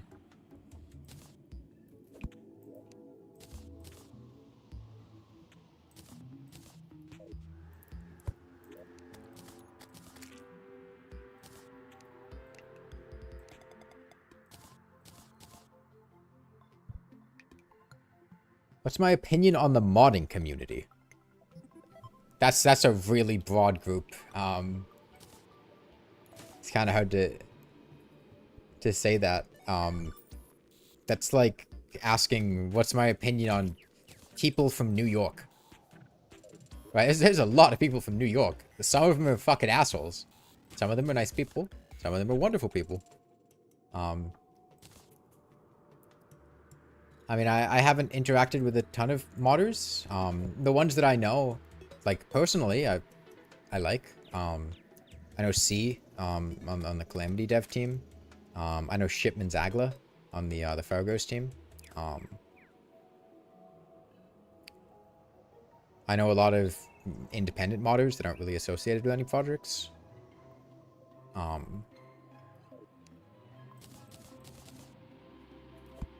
I think it's great that Fabsol is no longer involved with Terraria modding. Hey, that one's nice. Fabsol dead. I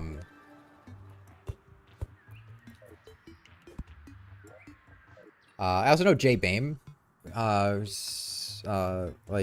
Trey, Trae.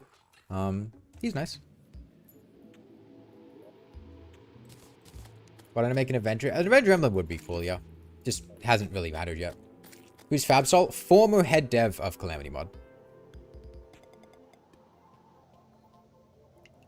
The Fabsol dead image is still the funny. Dude, I love that image so much. If you haven't seen it, there's a fantastic image. You guys know the newspaper image of Hitler dead, where all the soldiers are holding newspapers in 1945, and all the newspapers just say Hitler dead. There's an edit of it that somebody made that just said Fabsol dead. That's what I keep referencing when I say Fabsol dead. Did you like kids? You're thinking of Shay. Shay was I think the one that liked kids. Fabsol definitely acted inappropriately in a space with a minor and allowed a Discord server that was adult only and had a minor in it that he was aware of to exist, and that's fucked up. But the main thing is that Fabsol was like transphobic and an asshole. Shay was part of the Terraria community. Yeah, the Calamity community specifically. Shay was I think helped write parts of Calamity Mod, right? They were technically a Calamity dev.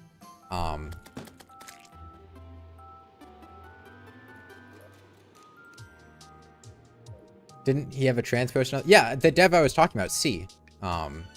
CEI. I think the head writing dev for Calamity Mod is trans, and there might be other trans people in the dev team too.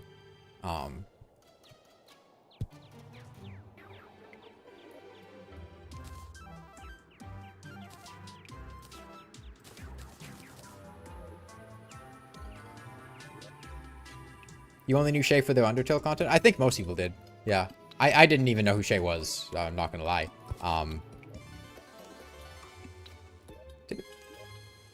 Wait, where the fuck did the wizard move in? The fuck are you doing over there? Get over here.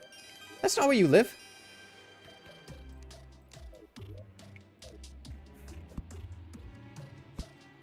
Buddy.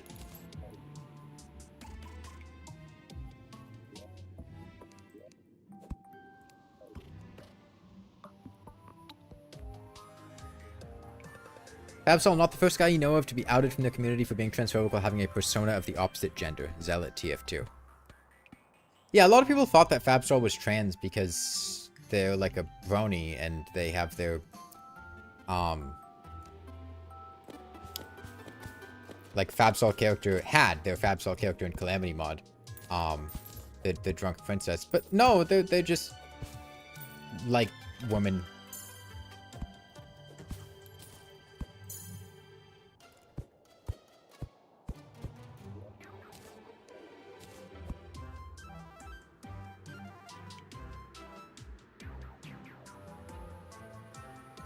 I want to upgrade my wings, and I really... Where's my closest? Can I just go to the snow biome?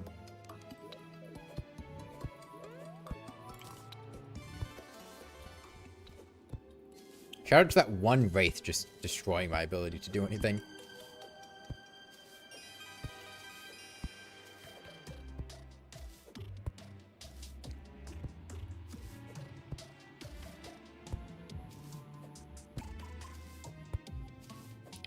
But yeah, you know, they're not in the Terraria modding community anymore, so I think the Terraria modding community is a better place for not having them.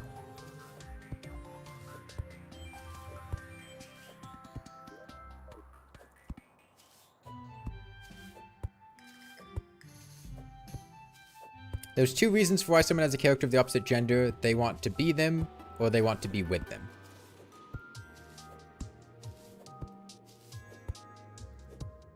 Not necessarily. Sometimes the character of the opposite gender is just a better character.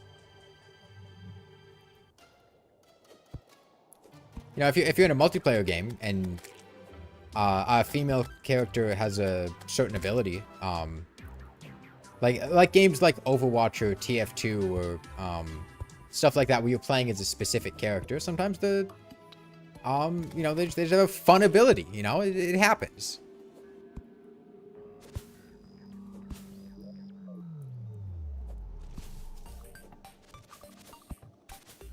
I do remember when I was a kid. This is a deep cut. I would be surprised if any of you know what I'm talking about. There was an Xbox 360 game called Monster Madness Battle for Suburbia. And it took place in suburbs with high school kids. And all of a sudden, like, monsters were unleashed on their world. There was the nerd, the cheerleader, the goth girl, and maybe the jock. I don't quite remember. A bunch of tropes. You play as one character. And... Oh, like in Dark Souls 2, where an armor set only activates if you're a woman. I don't think that's true, Imedin. Isn't it that the armor set only activates when you are attacking characters of the opposite gender, and there are way more male characters in the game than female characters? So female characters are much more likely to get value from that armor set, because there are, like, barely any female enemies in the game. But anyway, yeah, Monster Madness Battle for Suburbia. I would basically only ever play the goth girl, in that game. She was my main. I don't know why. I didn't like the male characters. I didn't like the cheerleader. I don't think it was because I wanted to be her. Maybe it was, I don't know. I mean, she was attractive. Maybe it was all of the above, actually.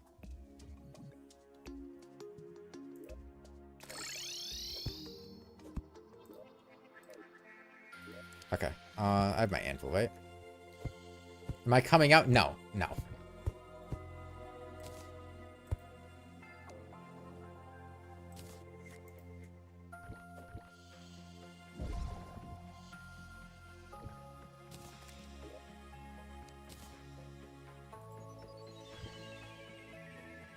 Am I going to make the lunar fragment hook? Yeah, definitely.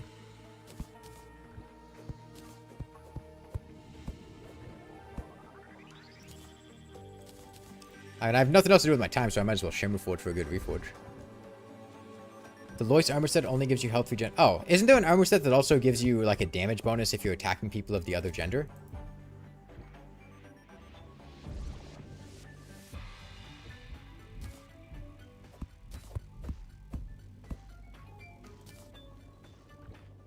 Is Lunar Hook even better than the other? Oh yeah, way better. It's really good.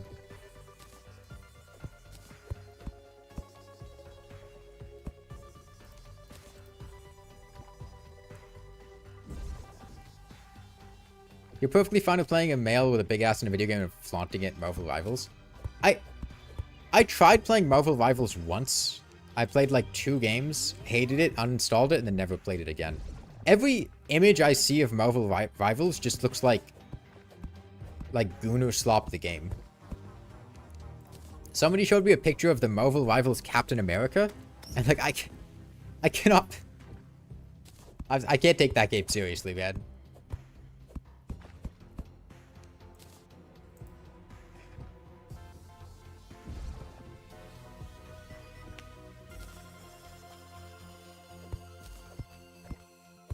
Effects only working on the opposite gender is often funny because it tends to come with strange implications, like every Pokemon in the first mystery dungeon is gay.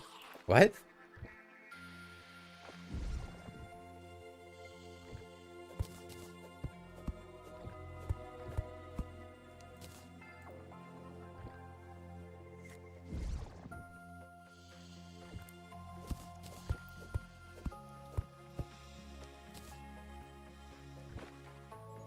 Someone hates Marvel. I wouldn't say I hate Marvel Rivals. I didn't like the gameplay of the game.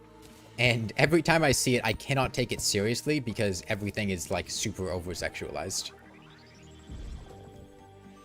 Cute Charm is Pokemon ability that infatuates Pokemon of the opposite gender. Gender doesn't exist, so it just happens randomly.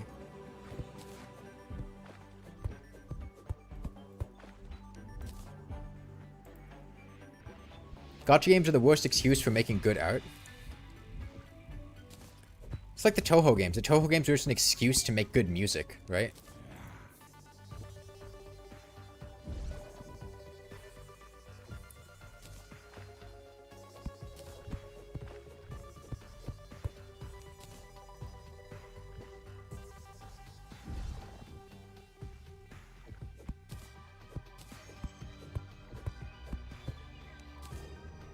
I'll take that.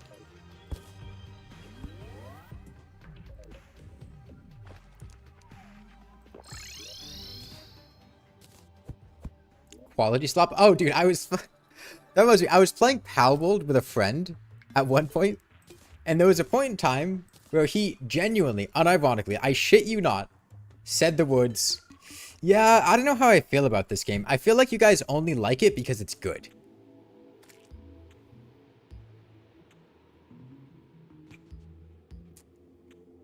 It's quality slop.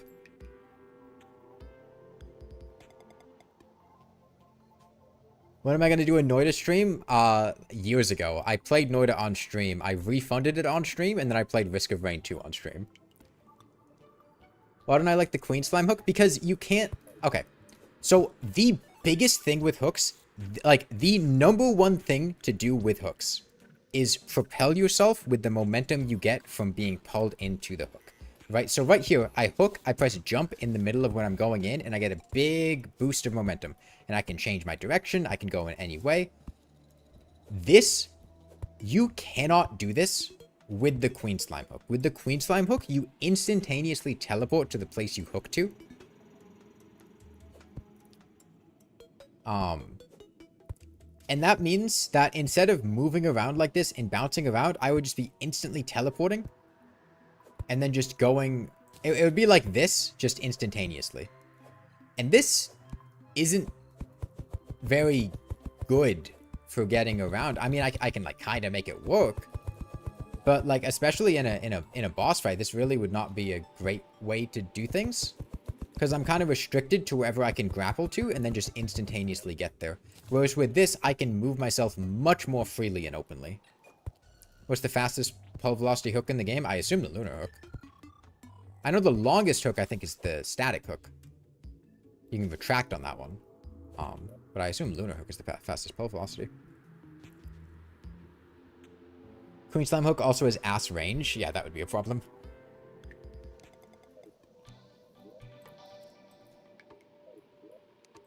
Now I can move the wizard in.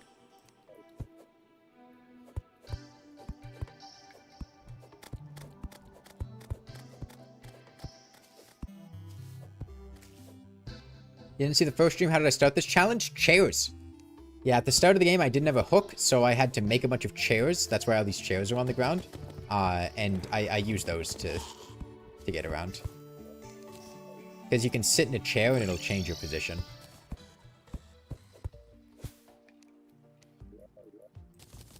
You'll get pulled to the chair. I can show you here. So like if I stand here, right click on the chair. Hold on, I need to be a little closer. You get pulled into the chair. Let's see you do it.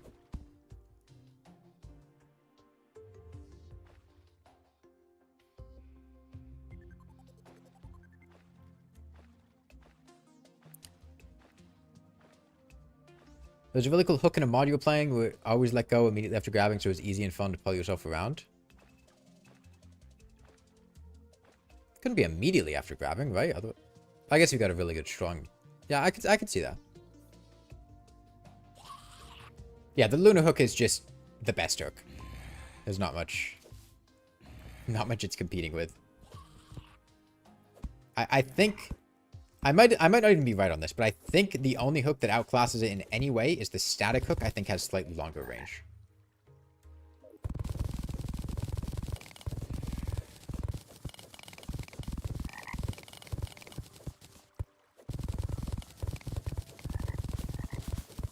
Bat hook is the best pull velocity until playing Terra. I don't have the bat hook, so. Having a multi-hook is also helpful just because I can use it in case I mess up somewhere, you know?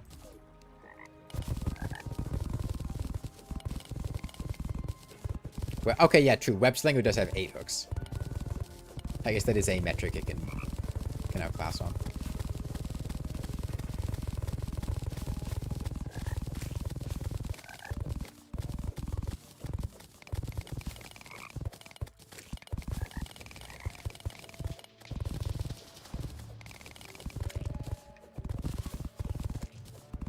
William had a cool hook that could grab the air? What? That's not a hook, that's just a very delayed dash.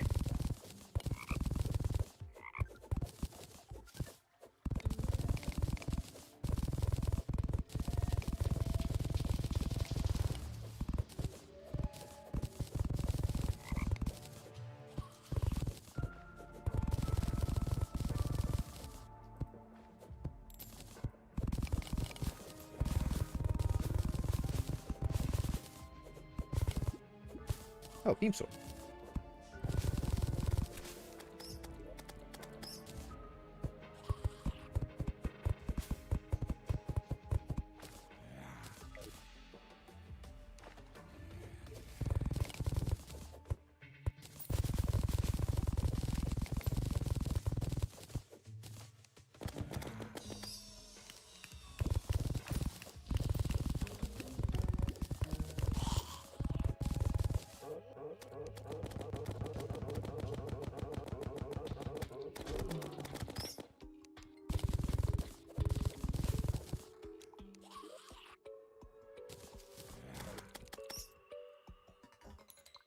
My highest banner number, like right now?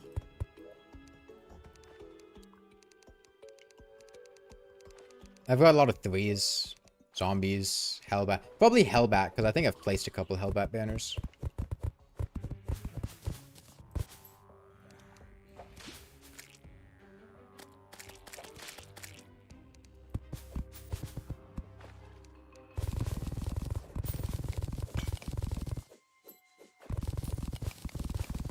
Ice Rod plus hooks would be a cool parkour challenge. Yep.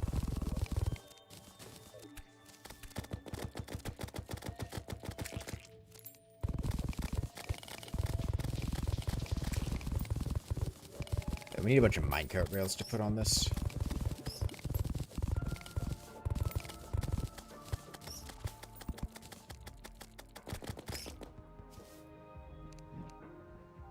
How's it going? Pretty well. We've killed the mech bosses. We killed the twins. None of the other mech bosses were difficult at all. It was just the twins. And we're working on Terraria now. How long has it taken to get this far? It's, I don't know. 15 hours maybe? Just guessing a number. I forget if this is the third or fourth. I'm gonna die. Let me stack my money away so I don't lose it. I mean, I could survive. It's not worth 10 gold. Dude, just let me die. Just let me die at that point, dude. I'm not paying 10 gold for that. I know I should have gotten fucking health insurance.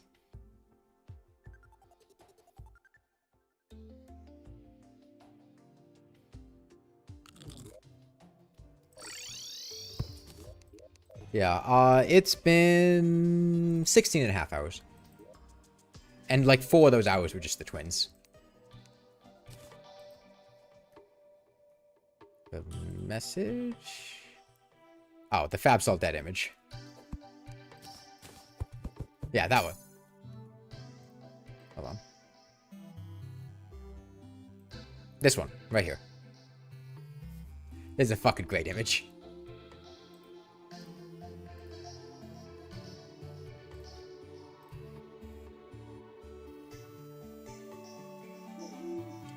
What do you feel about human-like robots whenever you consider a robot to be human? I prefer robots that are non-human. Like, dinosaurs. They got those dinosaur robots in Japan. Those are pretty cool. Yeah, they're not human. They're not equal to me. I don't want them to take my image. I want them to know that they're beneath me.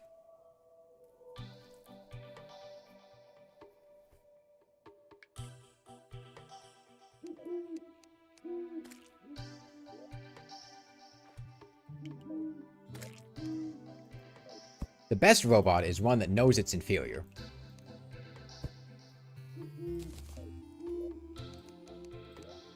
I can't go back down.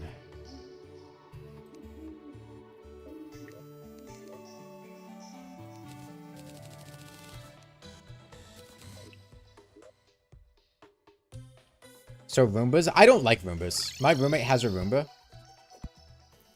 Got it a couple months ago because their friend was getting rid of it. I don't like this thing.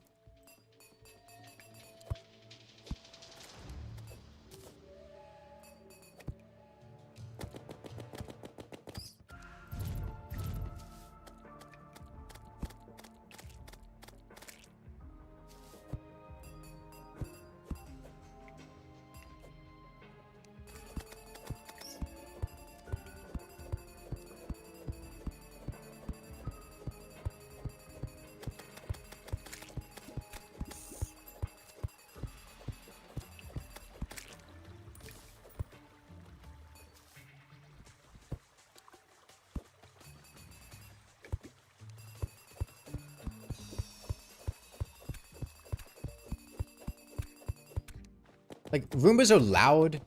It tries to open my door. My door doesn't shut all the way. Like, the latching mechanism on the doorknob doesn't work. And so the Roomba always tries to just push underneath my door and into my door. I don't like that. Generally, like, to close my room, I barricade a full laundry basket in front of my door so my roommate's cats in the Roomba don't push open my door. Why not sell it? My door? It's a rental apartment, dude. It's not my door.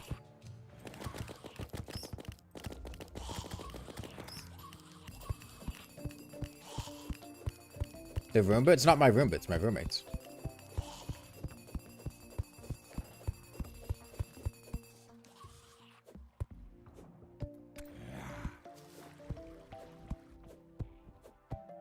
Okay. Well, we've got something here. I don't know if it's good, but we definitely have something. Want to sell my roommate then? I will be. I'm going to be moving soon and getting a new roommate. Not because of anything wrong with my roommate. I'm just, you know, graduating and moving somewhere else.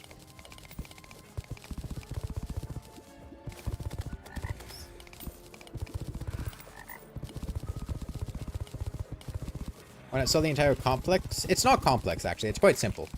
I don't live in an apartment complex. I live in like a refurbished house that's been divided up into apartment buildings.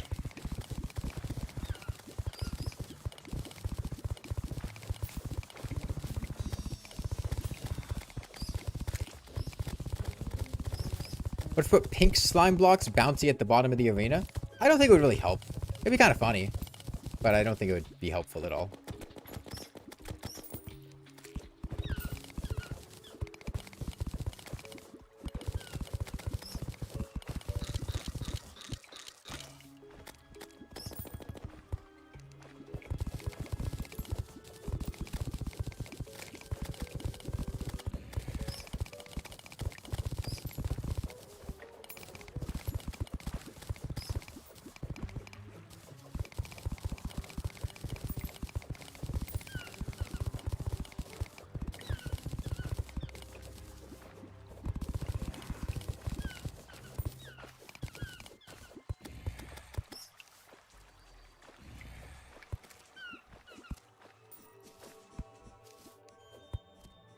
Probably put... I need some vertical things to give me horizontal mobility options mid-fight. Trying to decide where to put them. I think maybe one on the left and one on the right side of the arena might be good.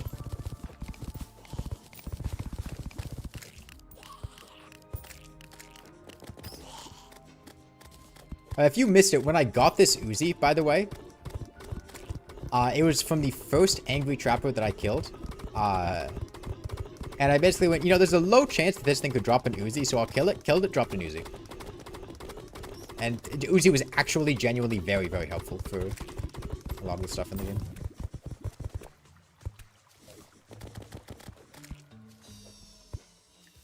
The spirit of the challenge is just to use hooks. Yeah, I don't know. Not too interested in using hooks.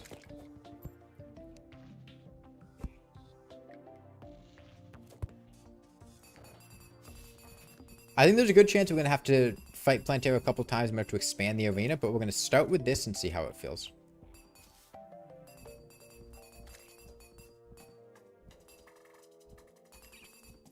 Silly balloons can do the same thing as pink slime. Oh, I actually didn't know that. I don't think I've ever purchased a silly balloon.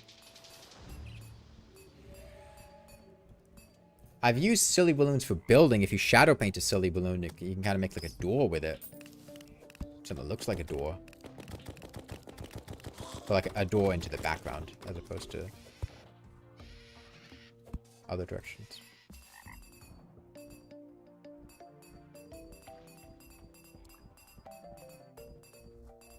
I'm glad the Hoik video helped, yeah. I think Hoiks are the kind of thing that a lot of people are aware of, but don't really know how to use. And I like to think that that video helps out with understanding them and using them. Because they are really fun to use.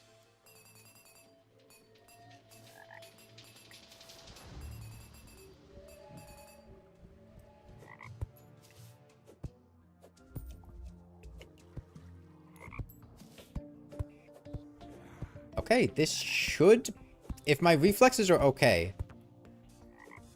I think this should work for Plantera. I think maybe I make this wider. Hopefully that'll help the spiders build up better.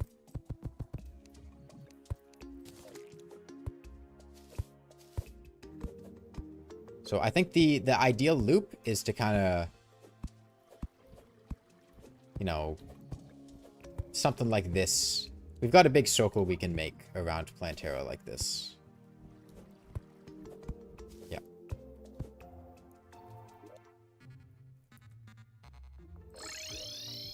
Old Slime is desperate to be... I bought a key to unlock him. I just don't have it with me.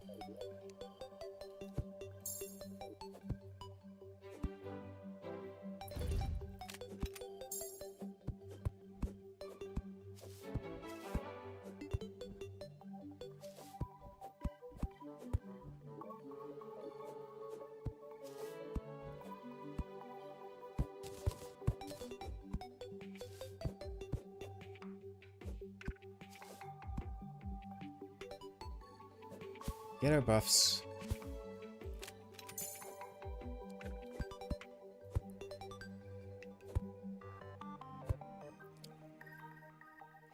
You're never wasting a golden key to free old slime. Sorry, town slime glazers. I don't like glazing town slimes. I think the town slime's kind of ugly, so you don't let him out of the chest on purpose. See, my problem is that then just for the rest of the game, he's always there, like, eating up spawns and stuff. Which is a little annoying. I guess I just keep rolling with the Uzi. Yeah. Somebody mentioned an Avenger emblem. That would definitely be an upgrade.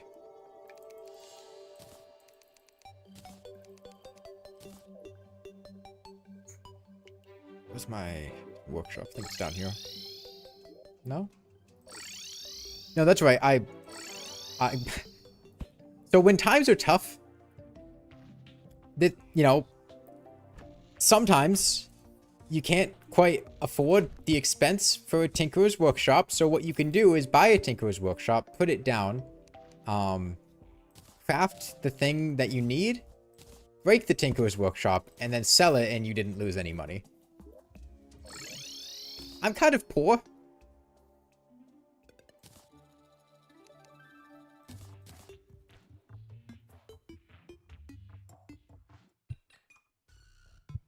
Technically, you could do the same thing for the bewitching table from the Witch Doctor in hard mode.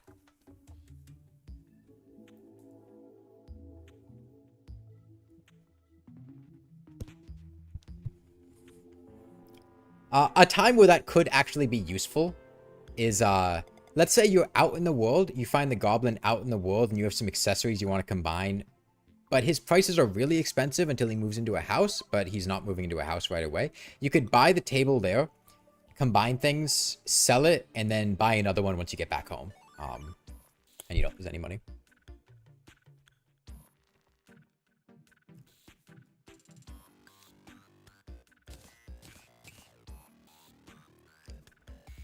Okay.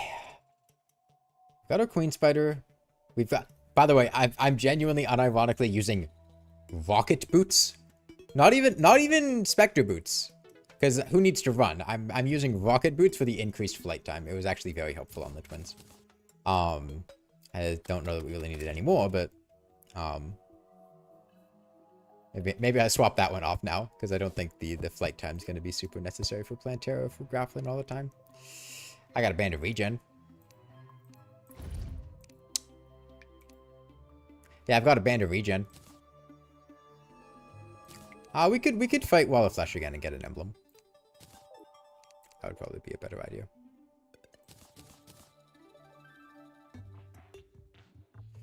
Yeah, maybe I do that one. How did I kill the Wall of Flesh the first time? Bean aids. Yeah, I don't know if I actually successfully killed the Wall of Flesh here. Well, we could try. Worst case, the guide dies, right? Who cares about him?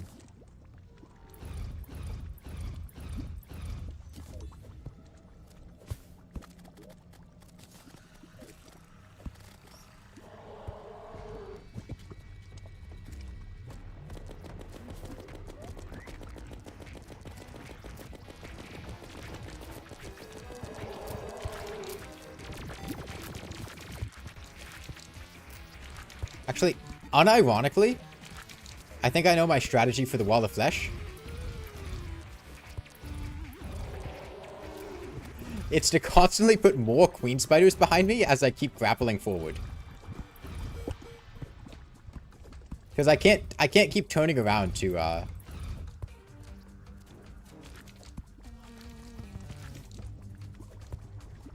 keep shooting him. Yeah, no, he's dead. I was concerned about hitting him, but yeah, I could just summon more queen spiders in front of me, and then we're good. And it's a summoner emblem. That's probably our best emblem right now.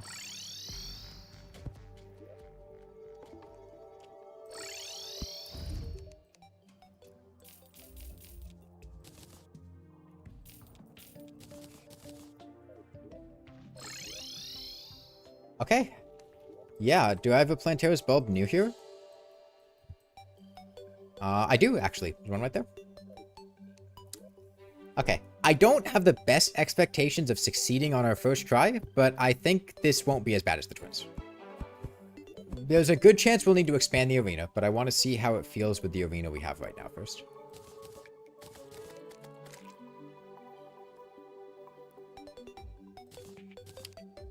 Strictly speaking,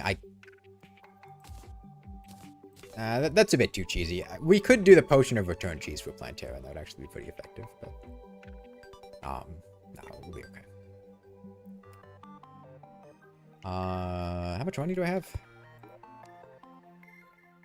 86 gold? That's enough to do a couple of reforges. Oh, fuck, the Avenger Emblem's expensive. I did not realize that thing costed that much. Jesus.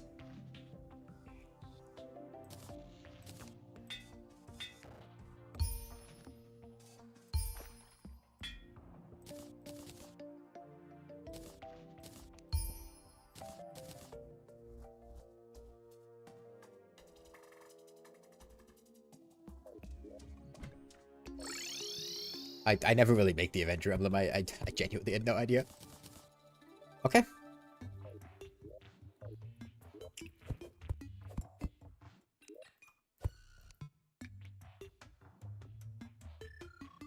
Here goes.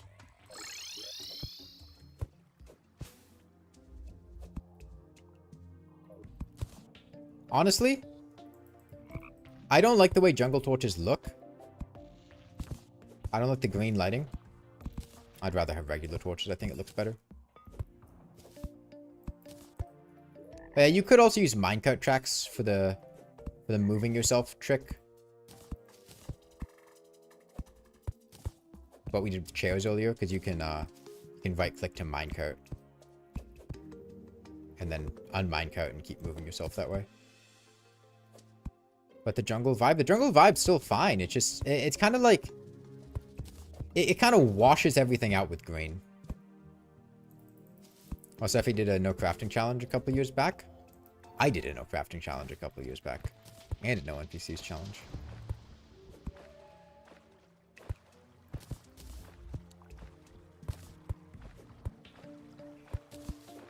No crafting can be pretty fun.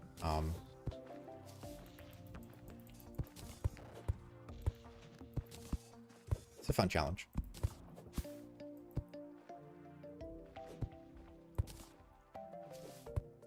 Yeah, I have been playing Palworld 1.0. I've been having a lot of fun with it.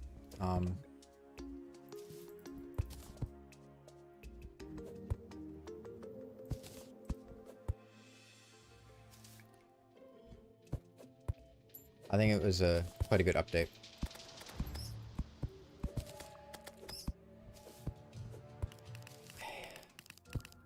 Down statues.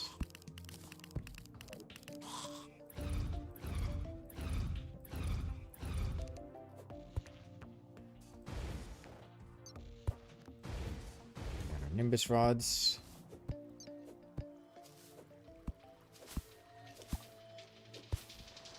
It's right up here to the left. Okay, please don't be underneath me. Please don't be underneath me. Please don't be underneath me. To my right. Okay, that's fine.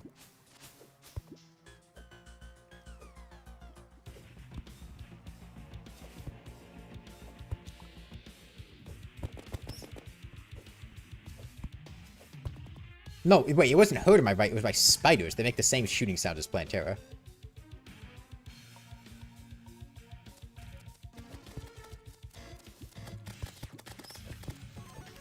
Okay, I need her to move a little bit. Yo, she looks kind of sick with the purple lighting from the shadow orb. Did you guys see that? She had venom on her and the purple lighting. She looked kind of cool. Okay. I think we do kind of longer loops. I see the pattern here. Phase 1 is fine. Phase 1 is not going to be a problem at all. Phase 2 is scary. Phase 2 is going to be a big problem. Big problem. I'm hoping I can survive long enough for the queen spiders to clear out her tendrils. But that's going to... I don't know if that's going to work. There is a very easy cheese you can do. Where if you use a recall potion... and then teleport back, all of Plantera's tendrils despawn. And, yeah, that works pretty well.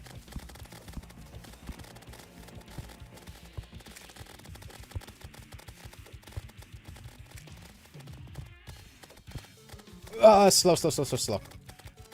Oh no, it's bad. Fuck. I got caught. Don't get caught. That's the name of the game. Roblox, don't get caught. I remember playing that one time in a VC with friends, like 3 years ago. I'm an expert.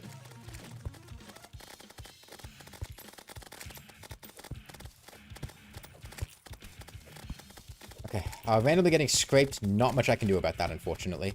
The Queen Spider plan has been working out.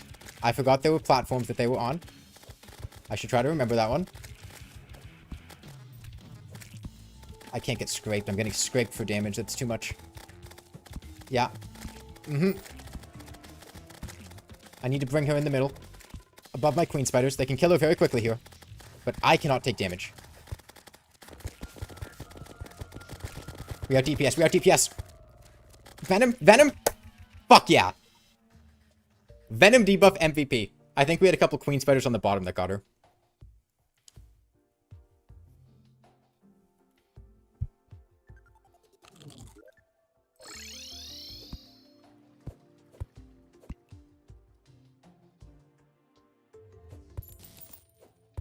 That was the most hype fight ever?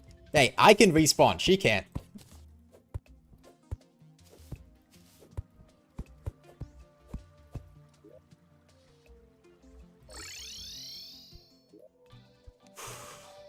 You guys think we take Golem like that?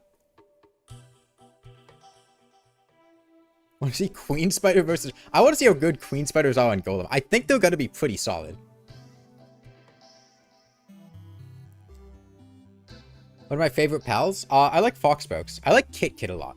Kit Kit's really cool. I saw Kit Kit the other day for the first time. I really like Kit Kit. Am I going to get Shroomite armor? I don't know what I'm going to do next. I have been streaming for about 4.5 hours, so I might save that for another day, because the problem is I can't finish the game today. And I feel like I'd rather save that for a chunk of time on the next stream where I try to finish the game. You're a Gumoss enjoyer? Hey, wood maxing.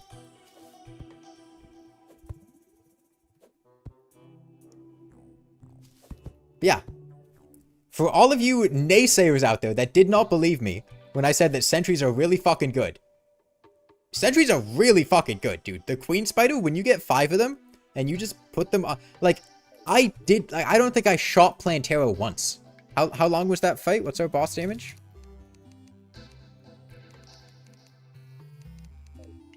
Yeah, that was a 2-minute fight just with the sentries, and the sentries weren't even being particularly efficient. Is Foxbuck stronger than the other pre-hybrid minions by a lot? Not really. The flamethrower is cool. Yeah, and unironically, using a grappling hook to dodge Plantera like that was actually really fun. Like, it was effective. This is a smaller arena than I would usually use. Normally, I would have more space. But the grappling hook gives me so much directional control that I can very easily just grapple to a particular part and then just go there. It's like an omnidirectional dash. I think this genuinely is a really effective strategy for dodging Plantera in regular playthroughs. If you had WASD, even better. I could dodge Plantera more effectively with this grappling hook than I can playing with WASD just using like wings or a dash. Now, it's a lot more reflex intensive, and it's hard to shoot her at the same time, but it really works. But yeah, we can finish this up and hopefully finish the game tomorrow. I'm trying to think, what do we have left? We'll need Golem, but like Golem's not going to be difficult like this. We'll be fine on Golem. We'll need to do the moons for a better hook, or at least I want to do the moons for a better hook. We don't need to necessarily. We could do Duke Fishron. I want to no-hit the Empress of Light, Daytime Empress of Light, with the Lunar Hook. I've done something very similar before. I've no-hit the Empress of Light with no armor or accessories and only using the Lunar Hook to dodge her. However, I did have WASD when I was doing that, so I'd probably... I'd like to redo it just fully without WASD, just using the Lunar Hook. But that's more of a post-game thing.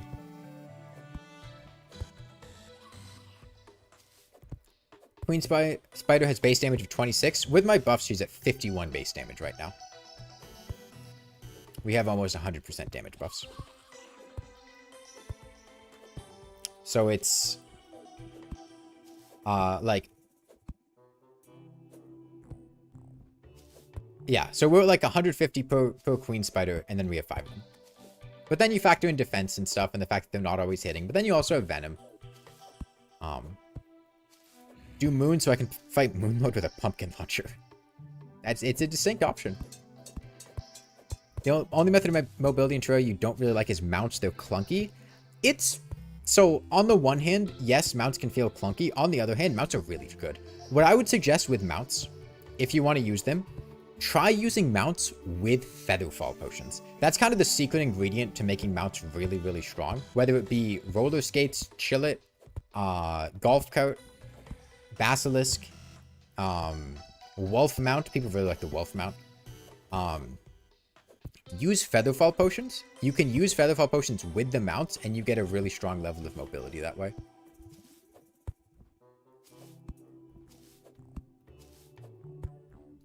And then, of course, you got the infinite flight mounts like the broom that are just really good.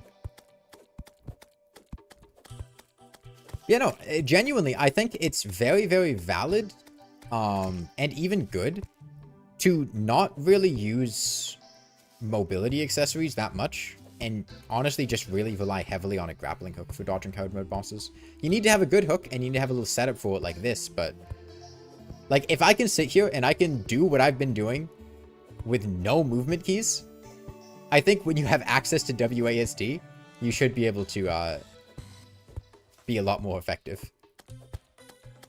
Featherfall is the big secret no haters don't want you to know about. Yeah, the game's really easy when you're playing with Featherfall. Not in the sense that like Featherfall is a joke that makes the game trivial, but Featherfall is so effective at dodging things that you can kind of use it for like 90% of the fights in the game as an extremely effective way to dodge attacks.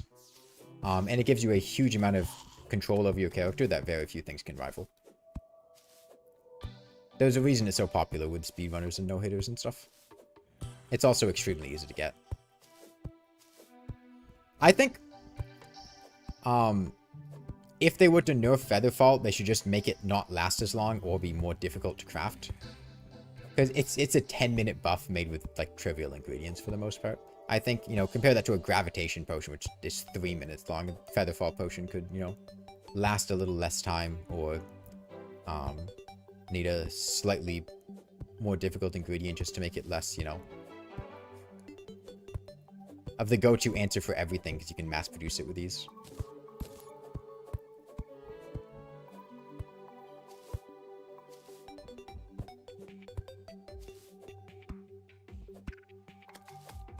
Okay. How about 17 hours in? 17 hours in. Definitely reasonable to beat the game next time.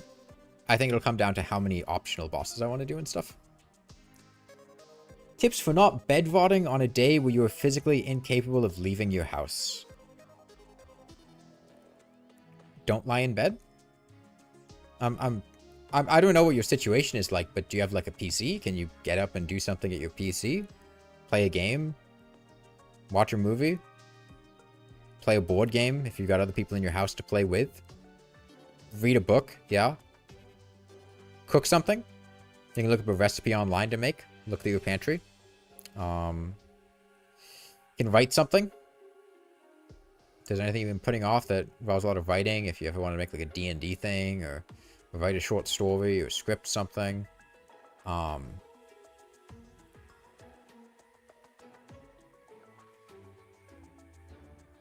got a PC watching some guy do a Terraria stream?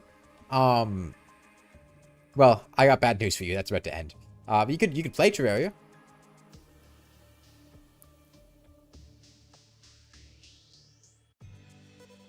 Yeah, bye everyone.